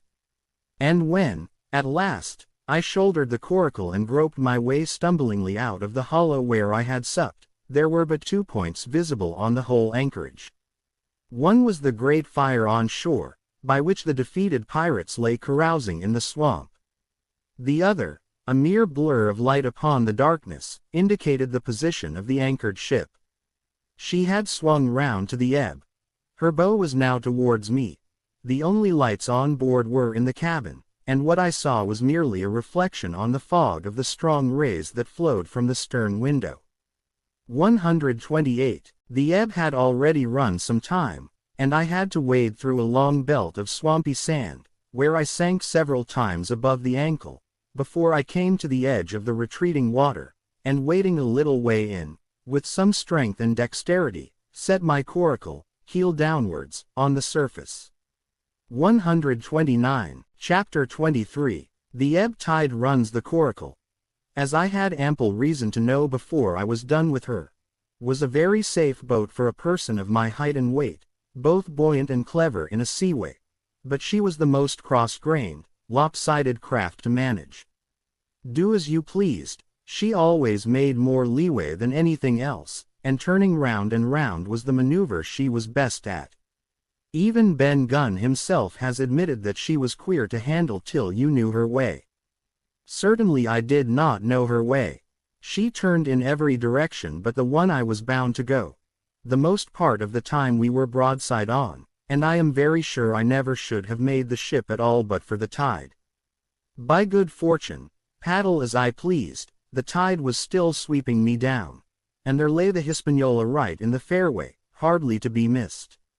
First she loomed before me like a blot of something yet blacker than darkness, then her spars and hull began to take shape, and the next moment, as it seemed for, the farther I went, the brisker grew the current of the ebb. I was alongside of her hawser and had laid hold. The hawser was as taut as a bowstring, and the current so strong she pulled upon her anchor. All round the hull, in the blackness, the rippling current bubbled and chattered like a little mountain stream. One cut with my sea gully and the Hispaniola would go humming down the tide. So far so good, but it next occurred to my recollection that a taut hawser, suddenly cut, is a thing as dangerous as a kicking horse. 10 to 1, if I were so foolhardy as to cut the Hispaniola from her anchor, I and the coracle would be knocked clean out of the water. This brought me to a full stop, and if fortune had not again particularly favored me, I should have had to abandon my design. But the light airs which had begun blowing from the southeast and south had hauled, and to my great joy, I felt the hawser slacken in my grasp, and the hand by which I held it dip for a second under water. With that I made my mind up, took out my gully, opened it with my teeth, and cut one strand after another, till the vessel swung only by 2. Then I lay quiet, waiting to sever these last when the strain should be once more lightened by a breath of wind. All this time I had heard the sound of loud voices from the cabin, but to say truth, my mind had been so entirely taken up with other thoughts that I had scarcely given ear. Now, however, when I had nothing else to do, I began to pay more heed. One I recognized for the coxswain's, Israel Hands, that had been Flint's gunner in former days. The other was, of course, my friend of the red nightcap. Both men were plainly the worse of drink, and they were still drinking, for even while I was listening, one of them, with a drunken cry, opened the stern window and threw out something, which I divined to be an empty bottle. But they were not only tipsy. It was plain that they were furiously angry. Oaths flew like hailstones, and every now and then there came forth such an explosion as I thought was sure to end in blows. But each time the quarrel passed off and the voices grumbled lower for a while, until the next crisis came and in its turn passed away without result. On shore, I could see the glow of the great camp fire burning warmly through the shoreside trees. Someone was singing, a dull, old, droning sailor's song, with a droop and a quaver at the end of every verse, and seemingly no end to it at all but the patience of the singer. I had heard it on the voyage more than once and remembered these words. But one man of her crew alive, what put to sea with 75? And I thought it was a ditty rather too dolefully appropriate for a company that had met such cruel losses in the morning. But, indeed, from what at last the breeze came, the schooner sidled and drew nearer in the dark. I felt the hawser slacken once more, and with a good, tough effort, cut the last fibers through. The breeze had but little action on the coracle, and I was almost instantly swept against the bows of the Hispaniola. At the same time, the schooner began to turn upon her heel, spinning slowly, end for end, across the current. I wrought like a fiend, for I expected every moment to be swamped, and since I found I could not push the coracle directly off, I now shoved straight astern. At length I was clear of my dangerous neighbor, and just as I gave the last impulsion, my hands came across a light cord that was trailing overboard across the stern bulwarks. Instantly I grasped it. Why I should have done so I can hardly say. It was at first mere instinct, but once I had it in my hands and found it fast, curiosity began to get the upper hand, and I determined I should have one look through the cabin window. I pulled in hand over hand on the cord, and when I judged myself near enough, rose at infinite risk to about half my height and thus commanded the roof and a slice of the interior of the cabin. By this time the schooner and her little consort were gliding pretty swiftly through the water. Indeed, we had already fetched up level with the camp fire. The ship was talking, as sailors say, loudly, treading the innumerable ripples with an incessant weltering splash. and until I got my eye above the window sill I could not comprehend why the watchman had taken no alarm. One glance, however, was sufficient, and it was only one glance that I durst take from that unsteady skiff. It showed me Hans and his companion locked together in deadly wrestle, each with a hand upon the other's throat. I dropped upon the thwart again, none too soon, for I was near overboard. The endless ballad had come to an end at last, and the whole diminished company about the camp fire had broken into the chorus I had heard so often. 15 men on the dead man's chest. Yo ho ho, and a bottle of rum. Drink and the devil had done for the rest. Yo ho ho, and a bottle of rum. I was just thinking how busy drink and the devil were at that very moment in the cabin of the Hispaniola, when I was surprised by a sudden lurch of the coracle. At the same moment, she yawed sharply and seemed to change her course. The speed in the meantime had strangely increased. I opened my eyes at once. All round me were little ripples, combing over with a sharp, bristling sound and slightly phosphorescent. The Hispaniola herself, a few yards in whose wake I was still being whirled along, seemed to stagger in her course, and I saw her spars toss a little against the blackness of the night. Nay, as I looked longer, I made sure she also was wheeling to the southward. I glanced over my shoulder, and my heart jumped against my ribs. There, right behind me, was the glow of the camp fire. The current had turned at right angles, sweeping round along with it the tall schooner and the little dancing coracle. Ever quickening, ever bubbling higher, ever muttering louder, it went spinning through the narrows for the open sea. Suddenly the schooner in front of me gave a violent yaw, turning, perhaps, through 20 degrees. And almost at the same moment one shout followed another from on board. I could hear feet pounding on the companion ladder and I knew that the two drunkards had at last been interrupted in their quarrel and awakened to a sense of their disaster. I lay down flat in the bottom of that wretched skiff and devoutly recommended my spirit to its Maker. At the end of the straits, I made sure we must fall into some bar of raging breakers, where all my troubles would be ended speedily. And though I could, perhaps, bear to die, I could not bear to look upon my fate as it approached. So I must have lain for hours, continually beaten to and fro upon the billows, now and again wetted with flying sprays, and never ceasing to expect death at the next plunge. Gradually weariness grew upon me. A numbness, an occasional stupor, fell upon my mind even in the midst of my terrors, until sleep at last supervened and in my sea-tossed coracle I lay and dreamed of home and the old Admiral Benbow. Chapter 24. The cruise of the coracle it was broad day when I awoke and found myself tossing at the southwest end of Treasure Island.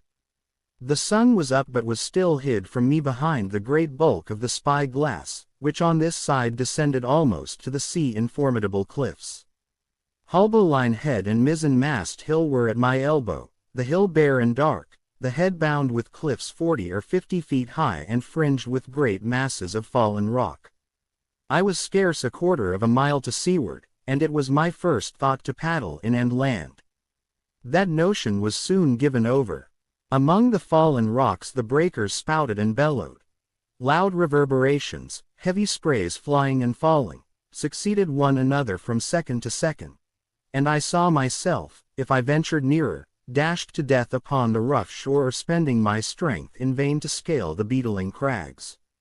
Nor was that all, for crawling together on flat tables of rock or letting themselves drop into the sea with loud reports I beheld huge slimy monsters. Soft snails, as it were, of incredible bigness. 2 or 3 score of them together, making the rocks to echo with their barkings. I have understood since that they were sea lions, and entirely harmless. But the look of them, added to the difficulty of the shore and the high running of the surf, was more than enough to disgust me of that landing place. I felt willing rather to starve at sea than to confront such perils. In the meantime I had a better chance, as I supposed, before me. North of Haulbowline Head, the land runs in a long way, leaving at low tide a long stretch of yellow sand. To the north of that, again, there comes another cape. Cape of the Woods, as it was marked upon the chart, buried in tall green pines, which descended to the margin of the sea. I remembered what Silver had said about the current that sets northward along the whole west coast of Treasure Island, and seeing from my position that I was already under its influence, there was a great, smooth swell upon the sea. The wind blowing steady and gentle from the south, there was no contrariety between that and the current, and the billows rose and fell unbroken. Had it been otherwise, I must long ago have perished. But as it was, it is surprising how easily and securely my little and light boat could ride. Often, as I still lay at the bottom and kept no more than an eye above the gunwale, I would see a big blue summit heaving close above me. Yet the coracle would but bounce a little, dance as if on springs, and subside on the other side into the trough as lightly as a bird. I began after a little to grow very bold and sat up to try my skill at paddling. But even a small change in the disposition of the weight will produce violent changes in the behavior of a coracle. And I had hardly moved before the boat, giving up at once her gentle dancing movement, ran straight down a slope of water so steep that it made me giddy, and struck her nose, with a spout of spray, deep into the side of the next wave. I was drenched and terrified, and fell instantly back into my old position, whereupon the coracle seemed to find her head again and led me as softly as before among the billows. It was plain she was not to be interfered with, and at that rate, since I could in no way influence her course, what hope had I left of reaching land? I began to be horribly frightened, but I kept my head, for all that. First, moving with all care, I gradually bailed out the coracle with my sea cap. Then, getting my eye once more above the gunwale, I set myself to study how it was she managed to slip so quietly through the rollers. I found each wave, instead of the big, smooth glossy mountain it looks from shore or from a vessel's deck, was for all the world like any range of hills on dry land, full of peaks and smooth places and valleys. The coracle, left to herself, turning from side to side, threaded, so to speak, her way through these lower parts and avoided the steep slopes and higher, toppling summits of the wave. Well, now, thought I to myself, it is plain I must lie where I am and not disturb the balance. But it is plain also that I can put the paddle over the side and from time to time, in smooth places, give her a shove or two towards land, elbows in the most trying attitude, and every now and again gave a weak stroke or two to turn her head to shore. It was very tiring and slow work, yet I did visibly gain ground, and as we drew near the Cape of the Woods, though I saw I must infallibly miss that point, I had still made some 100 yards of easting. I was, indeed, close in. I could see the cool green tree tops swaying together in the breeze, and I felt sure I should make the next promontory without fail. It was high time, for I now began to be tortured with thirst. The glow of the sun from above, its thousandfold reflection from the waves, the seawater that fell and dried upon me, caking my very lips with salt, combined to make my throat burn and my brain ache. The sight of the trees so near at hand had almost made me sick with longing, but the current had soon carried me past the point, and as the next reach of sea opened out, I beheld a sight that changed the nature of my thoughts. Right in front of me, not half a mile away, I beheld the Hispaniola under sail. I made sure, of course, that I should be taken, but I was so distressed for want of water that I scarce knew whether to be glad or sorry at the thought, and long before I had come to a conclusion, surprise had taken entire possession of my mind and I could do nothing but stare and wonder. The Hispaniola was under her main sail and 2 jibs, and the beautiful white canvas shone in the sun like snow or silver. When I first sighted her, all her sails were drawing. She was lying a course about northwest, and I presumed the men on board were going round the island on their way back to the anchorage. Presently she began to fetch more and more to the westward, so that I thought they had sighted me and were going about in chase. At last, however, she fell right into the wind's eye, was taken dead aback, and stood there a while helpless, with her sails shivering. Clumsy fellows, said I, they must still be drunk as owls.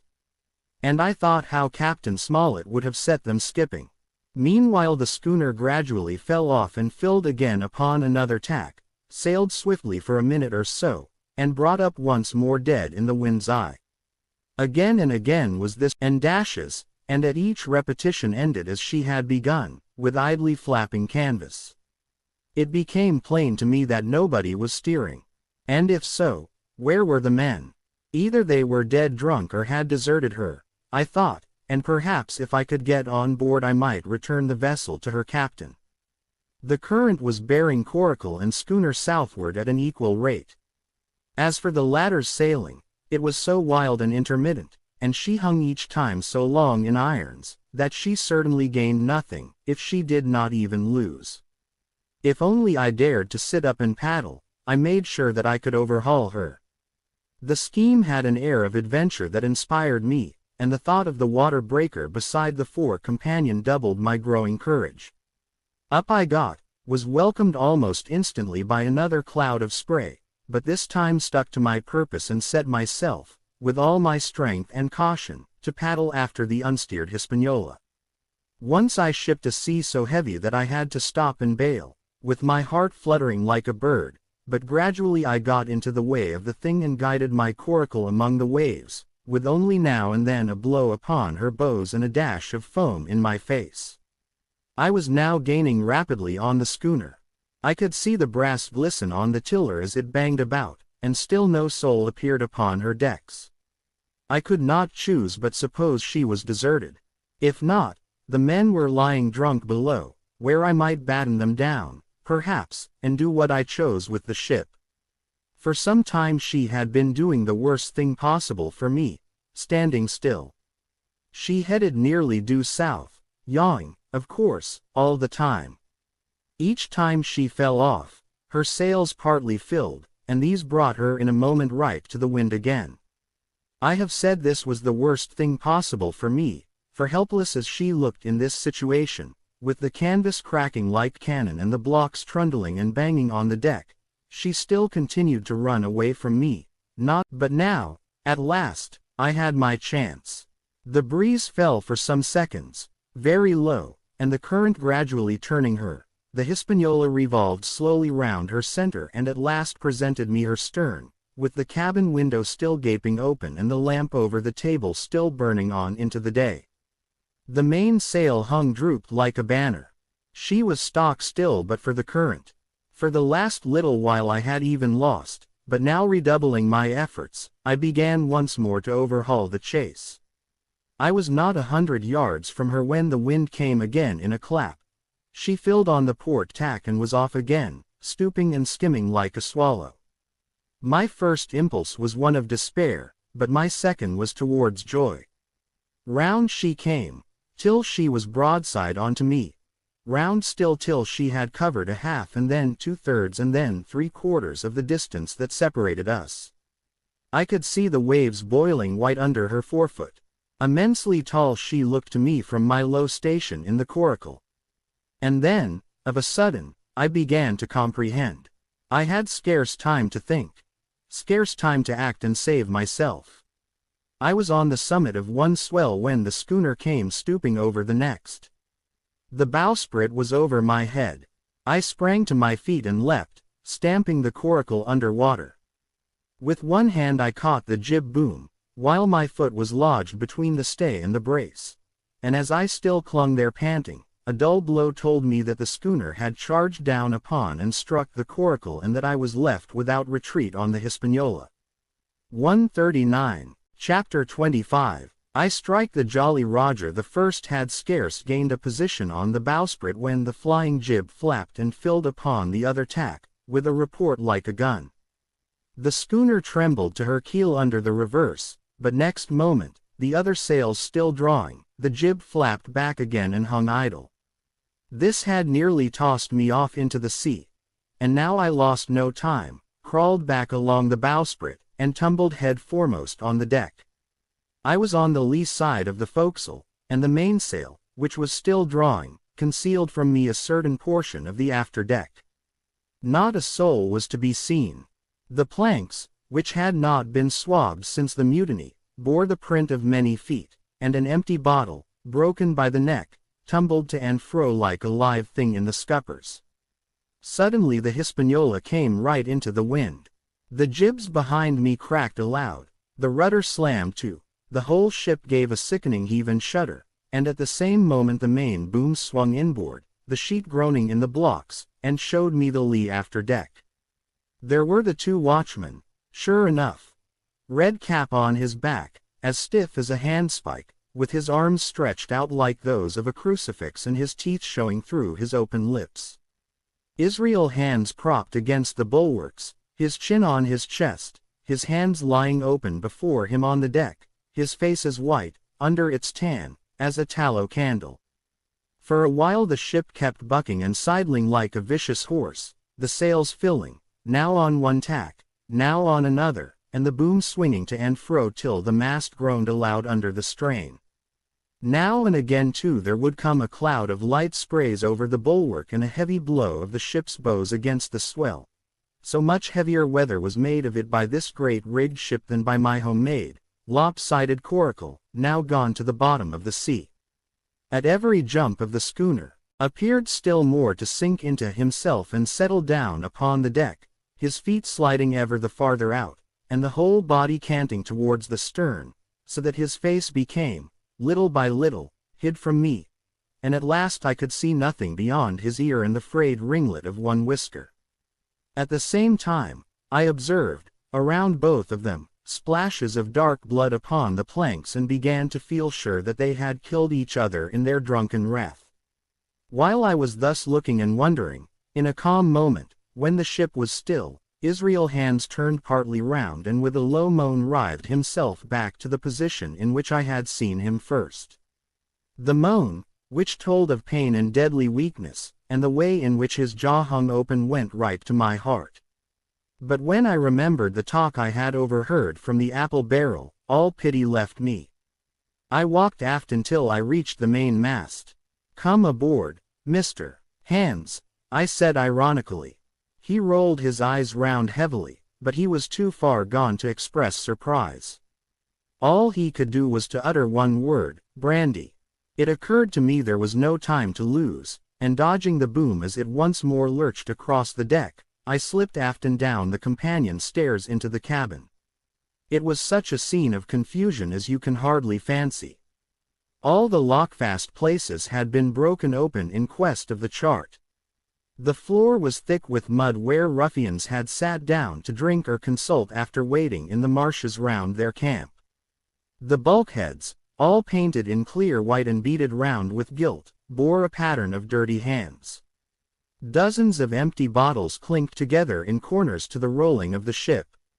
One of the doctor's medical books lay open on the table, half of the leaves gutted out, I suppose, for pipe lights. In the midst of all this the lamp still cast a smoky glow, obscure and brown as umber. I went into the cellar. All the barrels were gone, and of the bottles a most surprising number had been drunk out, and foraging about, I found a bottle with some brandy left, for Hands. And for myself I routed out some biscuit, some pickled fruits, a great bunch of raisins, and a piece of cheese. With these I came on deck, put down my own stock behind the rudder head and well out of the coxswain's reach, went forward to the water breaker, and had a good deep drink of water, and then, and not till then, gave Hands the brandy. He must have drunk a gill before he took the bottle from his mouth. "I," said he, "by thunder, but I wanted some o' that." I had sat down already in my own corner and begun to eat. "Much hurt?" I asked him. He grunted, or rather, I might say, he barked. "If that doctor was aboard," he said, "I'd be right enough in a couple of turns, but I don't have no manner of luck, you see, and that's what's the matter with me. As for that swab, he's good and dead, he is," he added, indicating the man with the red cap. "He warn't no seaman anyhow.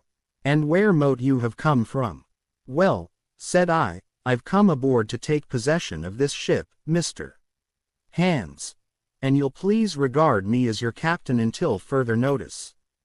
He looked at me sourly enough but said nothing.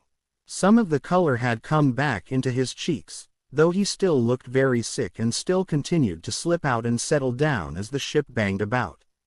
By the by, I continued, I can't have these colors, Mr. Hands. And by your leave, I'll strike 'em. Better none than these. And again dodging the boom, I ran to the color lines, handed down their cursed black flag, and chucked it overboard. God save the king, said I, waving my cap. And there's an end to Captain Silver. He watched me keenly and slyly, his chin all the while on his breast. I reckon, he said at last, I reckon, Cap'n Hawkins, you'll kind of want to get ashore now. Suppose we talks. 142. Why, yes, says I, with all my heart, Mr. Hands. Say on. And I went back to my meal with a good appetite. This man, he began, nodding feebly at the corpse. O'Brien were his name, a rank Irelander. This man and me got the canvas on her, meaning for to sail her back. Well, he's dead now, he is. As dead as bilge. And who's to sail this ship, I don't see. Without I gives you a hint, you ain't that man, as far as I can tell. Now, look here, you gives me food and drink and an old scarf or handkercher to tie my wound up, you do, and I'll tell you how to sail her, and that's about square all round, I take it. I'll tell you one thing, says I, I'm not going back to Captain Kidd's anchorage. I mean to get into North Inlet and beach her quietly there. To be sure you did, he cried. Why, I ain't sich an infernal lubber after all. I can see, can't I? I've tried my fling, I have, and I've lost, and it's you has the wind of me. North Inlet. Why, I haven't no kais, not I. I'd help you sail her up to Execution Dock, by thunder. So I would. Well, as it seemed to me, there was some sense in this. We struck our bargain on the spot. In 3 minutes I had the Hispaniola sailing easily before the wind along the coast of Treasure Island, with good hopes of turning the northern point ere noon and beating down again as far as North Inlet before high water, when we might beach her safely and wait till the subsiding tide permitted us to land. Then I lashed the tiller and went below to my own chest, where I got a soft silk handkerchief of my mother's. With this, and with my aid, Hands bound up the great bleeding stab he had received in the thigh, and after he had eaten a little and had a swallow or two more of the brandy, he began to pick up visibly, sat straighter up, spoke louder and clearer, and looked in every way another man. The breeze served us admirably. We skimmed before it like a bird, the coast of the island flashing by and the view changing every minute. Soon we were past the high lands and bowling beside low, sandy country, sparsely dotted with dwarf pines, and soon we were beyond that again and had turned the corner of the rocky hill that ends the island on the north. 143. I was greatly elated with my new command, and pleased with the bright, sunshiny weather and these different prospects of the coast. I had now plenty of water and good things to eat, and my conscience, which had smitten me hard for my desertion, was quieted by the great conquest I had made. I should, I think, have had nothing left me to desire but for the eyes of the coxswain as they followed me derisively about the deck and the odd smile that appeared continually on his face. It was a smile that had in it something both of pain and weakness, a haggard old man's smile. But there was, besides that, a grain of derision, a shadow of treachery, in his expression as he craftily watched, and watched, and watched me at my work. Chapter 26. Israel Hands the wind, serving us to a desire, now hauled into the west. We could run so much the easier from the northeast corner of the island to the mouth of the North Inlet. Only, as we had no power to anchor and dared not beach her till the tide had flowed a good deal farther, time hung on our hands. The coxswain told me how to lay the ship to. After a good many trials I succeeded, and we both sat in silence over another meal. "Cap'n," said he at length with that same uncomfortable smile, "here's my old shipmate, O'Brien. Suppose you was to heave him overboard. I ain't particular as a rule, and I don't take no blame for settling his hash, but I don't reckon him ornamental now, do you?" I'm not strong enough, and I don't like the job. And there he lies, for me, said I. This here's an unlucky ship, this Hispaniola, Jim, he went on, blinking. There's a power of men been killed in this Hispaniola. A sight o' poor seamen dead and gone since you and me took ship to Bristol. I never seen sich dirty luck, not I. There was this here O'Brien now. He's dead, ain't he? Well now, I'm no scholar, and you're a lad as can read and figure, and to put it straight, do you take it as a dead man is dead for good, or do he come alive again? You can kill the body, Mr.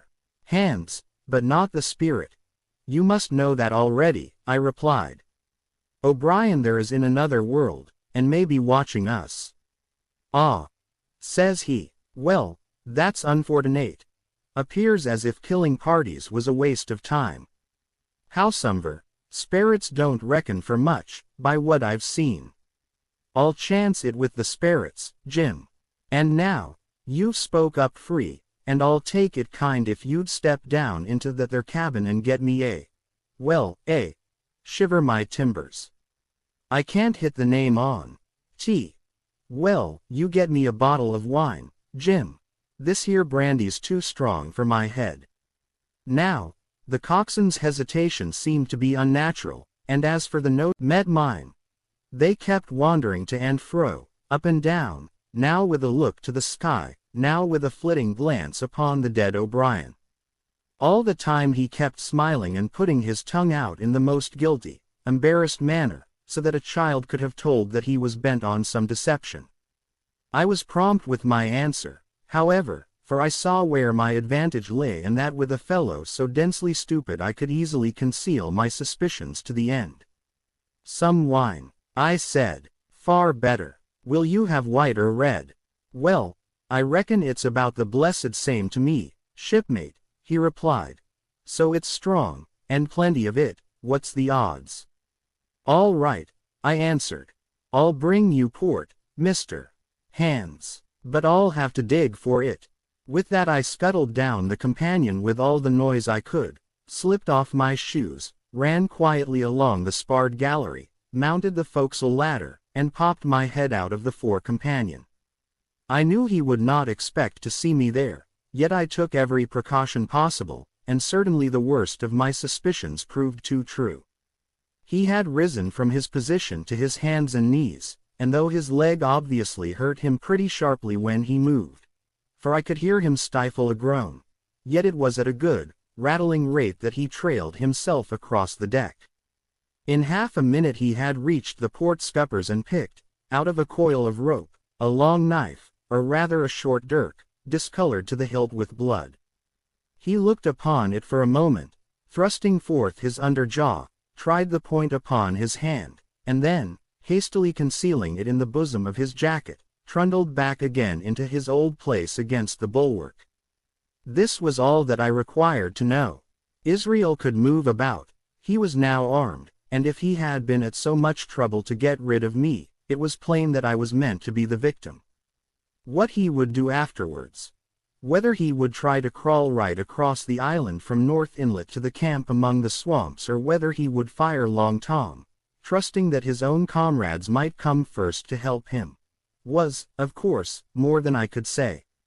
146. Yet I felt sure that I could trust him in one point, since in that our interests jumped together, and that was in the disposition of the schooner. We both desired to have her stranded safe enough, in a sheltered place, and so that, when the time came, she could be got off again with as little labor and danger as might be, and until that was done I considered that my life would certainly be spared. While I was thus turning the business over in my mind, I had not been idle with my body. I had stolen back to the cabin, slipped once more into my shoes, and laid my hand at random on a bottle of wine, and now, with this for an excuse, I made my reappearance on the deck. Hands lay as I had left him, all fallen together in a bundle and with his eyelids lowered as though he were too weak to bear the light. He looked up, however, at my coming, knocked the neck off the bottle like a man who had done the same thing often, and took a good swig, with his favorite toast of "Here's luck." Then he lay quiet for a little, and then, pulling out a stick of tobacco, begged me to cut him a quid. "Cut me a junco that," says he, "for I haven't no knife and hardly strength enough, so be as I had." "Ah, Jim, I reckon I've missed stays. Cut me a quid, as'll likely be the last, lad, for I'm for my long home, and no mistake." "Well," said I, "I'll cut you some tobacco, but if I was you and thought myself so badly, I would go to my prayers like a Christian man." "Why?" said he. "Now, you tell me why." "Why," I cried, "you were asking me just now about the dead. You've broken your trust. You've lived in sin and lies and blood. There's a man you killed lying at your feet this moment, and you ask me why. For God's mercy, Mr. Hans, that's why." I spoke with a little heat, thinking of the bloody dirk he had hidden in his pocket and designed, in his ill thoughts, to end me with. He, for his part, took a great draught of the wine and spoke with the most unusual going, and what not. "Well, now I tell you, I never seen good come o' goodness yet. Him as strikes first is my fancy. Dead men don't bite. Them's my views. Amen, so be it. And now, you look here," he added, suddenly changing his tone, "we've had about enough of this foolery. The tide's made good enough by now. You just take my orders, Cap'n Hawkins, and we'll sail slap in and be done with it." All told, we had scarce 2 miles to run. But the navigation was delicate. The entrance to this northern anchorage was not only narrow and shoal, but lay east and west, so that the schooner must be nicely handled to be got in. I think I was a good, prompt subaltern, and I am very sure that Hans was an excellent pilot, for we went about and dodged in, shaving the banks, with a certainty and a neatness that were a pleasure to behold. Scarcely had we passed the heads before the land closed around us. The shores of North Inlet were as thickly wooded as those of the southern anchorage, but the space was longer and narrower and more like, what in truth it was, the estuary of a river. Right before us, at the southern end, we saw the wreck of a ship in the last stages of dilapidation. It had been a great vessel of 3 masts but had lain so long exposed to the injuries of the weather that it was hung about with great webs of dripping seaweed, and on the deck of it shore bushes had taken root and now flourished thick with flowers. It was a sad sight, but it showed us that the anchorage was calm. "Now," said Hans, "look there. There's a petbit for to beach a ship in. Fine flat sand, never a cat's paw, trees all around of it, and flowers be lowing like a guarding on that old ship." "And once beached," I inquired, "how shall we get her off again?" "Why, so," he replied. "You take a line ashore there on the other side at low water, take a turn about one of them big pines. Bring it back, take a turn around the capstan, and lie to for the tide. Come high water, all hands take a pull upon the line, and off she comes as sweet as nature. And now, boy, you stand by. We're near the bit now, and she's too much way on her. Starboard a little. So. Steady. Starboard. Larboard a little. Steady, steady." 148. So he issued his commands, which I breathlessly obeyed, till, all of a sudden, he cried, "Now, my hearty, luff." And I put the helm hard up, and the Hispaniola swung round rapidly and ran stem on for the low, wooded shore. The excitement of these last maneuvers had somewhat interfered with the watch I had kept hitherto, sharply enough, upon the coxswain. Even then I was still so much interested, waiting for the ship to touch, that I had quite forgot the peril that hung over my head and stood craning over the starboard bulwarks and watching the ripples spreading wide before the bows. I might have fallen without a struggle for my life had not a sudden disquietude seized upon me and made me turn my head. Perhaps I had heard a creak or seen his shadow moving with the tail of my eye. Perhaps it was an instinct like a cat's. But, sure enough, when I looked round, there was Hans, already halfway towards me, with the dirk in his right hand. We must both have cried out aloud when our eyes met, but while mine was the shrill cry of terror, his was a roar of fury like a charging bully's. At the same instant, he threw himself forward and I leapt sideways towards the bows. As I did so, I let go of the tiller, which sprang sharp to leeward, and I think this saved my life, for it struck Hans across the chest and stopped him, for the moment, dead. Before he could recover, I was safe out of the corner where he had me trapped, with all the deck to dodge about. Just forward of the main mast I stopped, drew a pistol from my pocket, took a cool aim, though he had already turned and was once more coming directly after me, and drew the trigger. The hammer fell, but there followed neither flash nor sound. The priming was useless with sea water. I cursed myself for my neglect. Why had not I, long before, reprimed and reloaded my only weapons? Then I should not have been as now, a mere fleeing sheep before this butcher. Wounded as he was, it was wonderful how fast he could move, his grizzled hair tumbling over his face, and his face itself as red as a red ensign with his haste and fury.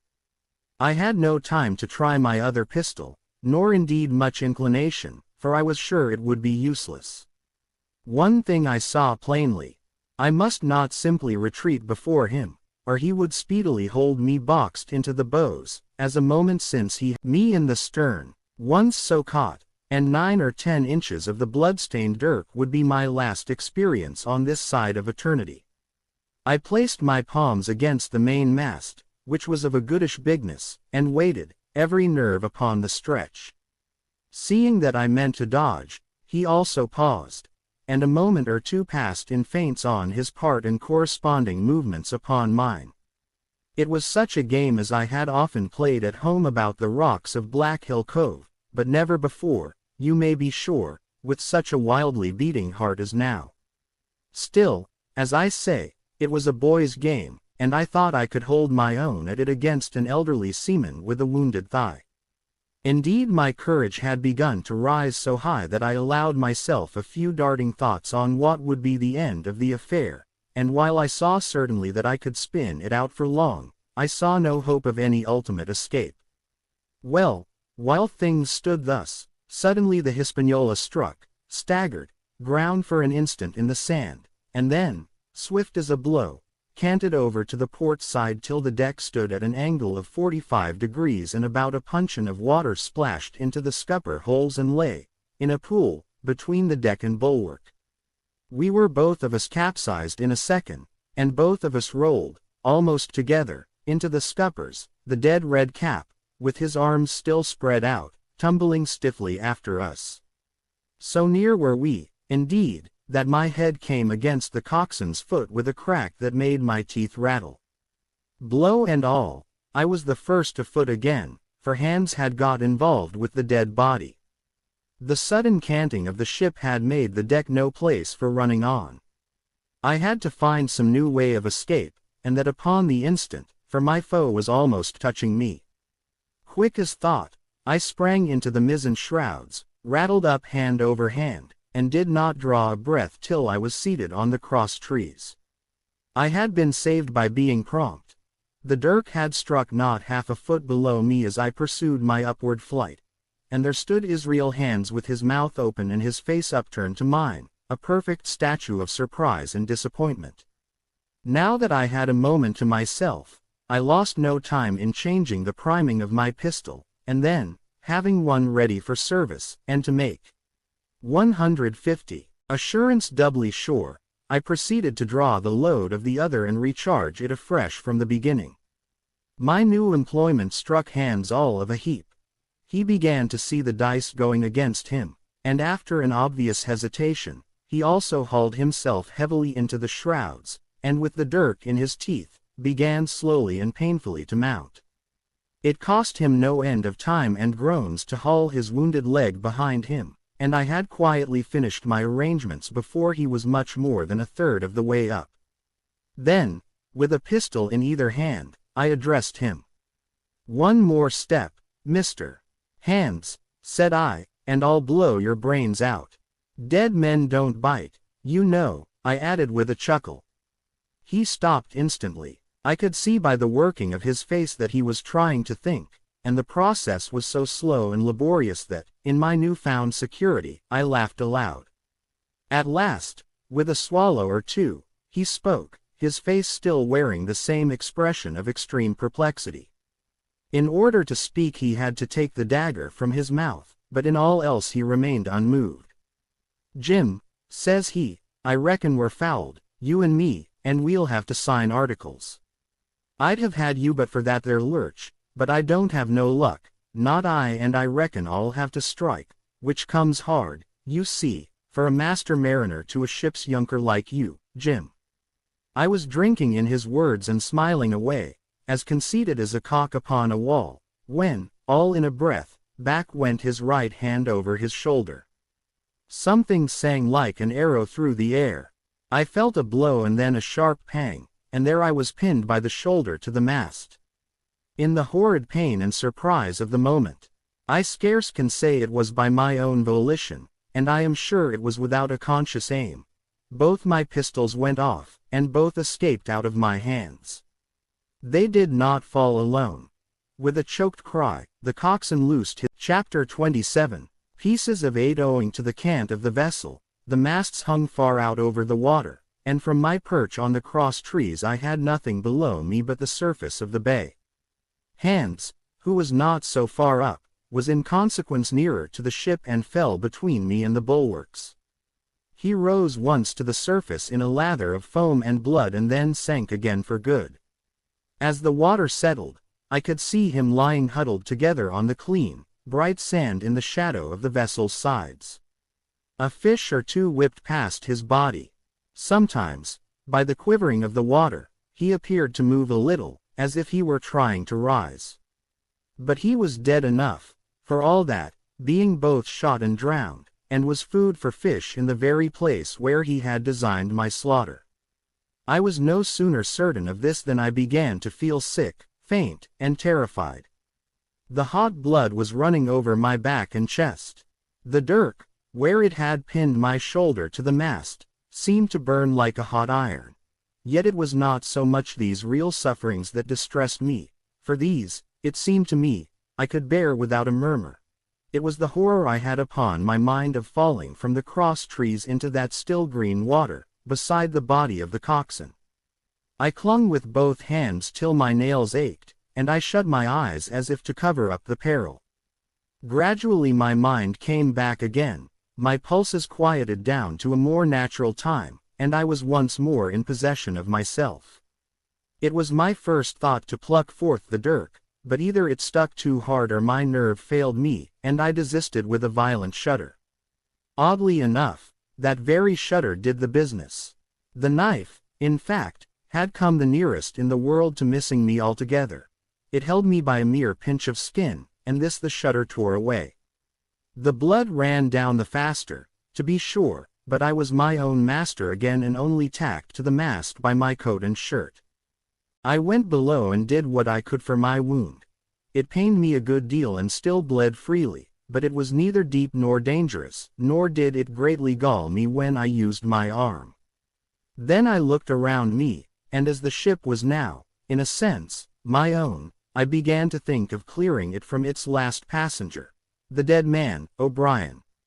He had pitched, as I have said, against the bulwarks, where he lay like some horrible, ungainly sort of puppet, life-size, indeed, but how different from life's color or life's comeliness. In that position I could easily have my way with him, and as the habit of tragical adventures had worn off almost all my terror for the dead, I took him by the waist as if he had been a sack of bran and with one good heave, tumbled him overboard. He went in with a sounding plunge. The red cap came off and remained floating on the surface, and as soon as the splash subsided, I could see him and Israel lying side by side, both wavering with the tremulous movement of the water. O'Brien, though still quite a young man, was very bald. There he lay, with that bald head across the knees of the man who had killed him and the quick fishes steering to and fro over both. I was now alone upon the ship. The tide had just turned. The sun was within so few degrees of setting that already the shadow of the pines upon the western shore began to reach right across the anchorage and fall in patterns on the deck. The evening breeze had sprung up, and though it was well warded off by the hill with the two peaks upon the east, the cordage had begun to sing a little softly to itself and the idle sails to rattle to and fro. I began to see a danger to the ship. The jibs I speedily doused and brought tumbling to the deck, but the mainsail was a harder matter. Of course, when the schooner canted over, the boom had swung outboard, and the cap of it and a foot or two of sail hung even under water. I thought this made it still more dangerous. Yet the strain was so heavy that I half feared to meddle. At last I got my knife and cut the halyards. The peak dropped instantly. A great belly of loose canvas floated broad upon the water, and since, pull as I liked, I could not budge the downhaul, that was the extent of what I could accomplish. For the rest, the Hispaniola must trust to luck. By this time the whole anchorage had fallen into shadow. The last rays, I remember, falling through a glade of the wood and shining bright as jewels on the flowery mantle of the wreck. It began to be chill. The tide was rapidly fleeting seaward, the schooner settling more and more on her beam ends. I scrambled forward and looked over. It seemed shallow enough, and holding the cut hawser in both hands for a last security, I let myself drop softly overboard. The water scarcely reached my waist. The sand was firm and covered with ripple marks, and I waded ashore in great spirits, leaving the Hispaniola on her side, with her mainsail trailing wide upon the surface of the bay. About the same time, the sun went fairly down and the breeze whistled low in the dusk among the tossing pines. At least, and at last, I was off the sea, nor had I returned thence empty-handed.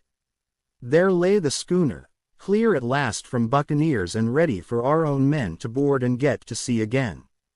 I had nothing nearer my fancy than to get home to the stockade and boast of my achievements. Possibly I might be blamed a bit for my truantry, but the recapture of the Hispaniola was a clenching answer, and I hoped that even Captain Smollett would confess I had not lost my time. So thinking, and in famous spirits, I began to set my face homeward for the blockhouse and my companions. I remembered that the most easterly of the rivers which drain into Captain Kidd's anchorage ran from the two-peaked hill upon my left, and I bent my course in that direction that I might pass the stream while it was small. The wood was pretty open, and keeping along the lower spurs, I had soon turned the corner of that hill, and not long after waded to the mid-calf across the watercourse. This brought me near to where I had encountered Ben Gunn, the maroon, and I walked more circumspectly, keeping an eye on every side. The dusk had come nigh hand completely, and as I opened out the cleft between the two peaks, I became aware of a wavering glow against the sky, where, as I judged, the man of the island was cooking his supper before a roaring fire. And yet I wondered, in my heart, that he should show himself so careless. For if I could see this radiance, might it not reach the eyes of Silver himself? Gradually the night fell blacker. It was all I could do to guide myself even roughly towards my destination. The double hill behind me and the spyglass on my right hand loomed faint and fainter. The stars were few and pale, and in the low ground where I wandered I kept tripping among bushes and rolling into sandy pits. Suddenly a kind of brightness fell about me. I looked up. A pale glimmer of moonbeams had alighted on the summit of the spyglass, and soon after I saw something broad and silvery moving low down behind the trees, and knew the moon had risen. With this to help me, I passed rapidly over what remained to me of my journey, and sometimes walking, sometimes running, impatiently drew near to the stockade. Yet, as I began to thread the grove that lies before it, I was not so thoughtless but that I slacked my pace and went a trifle warily. It would have been a poor end of my adventures to get shot down by my own party in mistake. The moon was climbing higher and higher. Its light began to fall here and there in masses through the more open districts of the wood, and right in front of me a glow of a different color appeared among the trees. It was red and hot, and now and again it was a little darkened, as it were, the embers of a bonfire smoldering. For the life of me I could not think what it might be. At last I came right down upon the borders of the clearing. The western end was already steeped in moonshine. The rest, and the blockhouse itself, still lay in a black shadow checkered with long silvery streaks of light. On the other side of the house an immense fire had burned itself into clear embers and shed a steady, red reverberation, contrasted strongly with the mellow paleness of the moon. There was not a soul stirring nor a sound beside the noises of the breeze. I stopped, with much wonder in my heart, and perhaps a little terror also. It had not been our way to build great fires. We were, indeed, by the captain's orders, somewhat niggardly of firewood, and I began to fear that something had gone wrong while I was absent. I stole round, to make assurance surer. I got upon my hands and knees and crawled, without a sound, towards the corner of the house. As I drew nearer, my heart was suddenly and greatly lightened. It is not a pleasant noise in itself, and I have often complained of it at other times, but just then it was like music to hear my friends snoring together so loud and peaceful in their sleep. The sea cry of the watch, that beautiful all's well, never fell more reassuringly on my ear. In the meantime, there was no doubt of one thing. They kept an infamous bad watch. If it had been Silver and his lads that were now creeping in on them, not a soul would have seen daybreak. That was what it was, thought I, to have the captain wounded, and again I blamed myself sharply for leaving them in that danger with so few to mount guard. By this time I had got to the door and stood up. All was dark within, so that I could distinguish nothing by the eye. As for sounds, there was the steady drone of the snorers and a small occasional noise, a flickering or pecking that I could in no way account for. With my arms before me I walked steadily in. I should lie down in my own place, I thought with a silent chuckle, and enjoy their faces when they found me in the morning. My foot struck something yielding. It was a sleeper's leg, and he turned and groaned, but without awaking. And then, all of a sudden, a shrill voice broke forth out of the darkness. Pieces of 8, pieces of 8, pieces of 8, pieces of 8, pieces of 8, and so forth, without pause or change, like the clacking of a tiny mill. Silver's green parrot, Captain Flint. It was she whom I had heard pecking at a piece of bark. It was she, keeping better watch than any human being, who thus announced my arrival with her wearisome refrain. I had no time left me to recover. I turned to run, struck violently against one person, recoiled, and ran full into the arms of a second, who for his part closed upon and held me tight. "Bring a torch, Dick," said Silver when my capture was thus assured. And one of the men left the log house and presently returned with a lighted brand. 157, Chapter 28. In the enemy's camp the red glare of the torch, lighting up the interior of the blockhouse, showed me the worst of my apprehensions realized. The pirates were in possession of the house and stores. There was the cask of cognac, there were the pork and bread, as before, and what tenfold increased my horror, not a sign of any prisoner. I could only judge that all had perished, and my heart smote me sorely that I had not been there to perish with them. There were 6 of the buccaneers, all told. Not another man was left alive. 5 of them were on their feet, flushed and swollen, suddenly called out of the first sleep of drunkenness. The 6th had only risen upon his elbow. He was deadly pale, and the blood-stained bandage round his head told that he had recently been wounded, and still more recently dressed. I remembered the man who had been shot and had run back among the woods in the great attack, and doubted not that this was he. The parrot sat, preening her plumage, on Long John's shoulder. He himself, I thought, looked somewhat paler and more stern than I was used to. He still wore the fine broadcloth suit in which he had fulfilled his mission, but it was bitterly the worse for wear, daubed with clay and torn with the sharp briars of the wood. "So," said he, "here's Jim Hawkins, shiver my timbers. Dropped in, like, Well, come, I take that friendly." And thereupon he sat down across the brandy cask and began to fill a pipe. "Give me a loan of the link, Dick," said he. And then, when he had a good light, "That'll do, lad," he added. Stick the glim in the wood heap. And you, gentlemen, bring yourselves to. You needn't stand up for Mr. Hawkins. He'll excuse you, you may lay to that. And so, Jim, stopping the tobacco, here you were, and quite a pleasant surprise for poor old John. I see you face, pluckily enough, I hope, to all outward appearance, but with black despair in my heart. Silver took a whiff or two of his pipe with great composure and then ran on again. Now, you see, Jim, so be as you are here, says he, I'll give you a piece of my mind. I've always liked you, I have, for a lad of spirit, and the picture of my own self when I was young and handsome. I always wanted you to gene and take your share, and die a gentleman, and now, my cock, you've got to. Cap'n Smollett's a fine seaman, as I'll own up to any day, but stiff on discipline. Duty is duty, says he, and right he is. Just you keep clear of the cap'n. The doctor himself is gone dead again, you ungrateful scamp, was what he said. And the short and the long of the whole story is about here. You can't go back to your own lot, for they won't have you. And without you start a third ship's company all by yourself, which might be lonely, you'll have to gene with Cap'n Silver. So far so good, my friends, then, we're still alive, and though I partly believed the truth of Silver's statement, that the cabin party were incensed at me for my desertion, I was more relieved than distressed by what I heard.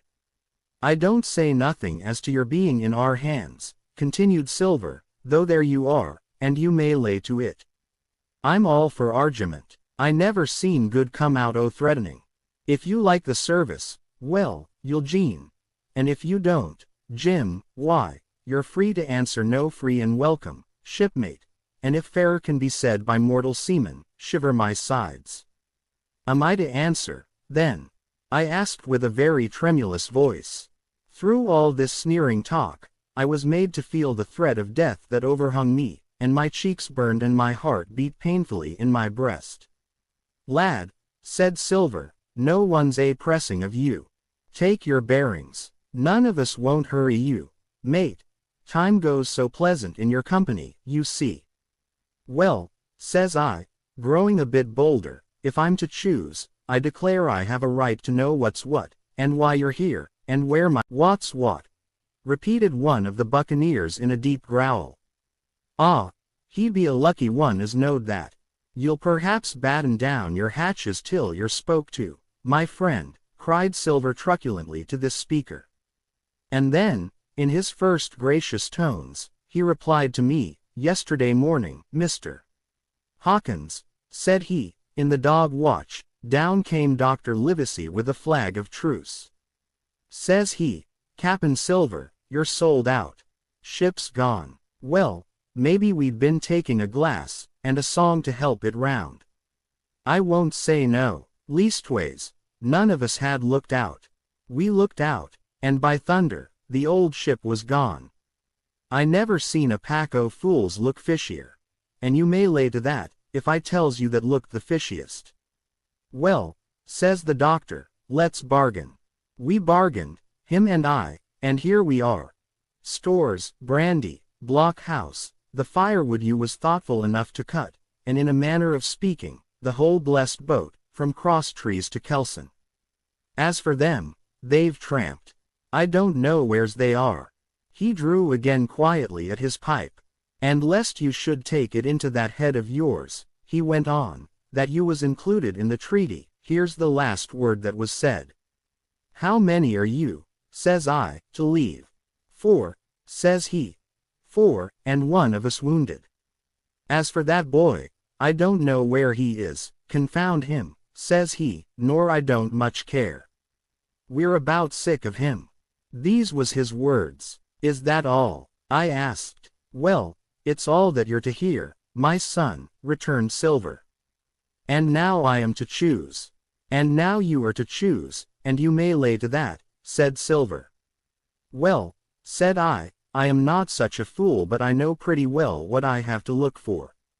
Let the worst come to the worst, it's little I care. I've seen too many die since I fell in with you. But there's a thing or two I have to tell you, I said, and by this time I was quite excited. And the first is this.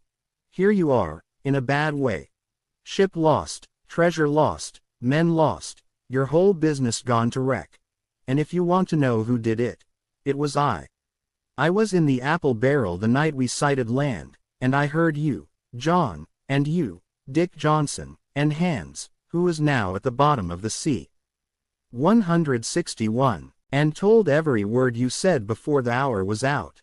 And as for the schooner, it was I who cut her cable, and it was I that killed the men you had aboard of her, and it was I who brought her where you'll never see her more, not one of you. The laugh's on my side. I've had the top of this business from the first. I no more fear you than I fear a fly. Kill me, if you please, or spare me. But one thing I'll say, and no more. If you spare me, bygones are bygones, and when you fellows are in court for piracy, I'll save you all I can. It is for you to choose. Kill another and do yourselves no good, or spare me and keep a witness to save you from the gallows. I stopped, for, I tell you, I was out of breath, and to my wonder, not a man of them moved, but all sat staring at me like as many sheep. And while they were still staring, I broke out again, and now, Mr. Silver, I said, I believe you're the best man here, and if things go to the worst, I'll take it kind of you to let the doctor know the way I took it. I'll bear it in mind, said Silver with an accent so curious that I could not, for the life of me, decide whether he were laughing at my request or had been favorably affected by my courage. I'll put one to that, cried the old mahogany-faced seaman. Morgan by name, whom I had seen in Long John's public house upon the quays of Bristol. It was him that knowed Black Dog. Well, and see here, added the sea cook, I'll put another again to that, by thunder.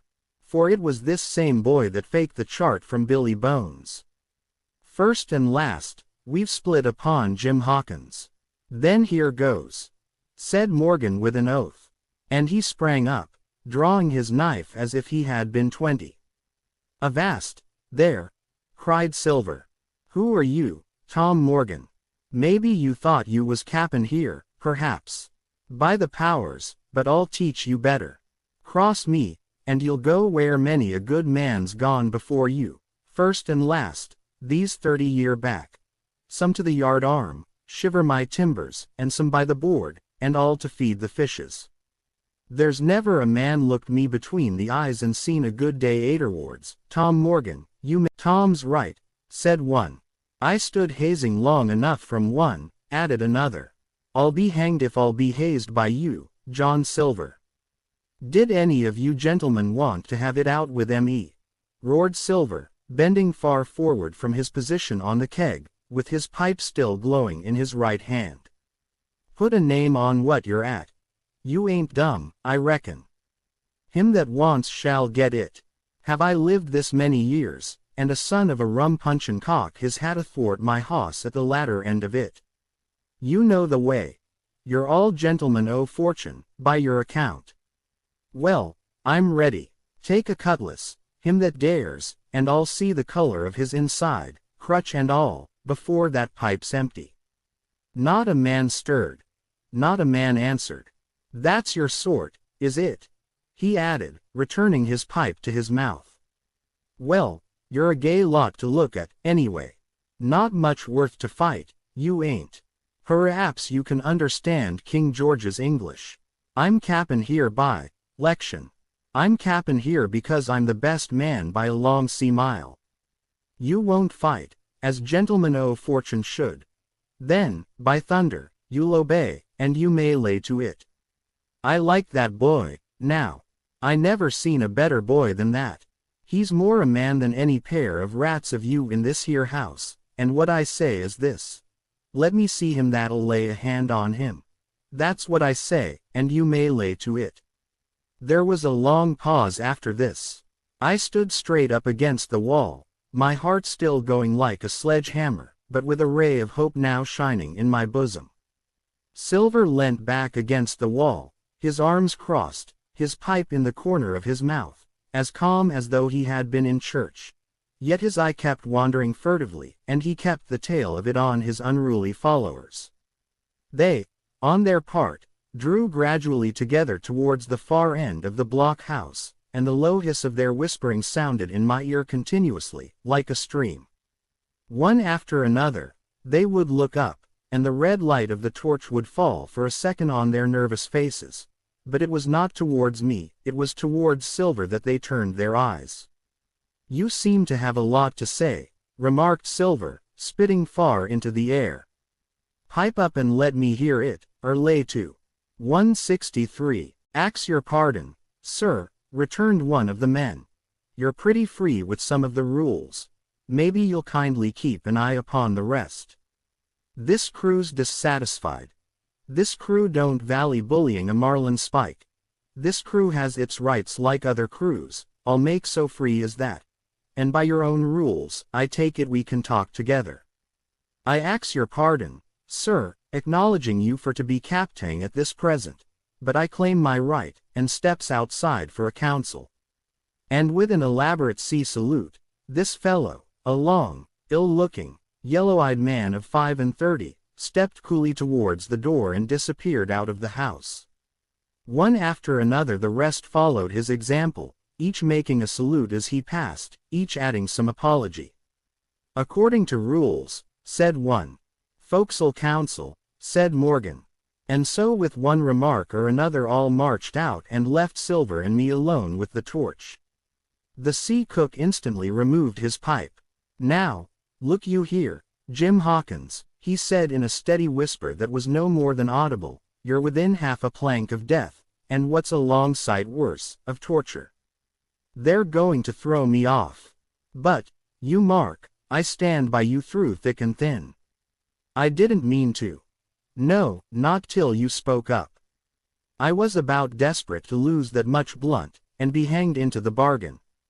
But I see you was the right sort. I says to myself, you stand by Hawkins, John, and Hawkins'll stand by you. You're his last card, and by the living thunder, John, he's yours. Back to back, says I. You save your witness, and he'll save your neck." I began dimly to understand. "You mean all's lost?" I asked. By gum, I do," he answered. "Ship gone, neck gone. That's the size of it. Once I looked into that bay, Jim Hawkins, and seen no schooner. Well, I'm tough, but I gave out. As for that lot and their counsel, mark me, they're outright fools and cowards. I'll save your life, if so be as I can, from them. But, see here, Jim, tit for tat, you save Long John from swinging." I was bewildered. It seemed a thing so hopeless he was asking. He, the old buccaneer, the ringleader throughout. "What I can do, that I'll do," I said. "It's a bargain," cried Long John. "You speak up plucky, and by thunder, I've a chance." He hobbled to the torch, where it stood propped among the firewood, and took a fresh light to his pipe. "Understand me, Jim," he said, returning. "I've a head on my shoulders, I have. I'm on Squire's side now. I know you've got that ship safe somewheres. How you done it, I don't know, but safe it is. I guess Hands and O'Brien turned soft. I never much believed in neither of them. Now you mark me, I ask no questions, nor I won't let others. I know when a game's up, I do. And I know a lad that's staunch. Ah, you that's young. You and me might have done a power of good together." He drew some cognac from the cask into a tin cannikin. "Will you taste, messmate?" he asked, and when I had refused, "Well, I'll take a drain myself, Jim," said he. "I need a cocker, for there's trouble on hand. And talking o' trouble, why did that doctor give me the chart, Jim?" My face expressed a wonder so unaffected that he saw the needlessness of further questions. "Ah, well, he did, though," said he. "And there's something under that, no doubt. Something, surely, under that, Jim. Bad or good." And he took another swallow of the brandy, shaking his great fair head like a man who looks forward to the worst. 165. Chapter 29. The Black Spot again. The council of buccaneers had lasted some time, when one of them re-entered the house, and with a repetition of the same salute, which had in my eyes an ironical air, begged for a moment's loan of the torch. Silver briefly agreed, and this emissary retired again, leaving us together in the dark. "There's a breeze coming, Jim," said Silver, who had by this time adopted quite a friendly and familiar tone.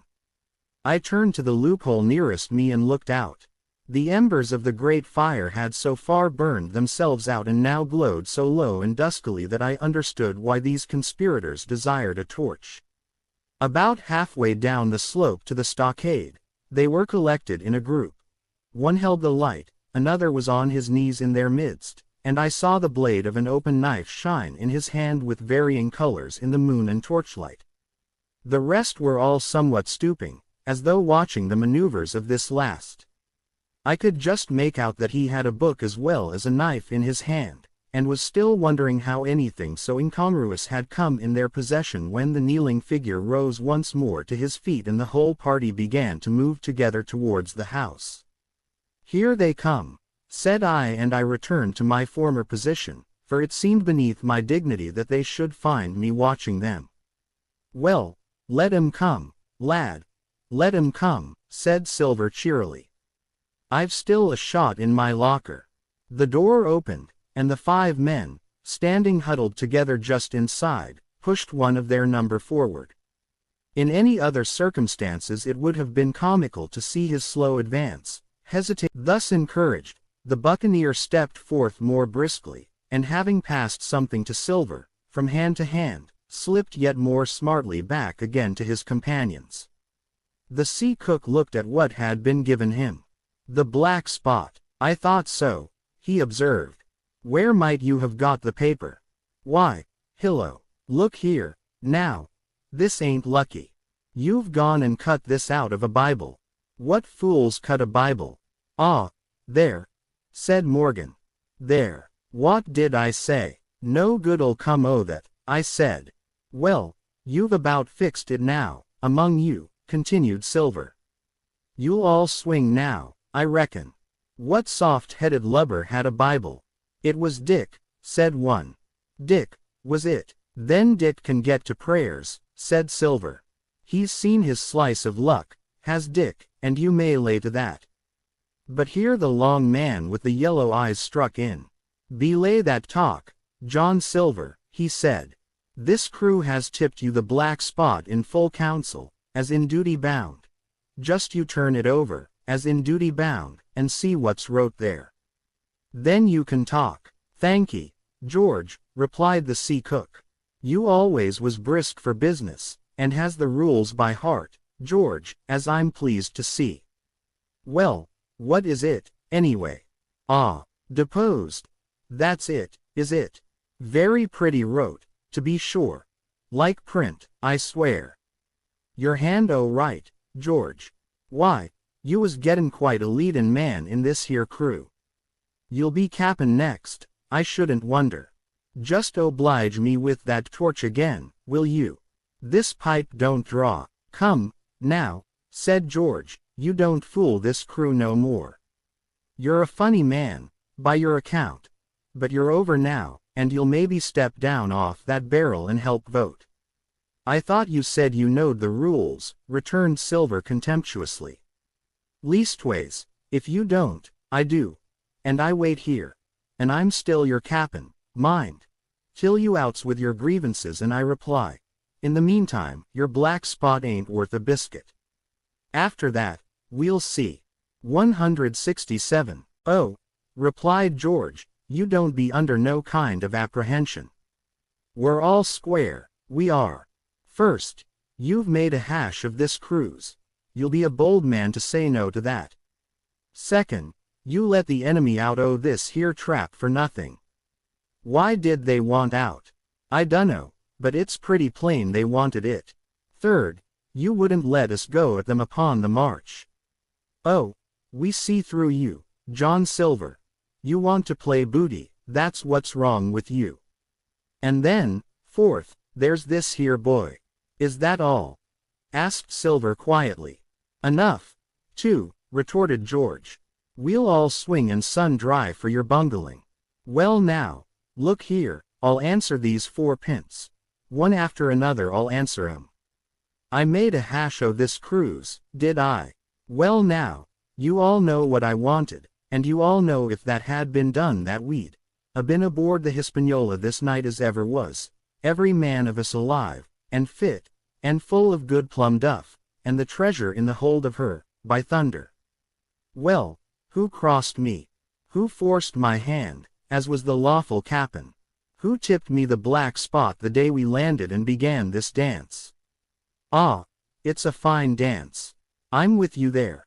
And looks mighty like a hornpipe in a rope's end at Execution Dock by London town, it does. But who done it? Why, it was Anderson, and Hans, and you, George Merry. And you're the last above board of that same meddling crew. And you have the Davy Jones's insolence to up and stand for cap'n over me. You, that sank the lot of us. By the powers, but this tops the stiffest yarn to nothing. Silver paused, and I could see by the faces of George and his late comrades that these words had not been said in vain. That's for number 1, cried the accused, wiping the sweat from his brow, for he had been talking with a vehemence that shook the house. Why, I give you my word, I'm sick to speak to you. You've neither sense nor memory, and I leave it to fancy where your mother's was that let you come to sea. See, gentlemen o' fortune, I reckon tailors is your trade. Go on, John, said Morgan. Speak up to the others. Ah, the others, returned John. They're a nice lot, ain't they? You say this cruise is bungled.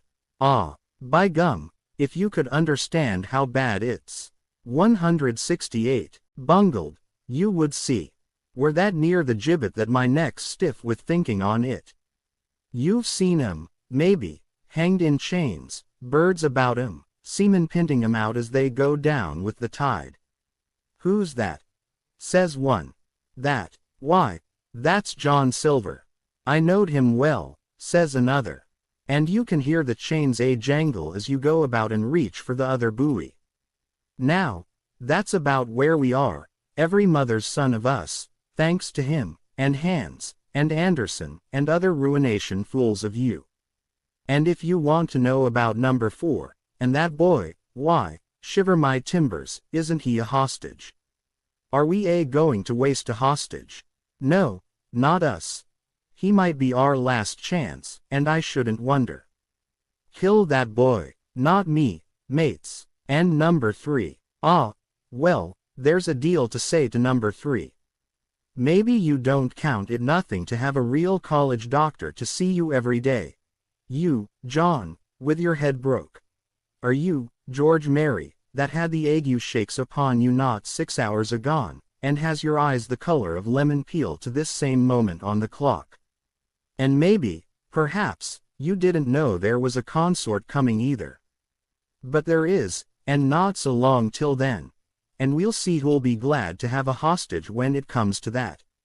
And as for number 2, and why I made a bargain. Well, you came crawling on your knees to me to make it. On your knees you came, you was that downhearted. And you'd have starved too if I hadn't, but that's a trifle. You look there. That's why. And he cast down upon the floor a paper that I instantly recognized. None other than the chart on yellow paper, with the 3 red crosses, that I had found in the oilcloth at the bottom of the captain's chest. Why the doctor had given it to him was more than I could fancy. But if it were inexplicable to me, the appearance of the chart was incredible to the surviving mutineers. They leapt upon it like cats upon a mouse. It went from hand to hand, one tearing it from another. And by the oaths and the cries and the childish laughter with which they accompanied their examination, you would have thought, not only they were fingering the very gold, but were at sea with it, besides, in safety. Yes, said one, that's flint, sure enough. J.F. And a score below, with a clove hitched to it. So he done ever. Mighty pretty, said George. But how are we to get away with it, and us no ship? 169. Silver suddenly sprang up, and supporting himself with a hand against the wall. Now I give you warning, George, he cried. One more word of your sauce, and I'll call you down and fight you. How? Why? How do I know? You had ought to tell me that. You and the rest, that lost me my schooner, with your interference, burn you. But not you, you can't. You hain't got the invention of a cockroach. But civil you can speak, and shall, George Marry, you may lay to that. That's fair enow, said the old man Morgan. Fair, I reckon so, said the sea cook. You lost the ship, I found the treasure. Who's the better man at that? And now I resign, by thunder. Elect whom you please to be your cap'n now. I'm done with it, Silver. They cried. Barbecue forever. Barbecue for cap'n. So that's the tune, is it? Cried the cook. George, I reckon you'll have to wait another turn, friend. And lucky for you as I'm not a revengeful man. But that was never my way. And now, shipmates, this black spot. 'Tain't much good now, is it? Dick's crossed his luck and spoiled his Bible, and that's about all. It'll do to kiss the book on still, won't it? Growled Dick, who was evidently uneasy at the curse he had brought upon himself. A Bible with a bit cut out, returned Silver derisively. Not it. It don't bind no more in a ballad book. Don't it, though? Cried Dick with a sort of joy. Well, I reckon that's worth having too. Here, Jim. Here's a curiosity for you, said Silver, and he tossed me the paper. It was around about the size of a crown piece. One side was blank, for it had been the last leaf. The other contained a verse or two of Revelation. These words among the rest, which struck sharply home upon my mind. Without are dogs and murderers. The printed side had been blackened with wood ash, which already began to come off and soil my fingers. On the blank side, trace of writing now remains beyond a single scratch, such as a man might make with his thumbnail. That was the end of the night's business. Soon after, with a drink all round, we lay down to sleep, and the outside of Silver's vengeance was to put George Marry up for sentinel and threaten him with death if he should prove unfaithful. It was long ere I could close an eye, and heaven knows I had matter enough for thought in the man whom I had slain that afternoon, in my own most perilous position, and above all, in the remarkable game that I saw Silver now engaged upon, keeping the mutineers together with one hand and grasping with the other after every means, possible and impossible, to make his peace and save his miserable life. He himself slept peacefully and snored aloud, yet my heart was sore for him, wicked as he was, to think on the dark perils that. Chapter 30. On parole I was wakened. Indeed, we were all wakened, for I could see even the sentinel shake himself together from where he had fallen against the door-post, by a clear, hearty voice hailing us from the margin of the wood. Block House, ahoy! It cried. Here's the doctor. And the doctor it was. Although I was glad to hear the sound, yet my gladness was not without admixture. I remembered with confusion my insubordinate and stealthy conduct, and when I saw where it had brought me, among what companions and surrounded by what dangers, I felt ashamed to look him in the face. He must have risen in the dark, for the day had hardly come, and when I ran to a loophole and looked out, I saw him standing, like Silver once before, up to the mid-leg in creeping vapor. You, doctor, top o' the morning to you, sir, cried Silver, broad awake and beaming with good nature in a moment. Bright and early, to be sure, and it's the early bird, as the saying goes, that gets the rations. George, shake up your timbers, son, and help drive. Livesey over the ship's side. All a doin' well, your patience was. All well and merry. So he pattered on, standing on the hilltop with his crutch under his elbow and one hand upon the side of the log house.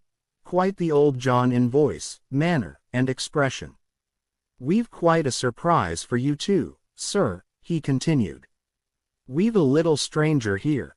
He, a no boarder and lodger, sir, and looking fit and taut as a fiddle. Slep, like a supercargo, he did, right alongside of John.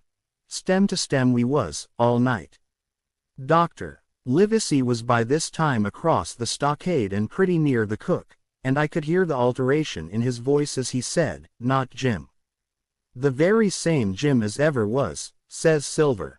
The doctor stopped out. Well, he said at last, "duty first and pleasure afterwards, as you might have said yourself, Silver. Let us overhaul these patients of yours." A moment afterwards he had entered the block-house and with one grim nod to me proceeded with his work among the sick. He seemed under no apprehension, though he must have known that his life, among these treacherous demons, depended on a hair, and he rattled on to his patients as if he were paying an ordinary professional visit in a quiet English family. His manner, I suppose, reacted on the men, for they behaved to him as if nothing had occurred, as if he were still ship's doctor and they still faithful hands before the mast.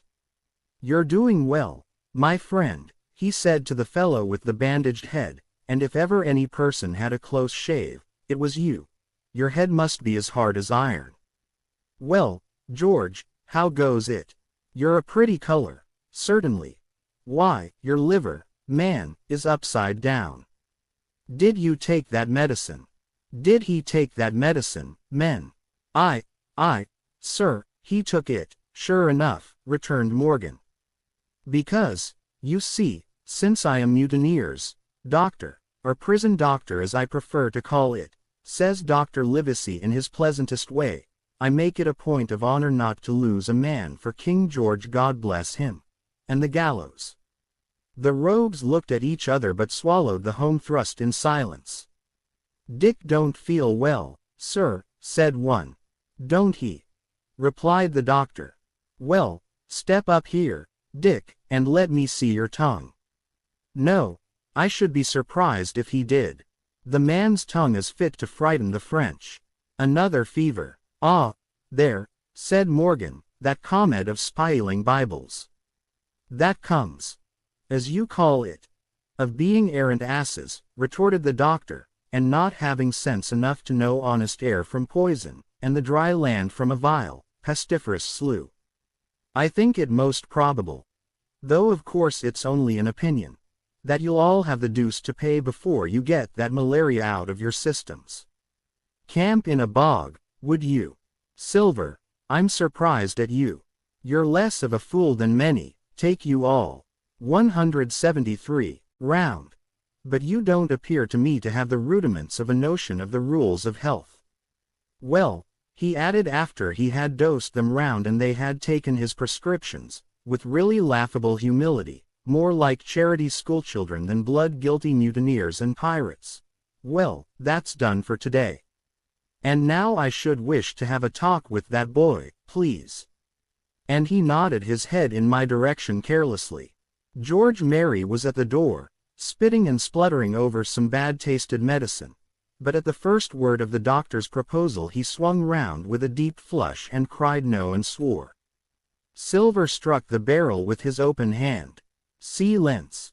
he roared and looked about him positively like a lion. "Doctor," he went on in his usual tones, "I was thinking of that, knowing as how you had a fancy for the boy. We're all humbly grateful for your kindness, and as you see, puts faith in you and takes the drugs down like that much grog. And I take it I've found a way as'll suit all. Hawkins, will you give me your word of honor as a young gentleman? For a young gentleman you are, although poor born. Your word of honor not to slip your cable." I readily gave the pledge required. "Then, doctor," said Silver, "you just step outside that stockade, and once you're there I'll bring the boy down on the inside, and I reckon you can yarn through the spars. Good day to you, sir, and all our duties to the squire and Captain Smollett." The explosion of disapproval, which nothing but Silver's black looks had restrained, broke out immediately the doctor had left the house. Silver was roundly accused of playing double. of trying to make a separate peace for himself, of sacrificing the interests of his accomplices and victims, and, in one word, of the identical, exact thing that he was doing. It seemed to me so obvious, in this case, that I could not imagine how he was to turn their anger. But he was twice the man the rest were, and his last night's victory had given him a huge preponderance on their minds. 174. He called them all the fools and dolts you can imagine, said it was necessary I should talk to the doctor, fluttered the chart in their faces, asked them if they could afford to break the treaty the very day they were bound treasure hunting. No, by thunder, he cried. It's us must break the treaty when the time comes. And till then I'll gammon that doctor, if I have to eel his boots with brandy. And then he bade them get the fire lit, and stalked out upon his crutch, with his hand on my shoulder, leaving them in a disarray, and silenced by his volubility rather than convinced. Slow, lad, slow, he said. They might round upon us in a twinkle of an eye if we was seen to hurry. Very deliberately, then, did we advance across the sand to where the doctor awaited us on the other side of the stockade, and as soon as we were within easy speaking distance Silver stopped. You'll make a note of this here also, doctor, says he, and the boy'll tell you how I saved his life, and were deposed for it too, and you may lay to that. Doctor, when a man's steering as near the wind as me, playing chuck farthing with the last breath in his body, like, you wouldn't think it too much, mayhap, to give him one good word. You'll please bear in mind it's not my life only now. It's that boy's into the bargain. And you'll speak me fair, doctor, and give me a bit o' hope to go on, for the sake of mercy. Silver was a changed man once he was out there and had his back to his friends and the blockhouse. His cheeks seemed to have fallen in, his voice trembled. Never was a soul more dead in earnest. Why, John, you're not afraid? Asked Drive. Livesey. Doctor, I'm no coward. No, not I, not so much. And he snapped his fingers. If I was I wouldn't say it. But I'll own up fairly, I've the shakes upon me for the gallows. You're a good man and a true. I never seen a better man. And you'll not forget what I done good, not any more than you'll forget the bad, I know. And I step aside. See, and Jim alone, and you'll put that down for me too, for it's a long stretch, is that? So saying, he stepped back a little way, till he was out of earshot, and there sat down upon a tree stump and began to whistle, spinning round now and again upon his seat so as to command a sight, sometimes of me and the doctor and sometimes of his unruly ruffians as they went to and fro in the sand between the fire, which they were busy rekindling, and the house, from which they brought forth pork and bread to make the breakfast. So, Jim, said the doctor sadly, here you are. As you have brewed, so shall you drink, my boy.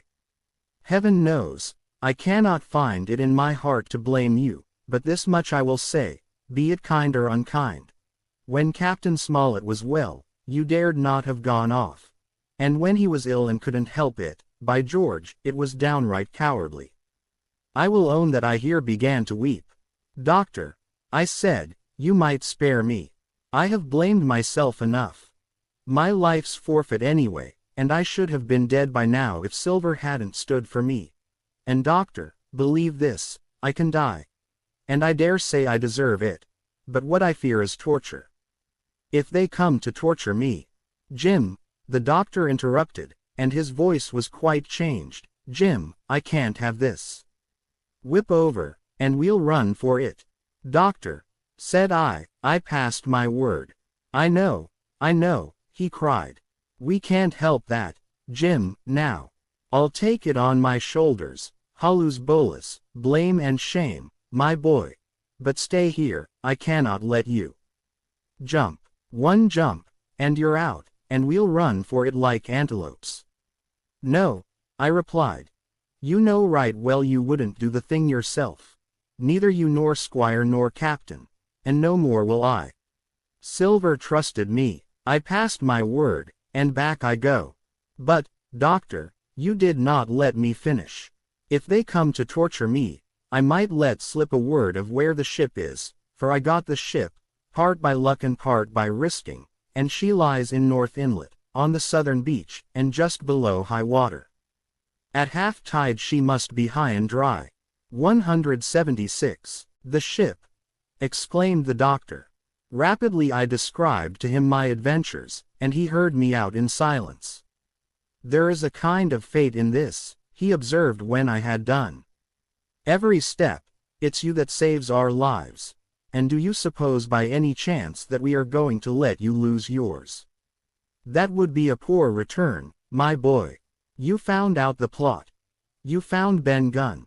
The best deed that ever you did, or will do, though you live to 90. Oh, by Jupiter, and talking of Ben Gunn. Why, this is the mischief in person. Silver! He cried. Silver! I'll give you a piece of advice, he continued as the cook drew near again. Don't you be in any great hurry after that treasure. Why, sir, I do my possible, which that ain't, said Silver. I can only, asking your pardon, save my life and the boy's by seeking for that treasure, and you may lay to that. Well, Silver, replied the doctor, if that is so, I'll go one step further. Look out for squalls when you find it. Sir, said Silver, as between man and man, that's too much and too little. What you're after, why you left the blockhouse, why you given me that there chart, I don't know, now, do I? And yet I done your bidding with my eyes shut and never a word of hope. But no, this here's too much. If you won't tell me what you mean plain out, just say so and I'll leave the helm. No, said the doctor musingly. I've no right to say more. It's not my secret, you see, Silver, or, I give you my word, I'd tell it you. But I'll go as far with you as I dare go, and a step beyond, for I'll have my wig sorted by the captain or I'm mistaken. And first, I'll give you a bit of hope. Silver, if we both get alive out of this wolf trap, I'll do my best to save you, short of perjury. Silver's face was radiant. You couldn't say more, I'm sure, sir, not if you was my mother, he cried. Well, that's my first concession, added the doctor. My second is a piece of advice. Keep the boy close beside you, and when you need help. 177. Halloo, I'm off to seek it for you, and that itself will show you if I speak at random. Goodbye, Jim, and Doctor. Livesey shook hands with me through the stockade, nodded to Silver, and set off at a brisk pace into the wood. 178. Chapter 31. The Treasure Hunt. Flint's pointer Jim, said Silver when we were alone, if I saved your life, you saved mine, and I'll not forget it. I seen the doctor waving you to run for it. With the tail of my eye, I did. And I seen you say no, as plain as hearing. Jim, that's one to you. This is the first glint of hope I had since the attack failed, and I owe it you. And now, Jim, we're to go in for this here treasure hunting, with sealed orders too, and I don't like it. And you and me must stick close, back to back like, and we'll save our necks in spite o' fate and fortune. Just then a man hailed us from the fire that breakfast was ready, and we were soon seated here and there about the sand over biscuit and fried junk. They had lit a fire fit to roast an ox, and it was now grown so hot that they could only approach it from the windward, and even there not without precaution. In the same wasteful spirit, they had cooked, I suppose, 3 times more than we could eat. And one of them, with an empty laugh, threw what was left into the fire, which blazed and roared again over this unusual fuel. I never in my life saw men so careless of the morrow. Hand to mouth is the only word that can describe their way of doing. And what with wasted food and sleeping sentries, though they were bold enough for a brush and be done with it, I could see their entire unfitness for anything like a prolonged campaign. Even Silver, eating away, with Captain Flint upon his shoulder, had not a word of blame for their recklessness. And this the more surprised me, for I thought he had never shown himself so cunning as he did then. "Aye, mates," said he, "it's lucky you have barbecue to think for you with this here head. I got what I wanted, I did. Sure enough, they have the ship. Where they have it, I don't know yet. But once we hit the treasure, we'll have to jump about and find out. And then, mates, us that has the boats, I reckon, has the upper hand. Thus he kept running on, with his mouth full of the hot bacon. Thus he restored their hope, and as for hostage, he continued, that's his last talk, I guess, with them he loves so dear. I've got my piece o' news, and thankee to him for that. But it's over and done. I'll take him in a line when we go treasure hunting, for we'll keep him like so much gold, in case of accidents, you mark, and in the meantime. Once we got the ship and treasure both and off to sea like jolly companions, why then we'll talk Mr. Hawkins over, we will, and we'll give him his share, to be sure, for all his kindness. It was no wonder the men were in a good humor now. For my part, I was horribly cast down.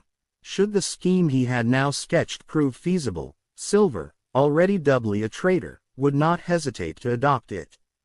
He had still a foot in either camp, and there was no doubt he would prefer wealth and freedom with the pirates to a bare escape from hanging, which was the best he had to hope on our side. Nay, and even if things so fell out that he was forced to keep his faith with Dr. Livesey, even then what danger lay before us?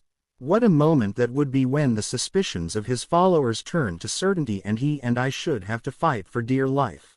He a cripple and I a boy, against 5 strong and active seamen. Add to this double apprehension the mystery that still hung over the behavior of my friends, their unexplained desertion of the stockade, their inexplicable cession of the chart, or harder still to understand, the doctor's last warning to Silver, look out for squalls when you find it, and you will readily believe how little taste I found in my breakfast and with how uneasy a heart I set forth behind my captors on the quest for treasure. We made a curious figure, had anyone been there to see us. All in soiled sailor clothes and all but me armed to the teeth. Silver had 2 guns slung about him, one before and one behind, besides the great cutlass at his waist and a pistol in each pocket of his square-tailed coat. To complete his strange appearance, Captain Flint sat perched upon his shoulder and gabbling odds and ends of purposeless sea talk. I had a line about my waist and followed obediently after the sea cook, who held the loose end of the rope, now in his. The other men were variously berthened, some carrying picks and shovels, for that had been the very first necessary they brought ashore from the Hispaniola, others laden with pork, bread, and brandy for the midday meal. All the stores, I observed, came from our stock, and I could see the truth of Silver's words the night before. Had he not struck a bargain with the doctor, he and his mutineers, deserted by the ship, must have been driven to subsist on clear water and the proceeds of their hunting. Water would have been little to their taste. A sailor is not usually a good shot, and besides all that, when they were so short of eatables, it was not likely they would be very flush of powder. Well, thus equipped, we all set out. Even the fellow with the broken head, who should certainly have kept in shadow, and straggled, one after another, to the beach, where the 2 gigs awaited us. Even these bore trace of the drunken folly of the pirates, one in a broken thwart, and both in their muddy and unbaled condition. Both were to be carried along with us for the sake of safety, and so, with our numbers divided between them, we set forth upon the bosom of the anchorage. As we pulled over, there was some discussion on the chart. The Red Cross was, of course, far too large to be a guide, and the terms of the note on the back, as you will hear, admitted of some ambiguity. They ran, the reader may remember, thus: Tall tree, Spy glass shoulder, bearing a point to the N of NNE. Skeleton Island ESE and by E. 10 feet. A tall tree was thus the principal mark. Now, right before us the anchorage was bounded by a plateau from 200 to 300 feet high, adjoining on the north the sloping southern shoulder of the Spyglass and rising again towards the south into the rough, cliffy eminence called the Mizzen-mast Hill. The top of the plateau was dotted thickly with pine trees of varying height. Every here and there, One of a different species rose 40 or 50 feet clear above its neighbors, and which of these was the particular tall tree of Captain Flint could only be decided on the spot, and by the readings of the compass. 100. Yet, although that was the case, every man on board the boats had picked a favorite of his own ere we were halfway over, Long John alone shrugging his shoulders and bidding them wait till they were there. We pulled easily, by Silver's directions, not to weary the hands prematurely, and after quite a long passage, landed at the mouth of the second river, that which runs down a woody cleft of the Spy Glass. Thence, bending to our left, we began to ascend the slope towards the plateau. At the first outset, heavy, miry ground and a matted, marish vegetation greatly delayed our progress, but by little and little the hill began to steepen and become stony underfoot, and the wood to change its character and to grow in a more open order. It was, indeed, a most pleasant portion of the island that we were now approaching. A heavy scented broom and many flowering shrubs had almost taken the place of grass. Thickets of green nutmeg trees were dotted here and there with the red columns and the broad shadow of the pines, and the first mingled their spice with the aroma of the others. The air, besides, was fresh and stirring, and this, under the sheer sunbeams, was a wonderful refreshment to our senses. The party spread itself abroad, in a fan shape, shouting and leaping to and fro. About the center, and a good way behind the rest, Silver and I followed. I tethered by my rope, he plowing, with deep pants, among the sliding gravel. From time to time, indeed, I had to lend him a hand, or he must have missed his footing and fallen backward down the hill. We had thus proceeded for about half a mile and were approaching the brow of the plateau when the man upon the farthest left began to cry aloud, as if in terror. Shout after shout came from him, and the others began to run in his direction. "He can't found the treasure," said old Morgan, hurrying past us from the right, "for that's clean a top." Indeed, as we found when we also reached the spot, it was something very different. At the foot of a pretty big pine and involved in a green creeper, which had even partly lifted some of the smaller bones, a human skeleton lay, with a few shreds of clothing, on the ground. I believe a chill struck for a moment to every heart. He was a seaman, said George Merry, who, bolder than the rest, had gone up close and was examining the rags of clothing.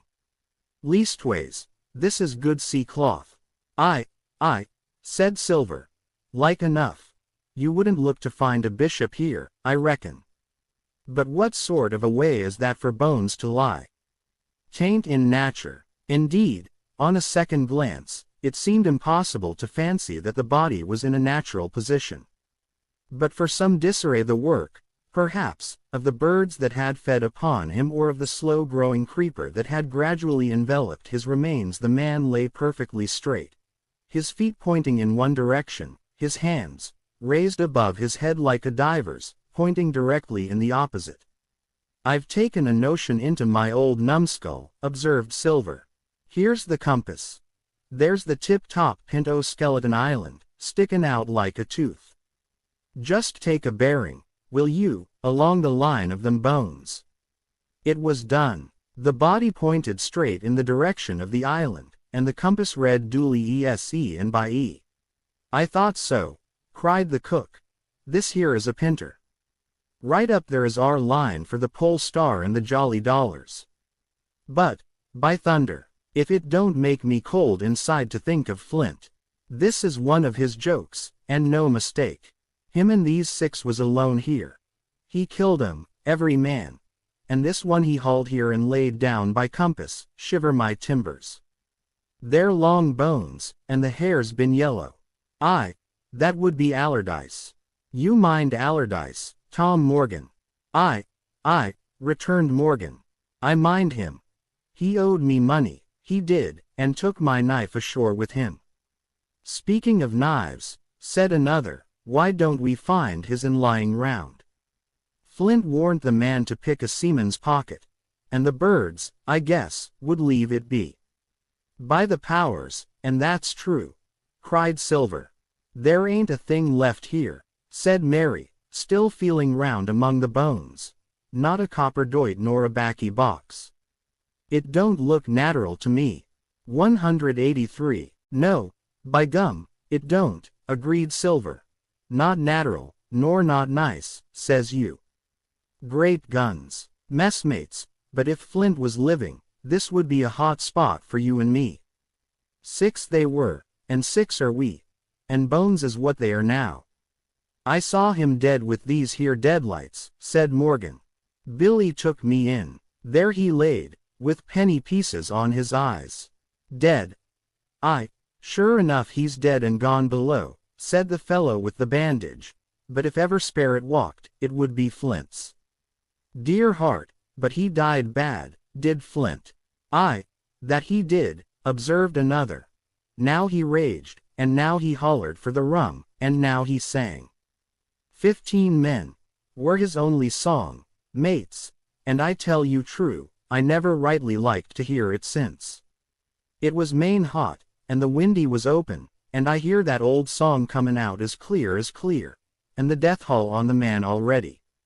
Come, come, said Silver, stow this talk. He's dead, and he don't walk, that I know. Leastways, he won't walk by day, and you may lay to that. Care killed a cat, fetch a head for the doubloons. We started, certainly. But in spite of the hot sun and the staring daylight, the pirates no longer ran separate and shouting through the wood, but kept side by side and spoke with bated breath. The terror of the dead buccaneer had fallen on their spirits. 180. Chapter 32. The Treasure Hunt. The voice among the trees, partly from the damping influence of this alarm, partly to rest Silver and the sick folk, the whole party sat down as soon as they had gained the brow of the ascent. The plateau being somewhat tilted towards the west, this spot on which we had paused commanded a wide prospect on either hand. Before us, over the tree tops, we beheld the cape of the woods fringed with surf. Behind, we not only looked down upon the anchorage and Skeleton Island, but saw, clear across the spit and the eastern lowlands, a great field of open sea upon the east. Sheer above us rose the Spyglass, here dotted with single pines, there black with precipices. There was no sound but that of the distant breakers, mounting from all round, and the chirp of countless insects in the brush. Not a man, not a sail, upon the sea. The very largeness of the view increased the sense of solitude. Silver, as he sat, took certain bearings with his compass. There are 3 tall trees, said he, about in the right line from Skeleton Island. Spyglass shoulder, I take it, means that lower pint there. It's child's play to find the stuff now. I've half a mind to dine first. I don't feel sharp, growled Morgan. Thinkin' o' Flint, I think it were, as done me. Ah, well, my son, you praise your stars he's dead, said Silver. He were an ugly devil, cried a third pirate with a shudder. That blew in the face too. That was how the rum took him, added Mary. Blue. Well, I reckon he was blue. That's a true word. Ever since they had found the skeleton and got upon this train of thought, they had spoken lower and lower, and they had almost got to whispering by now, so that the sound of front of us, a thin, high, trembling voice struck up the well-known air and words. 15 men on the dead man's chest. Yo ho ho, and a bottle of rum. I never have seen men more dreadfully affected than the pirates. The color went from their 6 faces like enchantment. Some leapt to their feet, some clawed hold of others. Morgan grovelled on the ground. It's Flint, cried Mary. The song had stopped as suddenly as it began. Broken off, you would have said, in the middle of a note, as though someone had laid his hand upon the singer's mouth. Coming through the clear, sunny atmosphere among the green tree tops, I thought it had sounded airily and sweetly, and the effect on my companions was the stranger. Come, said Silver, struggling with his ashen lips to get the word out. This won't do. Stand by to go about. This is a rum start, and I can't name the voice, but it's someone skylarking. Someone that's flesh and blood, and you may lay to that. His courage had come back as he spoke, and some of the color to his face along with it. Already the others had begun to lend an ear to this encouragement and were coming a little to themselves, when the same voice broke out again. Not this time singing, but in a faint distant hail that echoed yet fainter among the clefts of the spy-glass. "Darby McGraw," it wailed, for that is the word that best describes the sound. "Darby McGraw, Darby McGraw." Again and again and again. And then rising a little higher, and with an oath that I leave out. "Fetch aft the rum, Darby." The buccaneers remained rooted to the ground, their eyes starting from their heads. Long after the voice had died away they still stared in silence, dreadfully, before them. "That fixes it," gasped one. "Let's go." They was his last words. Dick had his Bible out and was praying volubly. He had been well brought up, had Dick, before he came to sea and fell among bad companions. Still Silver was unconquered. I could hear his teeth rattle in his head, but he had not yet surrendered. "Nobody in this here island ever heard of Darby," he muttered. "Not one but us that's here." And then, making a great effort, "Shipmates," he cried, "I'm here to get that stuff, and I'll not be beat by man or devil. I never was feared of Flint in his life, and, by the powers, I'll face him dead. There's £700,000 not a quarter of a mile from here. When did ever a gentleman o' fortune show his stern to that much dollars for a boozy old seaman with a blue mug, and him dead too?" But there was no sign of reawakening courage in his followers, rather, indeed, of growing terror at the irreverence of his words. "Belay there, John," said Mary. "Don't you cross a sperrit." And the rest were all too terrified to reply. They would have run away severally had they dared. But fear kept them together, and kept them close by John, as if his daring helped them. He, on his part, had pretty well fought his weakness down. "Sperrit, well, maybe," he said. "But there's one thing not clear to me. There was an echo. Now, no man ever seen a sperrit with a shadow. Well then, what's he doing with an echo to him, I should like to know? That ain't in nature, surely." This argument seemed weak enough to me. But you can never tell what will affect the superstitious, and to my wonder, George Merry was greatly relieved. "Well, that's so," he said. "You've a head upon your shoulders, John, and no mistake. 'Bout ship, mates, this here crew is on a wrong tack, I do believe. And come to think on it, it was like Flint's voice, I grant you, but not just so clear a way like it, after all. It was liker somebody I, and so it were," cried Morgan, springing on his knees. "Ben Gunn it were. It don't make much odds, do it, now?" asked Dick. "Ben Gunn's not here in the body any more in Flint." But the older hands greeted this remark with scorn. "Why, nobody minds Ben Gunn," cried Mary. "Dead or alive, nobody minds him." It was extraordinary how their spirits had returned and how the natural color had revived in their faces. Soon they were chatting together, with intervals of listening. And not long after, hearing no further sound, they shouldered the tools and set forth again, Mary walking first with Silver's compass to keep them on the right line with Skeleton Island. He had said the truth. Dead or alive, nobody minded Ben Gunn. Dick alone still held his Bible, and looked around him as he went, with fearful glances, but he found no sympathy, and Silver even joked him on his precautions. "I told you," said he. "I told you you had spiled your Bible. If it ain't no good to swear by, what do you suppose a sperrit would give for it? Not that." And he snapped his big fingers, halting a moment on his crutch. But Dick was not to be comforted. Indeed, it was soon plain to me that the lad was falling sick, hastened by heat, exhaustion, and the shock of his alarm. The fever, predicted by Dr. Livesey, was evidently growing swiftly higher. It was fine open walking here, upon the summit. Our way lay a little downhill, for, As I have said, the plateau tilted towards the west. The pines, great and small, grew wide apart, and even between the clumps of nutmeg and azalea, wide open spaces baked in the hot sunshine.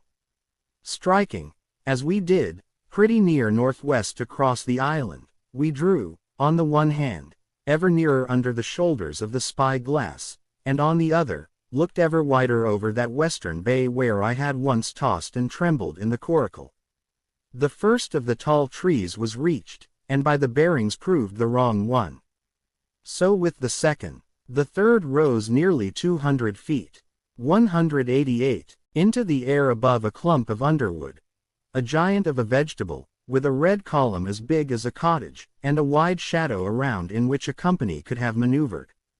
It was conspicuous far to see both on the east and west and might have been entered as a sailing mark upon the chart. But it was not its size that now impressed my companions. It was the knowledge that 700,000 pounds in gold lay somewhere buried below its spreading shadow. The thought of the money, as they drew nearer, swallowed up their previous terrors. Their eyes burned in their heads. Their feet grew speedier and lighter. Their whole soul was found up in that fortune, that whole lifetime of extravagance and pleasure, that lay waiting there for each of them. Silver hobbled, grunting, on his crutch. His nostrils stood out and quivered. He cursed like a madman when the flies settled on his hot and shiny countenance. He plucked furiously at the line that held me to him and from time to time turned his eyes upon me with a deadly look. Certainly he took no pains to hide his thoughts, and certainly I read them like print. In the immediate nearness of the gold, all else had been forgotten. His promise and the doctor's warning were both things of the past, and I could not doubt that he hoped to seize upon the treasure, find and board the Hispaniola under cover of night, cut every honest throat about that island, and sail away as he had at first intended, laden with crimes and riches. Shaken as I was with these alarms, it was hard for me to keep up with the rapid pace of the treasure hunters. Now and again I stumbled, and it was then that Silver plucked so roughly at the rope and launched at me his murderous glances. Dick, who had dropped behind us and now brought up the rear, was babbling to himself both prayers and curses as his fever kept rising.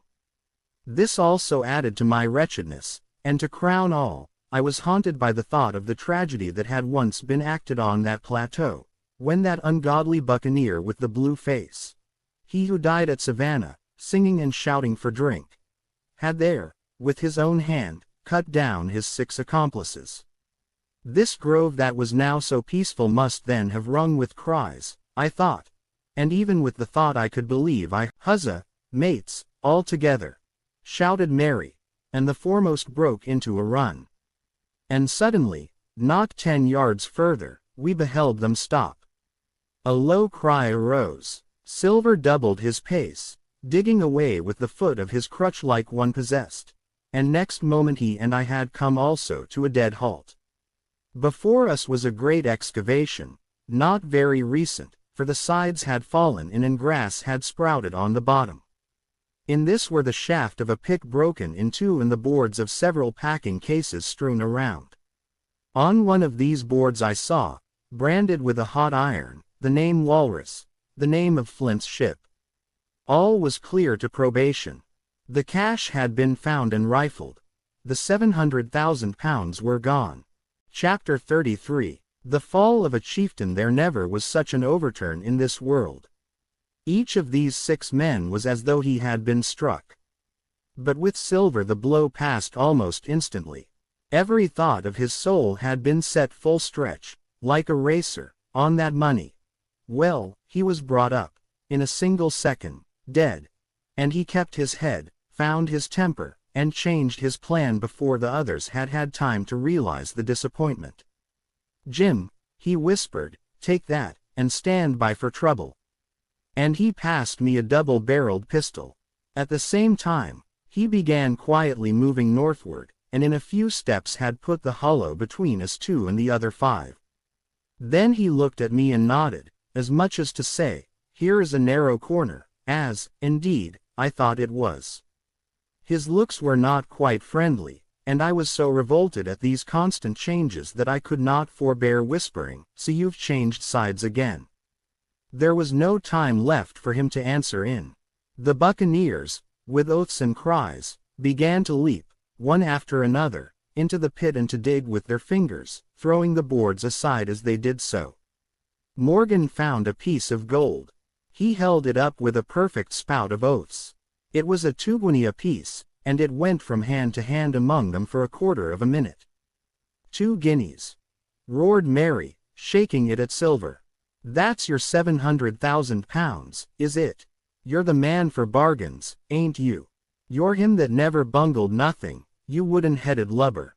"Dig away, boys," said Silver with the coolest insolence. "You'll find some pig nuts, and I shouldn't wonder." "Pig nuts!" repeated Mary, in a scream. "Mates, do you hear that? I tell you now, that man there knew it all along. Look in the face of him and you'll see it wrote there." Ah, but this time everyone was entirely in Mary's favor. They began to scramble out of the excavation, darting furious glances behind them. One thing I observed, which looked well for us. They all got out upon the opposite side from Silver. Well, there we stood, 2 on one side, 5 on the other, the pit between us, and nobody screwed up high enough to offer the first blow. Silver never moved. He watched them, very upright on his crutch, and looked as cool as ever I saw him. He was brave, and no mistake. At last Mary seemed to think a speech might help matters. "Mates," says he, "there's 2 of them alone there. One's the old cripple that brought us all here and blundered us down to this. The other's that cub that I mean to have the heart of. Now, mates," he was raising his arm and his voice, and plainly meant to lead a charge. But just then, crack, crack, crack, 3 musket shots flashed out of the thicket. Mary tumbled head foremost into the excavation. The man with the bandage spun round like a teetotum and fell all his length upon his side, where he lay dead, but still twitching, and the other 3 turned and ran for it with all their might. Before you could wink, Long John had fired 2 barrels of a pistol into the struggling Mary, and as the man rolled up his eyes at him in the last agony, "George," said he, "I reckon I settled you." At the same moment, the doctor, Gray, and Ben Gunn joined us, with smoking muskets, from among the nutmeg trees. "Forward!" cried the doctor. "Double quick, my lads.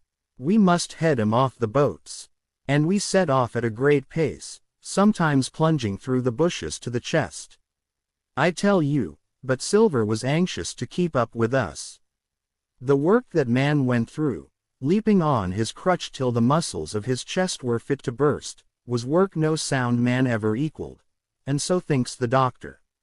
As it was, "Doctor," he hailed, "see there. No hurry." Sure enough, there was no hurry. In a more open part of the plateau, we could see the 3 survivors still running in the same direction as they had started, right for Mizzenmast Hill. We were already between them and the boats, and so we 4 sat down to breathe, while Long John, mopping his face, came slowly up with us. "Thank ye kindly, doctor," says he. "You came in about the nick, I guess, for me and Hawkins. And so it's you, Ben Gunn," he added. "Well, you're a nice one, to be sure." "I'm Ben Gunn, I am," replied the maroon, wriggling like an eel in his embarrassment. "And," he added, after a long pause, "how do, Mr. Silver?" "Pretty well, I thank ye," says you. Ben, murmured Silver, "to think as you've done me." The doctor sent back Gray for one of the pickaxes deserted, in their flight, by the mutineers, and then as we proceeded leisurely downhill to where the boats were lying, related in a few words what had taken place. It was a story that profoundly interested Silver. And Ben Gunn, the Halfadiot maroon, was the hero from beginning to end. Ben, in his long, lonely wanderings about the island, had found the skeleton. It was he that had rifled it. He had found the treasure. He had dug it up. It was the haft of his pickaxe that lay broken in the excavation. He had carried it on his back, in many weary journeys, from the foot of the tall pine to a cave he had on the two-pointed hill at the northeast angle of the island, and there it had lain stored in safety since 2 months before the arrival of the Hispaniola. When the doctor had wormed this secret from him on the afternoon of the attack, and when next morning he saw the anchorage deserted, he had gone to Silver, given him the chart, which was now useless, given him the stores, for Ben Gunn's cave was well supplied with goats, meat salted by himself. As for you, Jim, he said, it went against my heart, but I did what I thought best for those who had stood by their duty. And if you were not one of these, whose fault was it? That morning, finding that I was to be involved in the horrid disappointment he had prepared for the mutineers, he had run all the way to the cave, and leaving the squire to guard the captain, had taken Gray and the Maroon and started, making the diagonal across the island to be at hand beside the pine. Soon, however, he saw that our party had the start of him, and Ben Gunn, being fleet of foot, had been dispatched in front to do his best alone. Then it had occurred to him to work upon the superstitions of his former shipmates, and he was so far successful that Gray and the doctor had come up and were already ambushed before the arrival of the treasure hunters. "Ah," said Silver, "it were fortunate for me that I had Hawkins here. You would have let old John be cut to bits, and never given it a thought, Doctor." "Not a thought," replied Livesey cheerily, and by this time we had reached the gigs. The doctor, with the pickaxe, demolished one of them, and then we all got aboard the other and set out to go round by sea for North Inlet.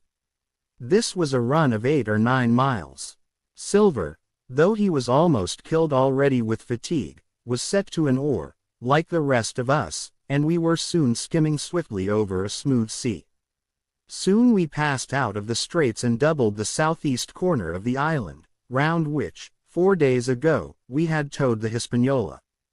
As we passed the two-pointed hill, we could see the black mouth of Ben Gunn's cave and a figure standing by it, leaning on a musket. It was the squire, and we waved a handkerchief and gave him 3 cheers, in which the voice of Silver joined as heartily as any.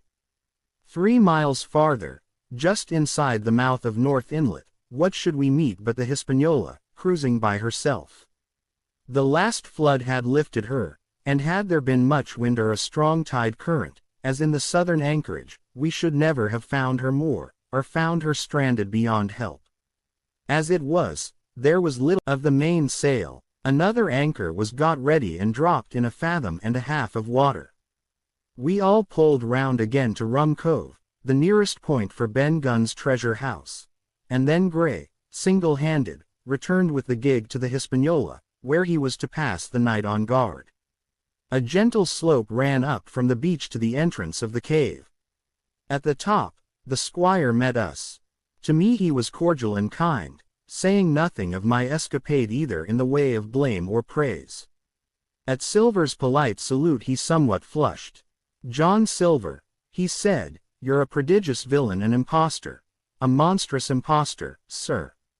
I am told I am not to prosecute you. Well, then, I will not. But the dead men, sir, hang about your neck like millstones." "Thank you kindly, sir," replied Long John, again saluting. "I dare you to thank me," cried the squire. "It is a gross dereliction of my duty. Stand back." And thereupon we all entered the cave.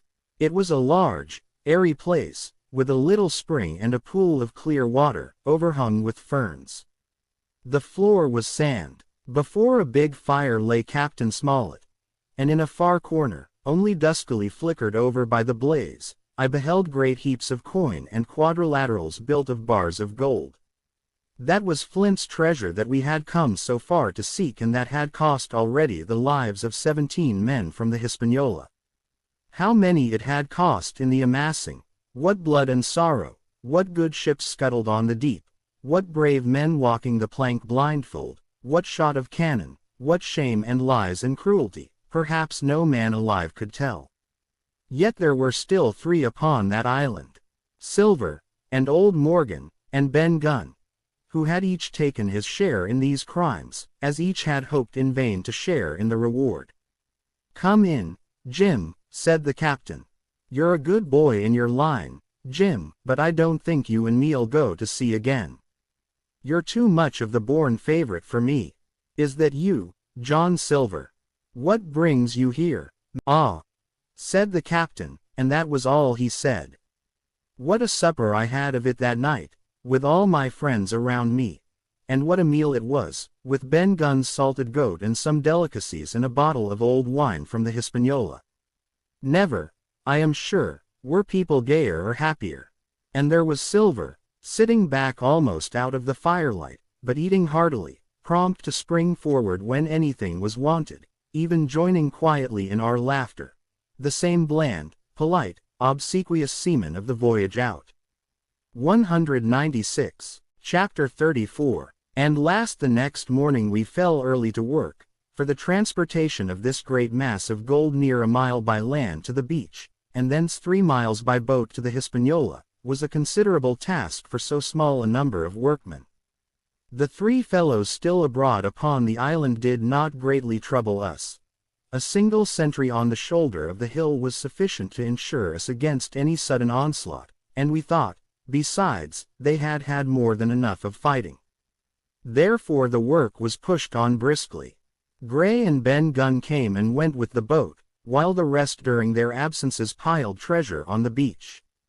2 of the bars, slung in a rope's end, made a good load for a grown man, one that he was glad to walk slowly with. For my part, as I was not much use at carrying, I was kept busy all day in the cave packing the minted money into bread bags. It was a strange collection, like Billy Bones's hoard for the diversity of coinage, but so much larger and so much more varied that I think I never had more pleasure than in sorting them. English, French, Spanish, Portuguese, George, and Louises, doubloons and double guineas and moidores and sequins, the pictures of all the kings of Europe for the last 100 years, strange oriental pieces stamped with what looked like wisps of string or bits of spider's web, round pieces and square pieces, and pieces bored through the middle, as if to wear them round your neck. Nearly every variety of money in the world must, I think, have found a place in that collection. And for number, I am sure they were like autumn leaves, so that my back ached with stooping and my fingers with sorting them out. Day after day this work went on. By every evening a fortune had been stowed aboard, but there was another fortune waiting for the morrow, and all this time we heard nothing of the 3 surviving mutineers. At last, I think it was on the 3rd night, the doctor and I were strolling on the shoulder of the hill where it overlooks the lowlands of the isle, when, from out the thick darkness below, the wind brought us a noise between shrieking and singing. It was only a snatch that reached our— "Heaven forgive them," said the doctor. "'Tis the mutineers. All drunk, sir," struck in the voice of Silver from behind us. Silver, I should say, was allowed his entire liberty, and in spite of daily rebuffs, seemed to regard himself once more as quite a privileged and friendly dependent. Indeed, it was remarkable how well he bore these slights and with what unwearying politeness he kept on trying to ingratiate himself with all. Yet, I think, none treated him better than a dog, unless it was Ben Gunn, who was still terribly afraid of his old quartermaster, or myself, who had really something to thank him for. Although for that matter, I suppose, I had reason to think even worse of him than anybody else, for I had seen him meditating a fresh treachery upon the plateau. Accordingly, it was pretty gruffly that the doctor answered him. "Drunk or raving," said he. "Right you were, sir," replied Silver, "and precious little odds which, to you and me." "I suppose you would hardly ask me to call you a humane man," returned the doctor with a sneer, "and so my feelings may surprise you, Master Silver. But if I were sure they were raving, as I am morally certain one, at least, of them is down with fever, I should leave this camp, and at whatever risk to my own carcass, take them the assistance of my skill." "Ask your pardon, sir, you would be very wrong," quoth Silver. "You would lose your precious life, and you may lay to that." I'm on your side now, hand and glove, and I shouldn't wish for to see the party weakened, let alone yourself, seeing as I know what I owes you. But these men down there, they couldn't keep their word. No, not supposing they wished to. And what's more, they couldn't believe as you could. No, said the doctor. You're the man to keep your word, we know that. Well, that was about the last news we had of the 3 pirates. Only once we heard a gunshot a great way off and supposed them to be hunting. A council was held, and it was decided that we must desert them on the island. To the huge glee, I must say, of Ben Gunn, and with the strong approval of Gray. We left a good stock of powder and shot, the bulk of the salt goat, a few medicines, and some other necessaries, tools, clothing, a spare sail, a fathom or 2 of rope, and by the particular desire of the doctor, a handsome present of tobacco. That was about our last doing on the island. Before that, we had got the treasure stowed and had shipped enough water and the remainder of the goat meat in case of any distress. And at last, one fine morning, we weighed anchor, which was about all that we could manage, and stood out of North Inlet, the same colors flying that the captain had flown and fought under at the palisade. The 3 fellows must have been watching us closer than we thought for, as we soon had proved. For coming through the Narrows, we had to lie very near the southern point, and there we saw all 3 of them kneeling together on a spit of sand, with their arms raised in supplication. It went to all our hearts, I think, to leave them in that wretched state. But we could not risk another mutiny, and to take them home for the gibbet would have been a cruel sort of kindness. The doctor hailed them and told them of the stores we had left, and where they were to find them. But they continued to call us by name and appeal to us, for God's sake, to be merciful and not leave them to die in such a place. At last, seeing the ship still bore on her course and was now swiftly drawing out of earshot, one of them, I know not which it was, leapt to his feet with a hoarse cry, whipped his musket to his shoulder, and sent a shot whistling over Silver's head and through the mainsail. After that, we kept under cover of the bulwarks, and when next I looked out they had disappeared from the spit, and the spit itself had almost melted out of sight in the growing distance. That was, at least, the end of that. And before noon, to my inexpressible joy, the highest rock of Treasure Island had sunk into the blue round of sea. We were so short of men that everyone on board had to bear a hand, only the captain lying on a mattress in the stern and giving his orders, for though greatly recovered he was still in want of quiet.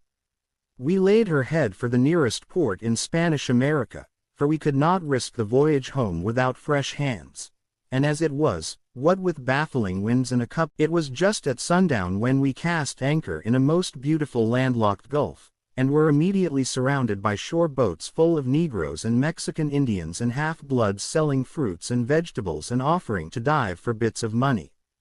The sight of so many good-humored faces, especially the blacks, the taste of the tropical fruits, and above all the lights that began to shine in the town made a most charming contrast to our dark and bloody sojourn on the island. And the doctor and the squire, taking me along with them, went ashore to pass the early part of the night. Here they met the captain of an English man of war, fell in talk with him, went on board his ship, and, in short, had so agreeable a time that day was breaking when we came alongside the Hispaniola. Ben Gunn was on deck alone, and as soon as we came on board he began, with wonderful contortions, to make us a confession. Silver was gone. The Maroon had connived at his escape in a shore boat some hours ago, and he now assured us he had only done so to preserve our lives, which would certainly have been forfeit if that man with the one leg had stayed aboard. But this was not all. The sea cook had not gone empty-handed. He had cut through a bulkhead unobserved and had removed one of the sacks of coin, worth perhaps 300 or 400 guineas, to help him on his further wanderings. I think we were all pleased to be so cheaply quit of him. Well, to make a long story short, we got a few hands on board, made a good cruise home, and the Hispaniola reached Bristol just as Mr. Blandly was beginning to think of fitting out her consort. 5 men only of those who had sailed returned with her. Drink and the devil had done for the rest, with a vengeance, although, to be sure, we were not quite in so bad a case as that other ship they sang about. With 1 man of her crew alive, what put to sea with 75? All of us had an ample share of the treasure and used it wisely or foolishly, according to our natures. Captain Smollett is now family. As for Ben Gunn, he got £1,000, which he spent or lost in 3 weeks, or to be more exact, in 19 days, for he was back begging on the 20th. Then he was given a lodge to keep, exactly as he had feared upon the island. And he still lives, a great favorite, though something of a butt, with the country boys, and a notable singer in church on Sundays and saints' days. Of Silver we have heard no more. That formidable seafaring man with 1 leg has at last gone clean out of my life. But I dare say he met his old negress, and perhaps still lives in comfort with her and Captain Flint. It is to be hoped so, I suppose, for his chances of comfort in another world are very small. The bar silver and the arms still lie, for all that I know, where Flint buried them, and certainly they shall lie there for me. Oxen and wainropes would not bring me back again to that accursed island, and the worst dreams that ever I have are when I hear the surf booming about its coasts or start upright in bed with the sharp voice of Captain Flint still ringing in my ears. Pieces of 8, 201.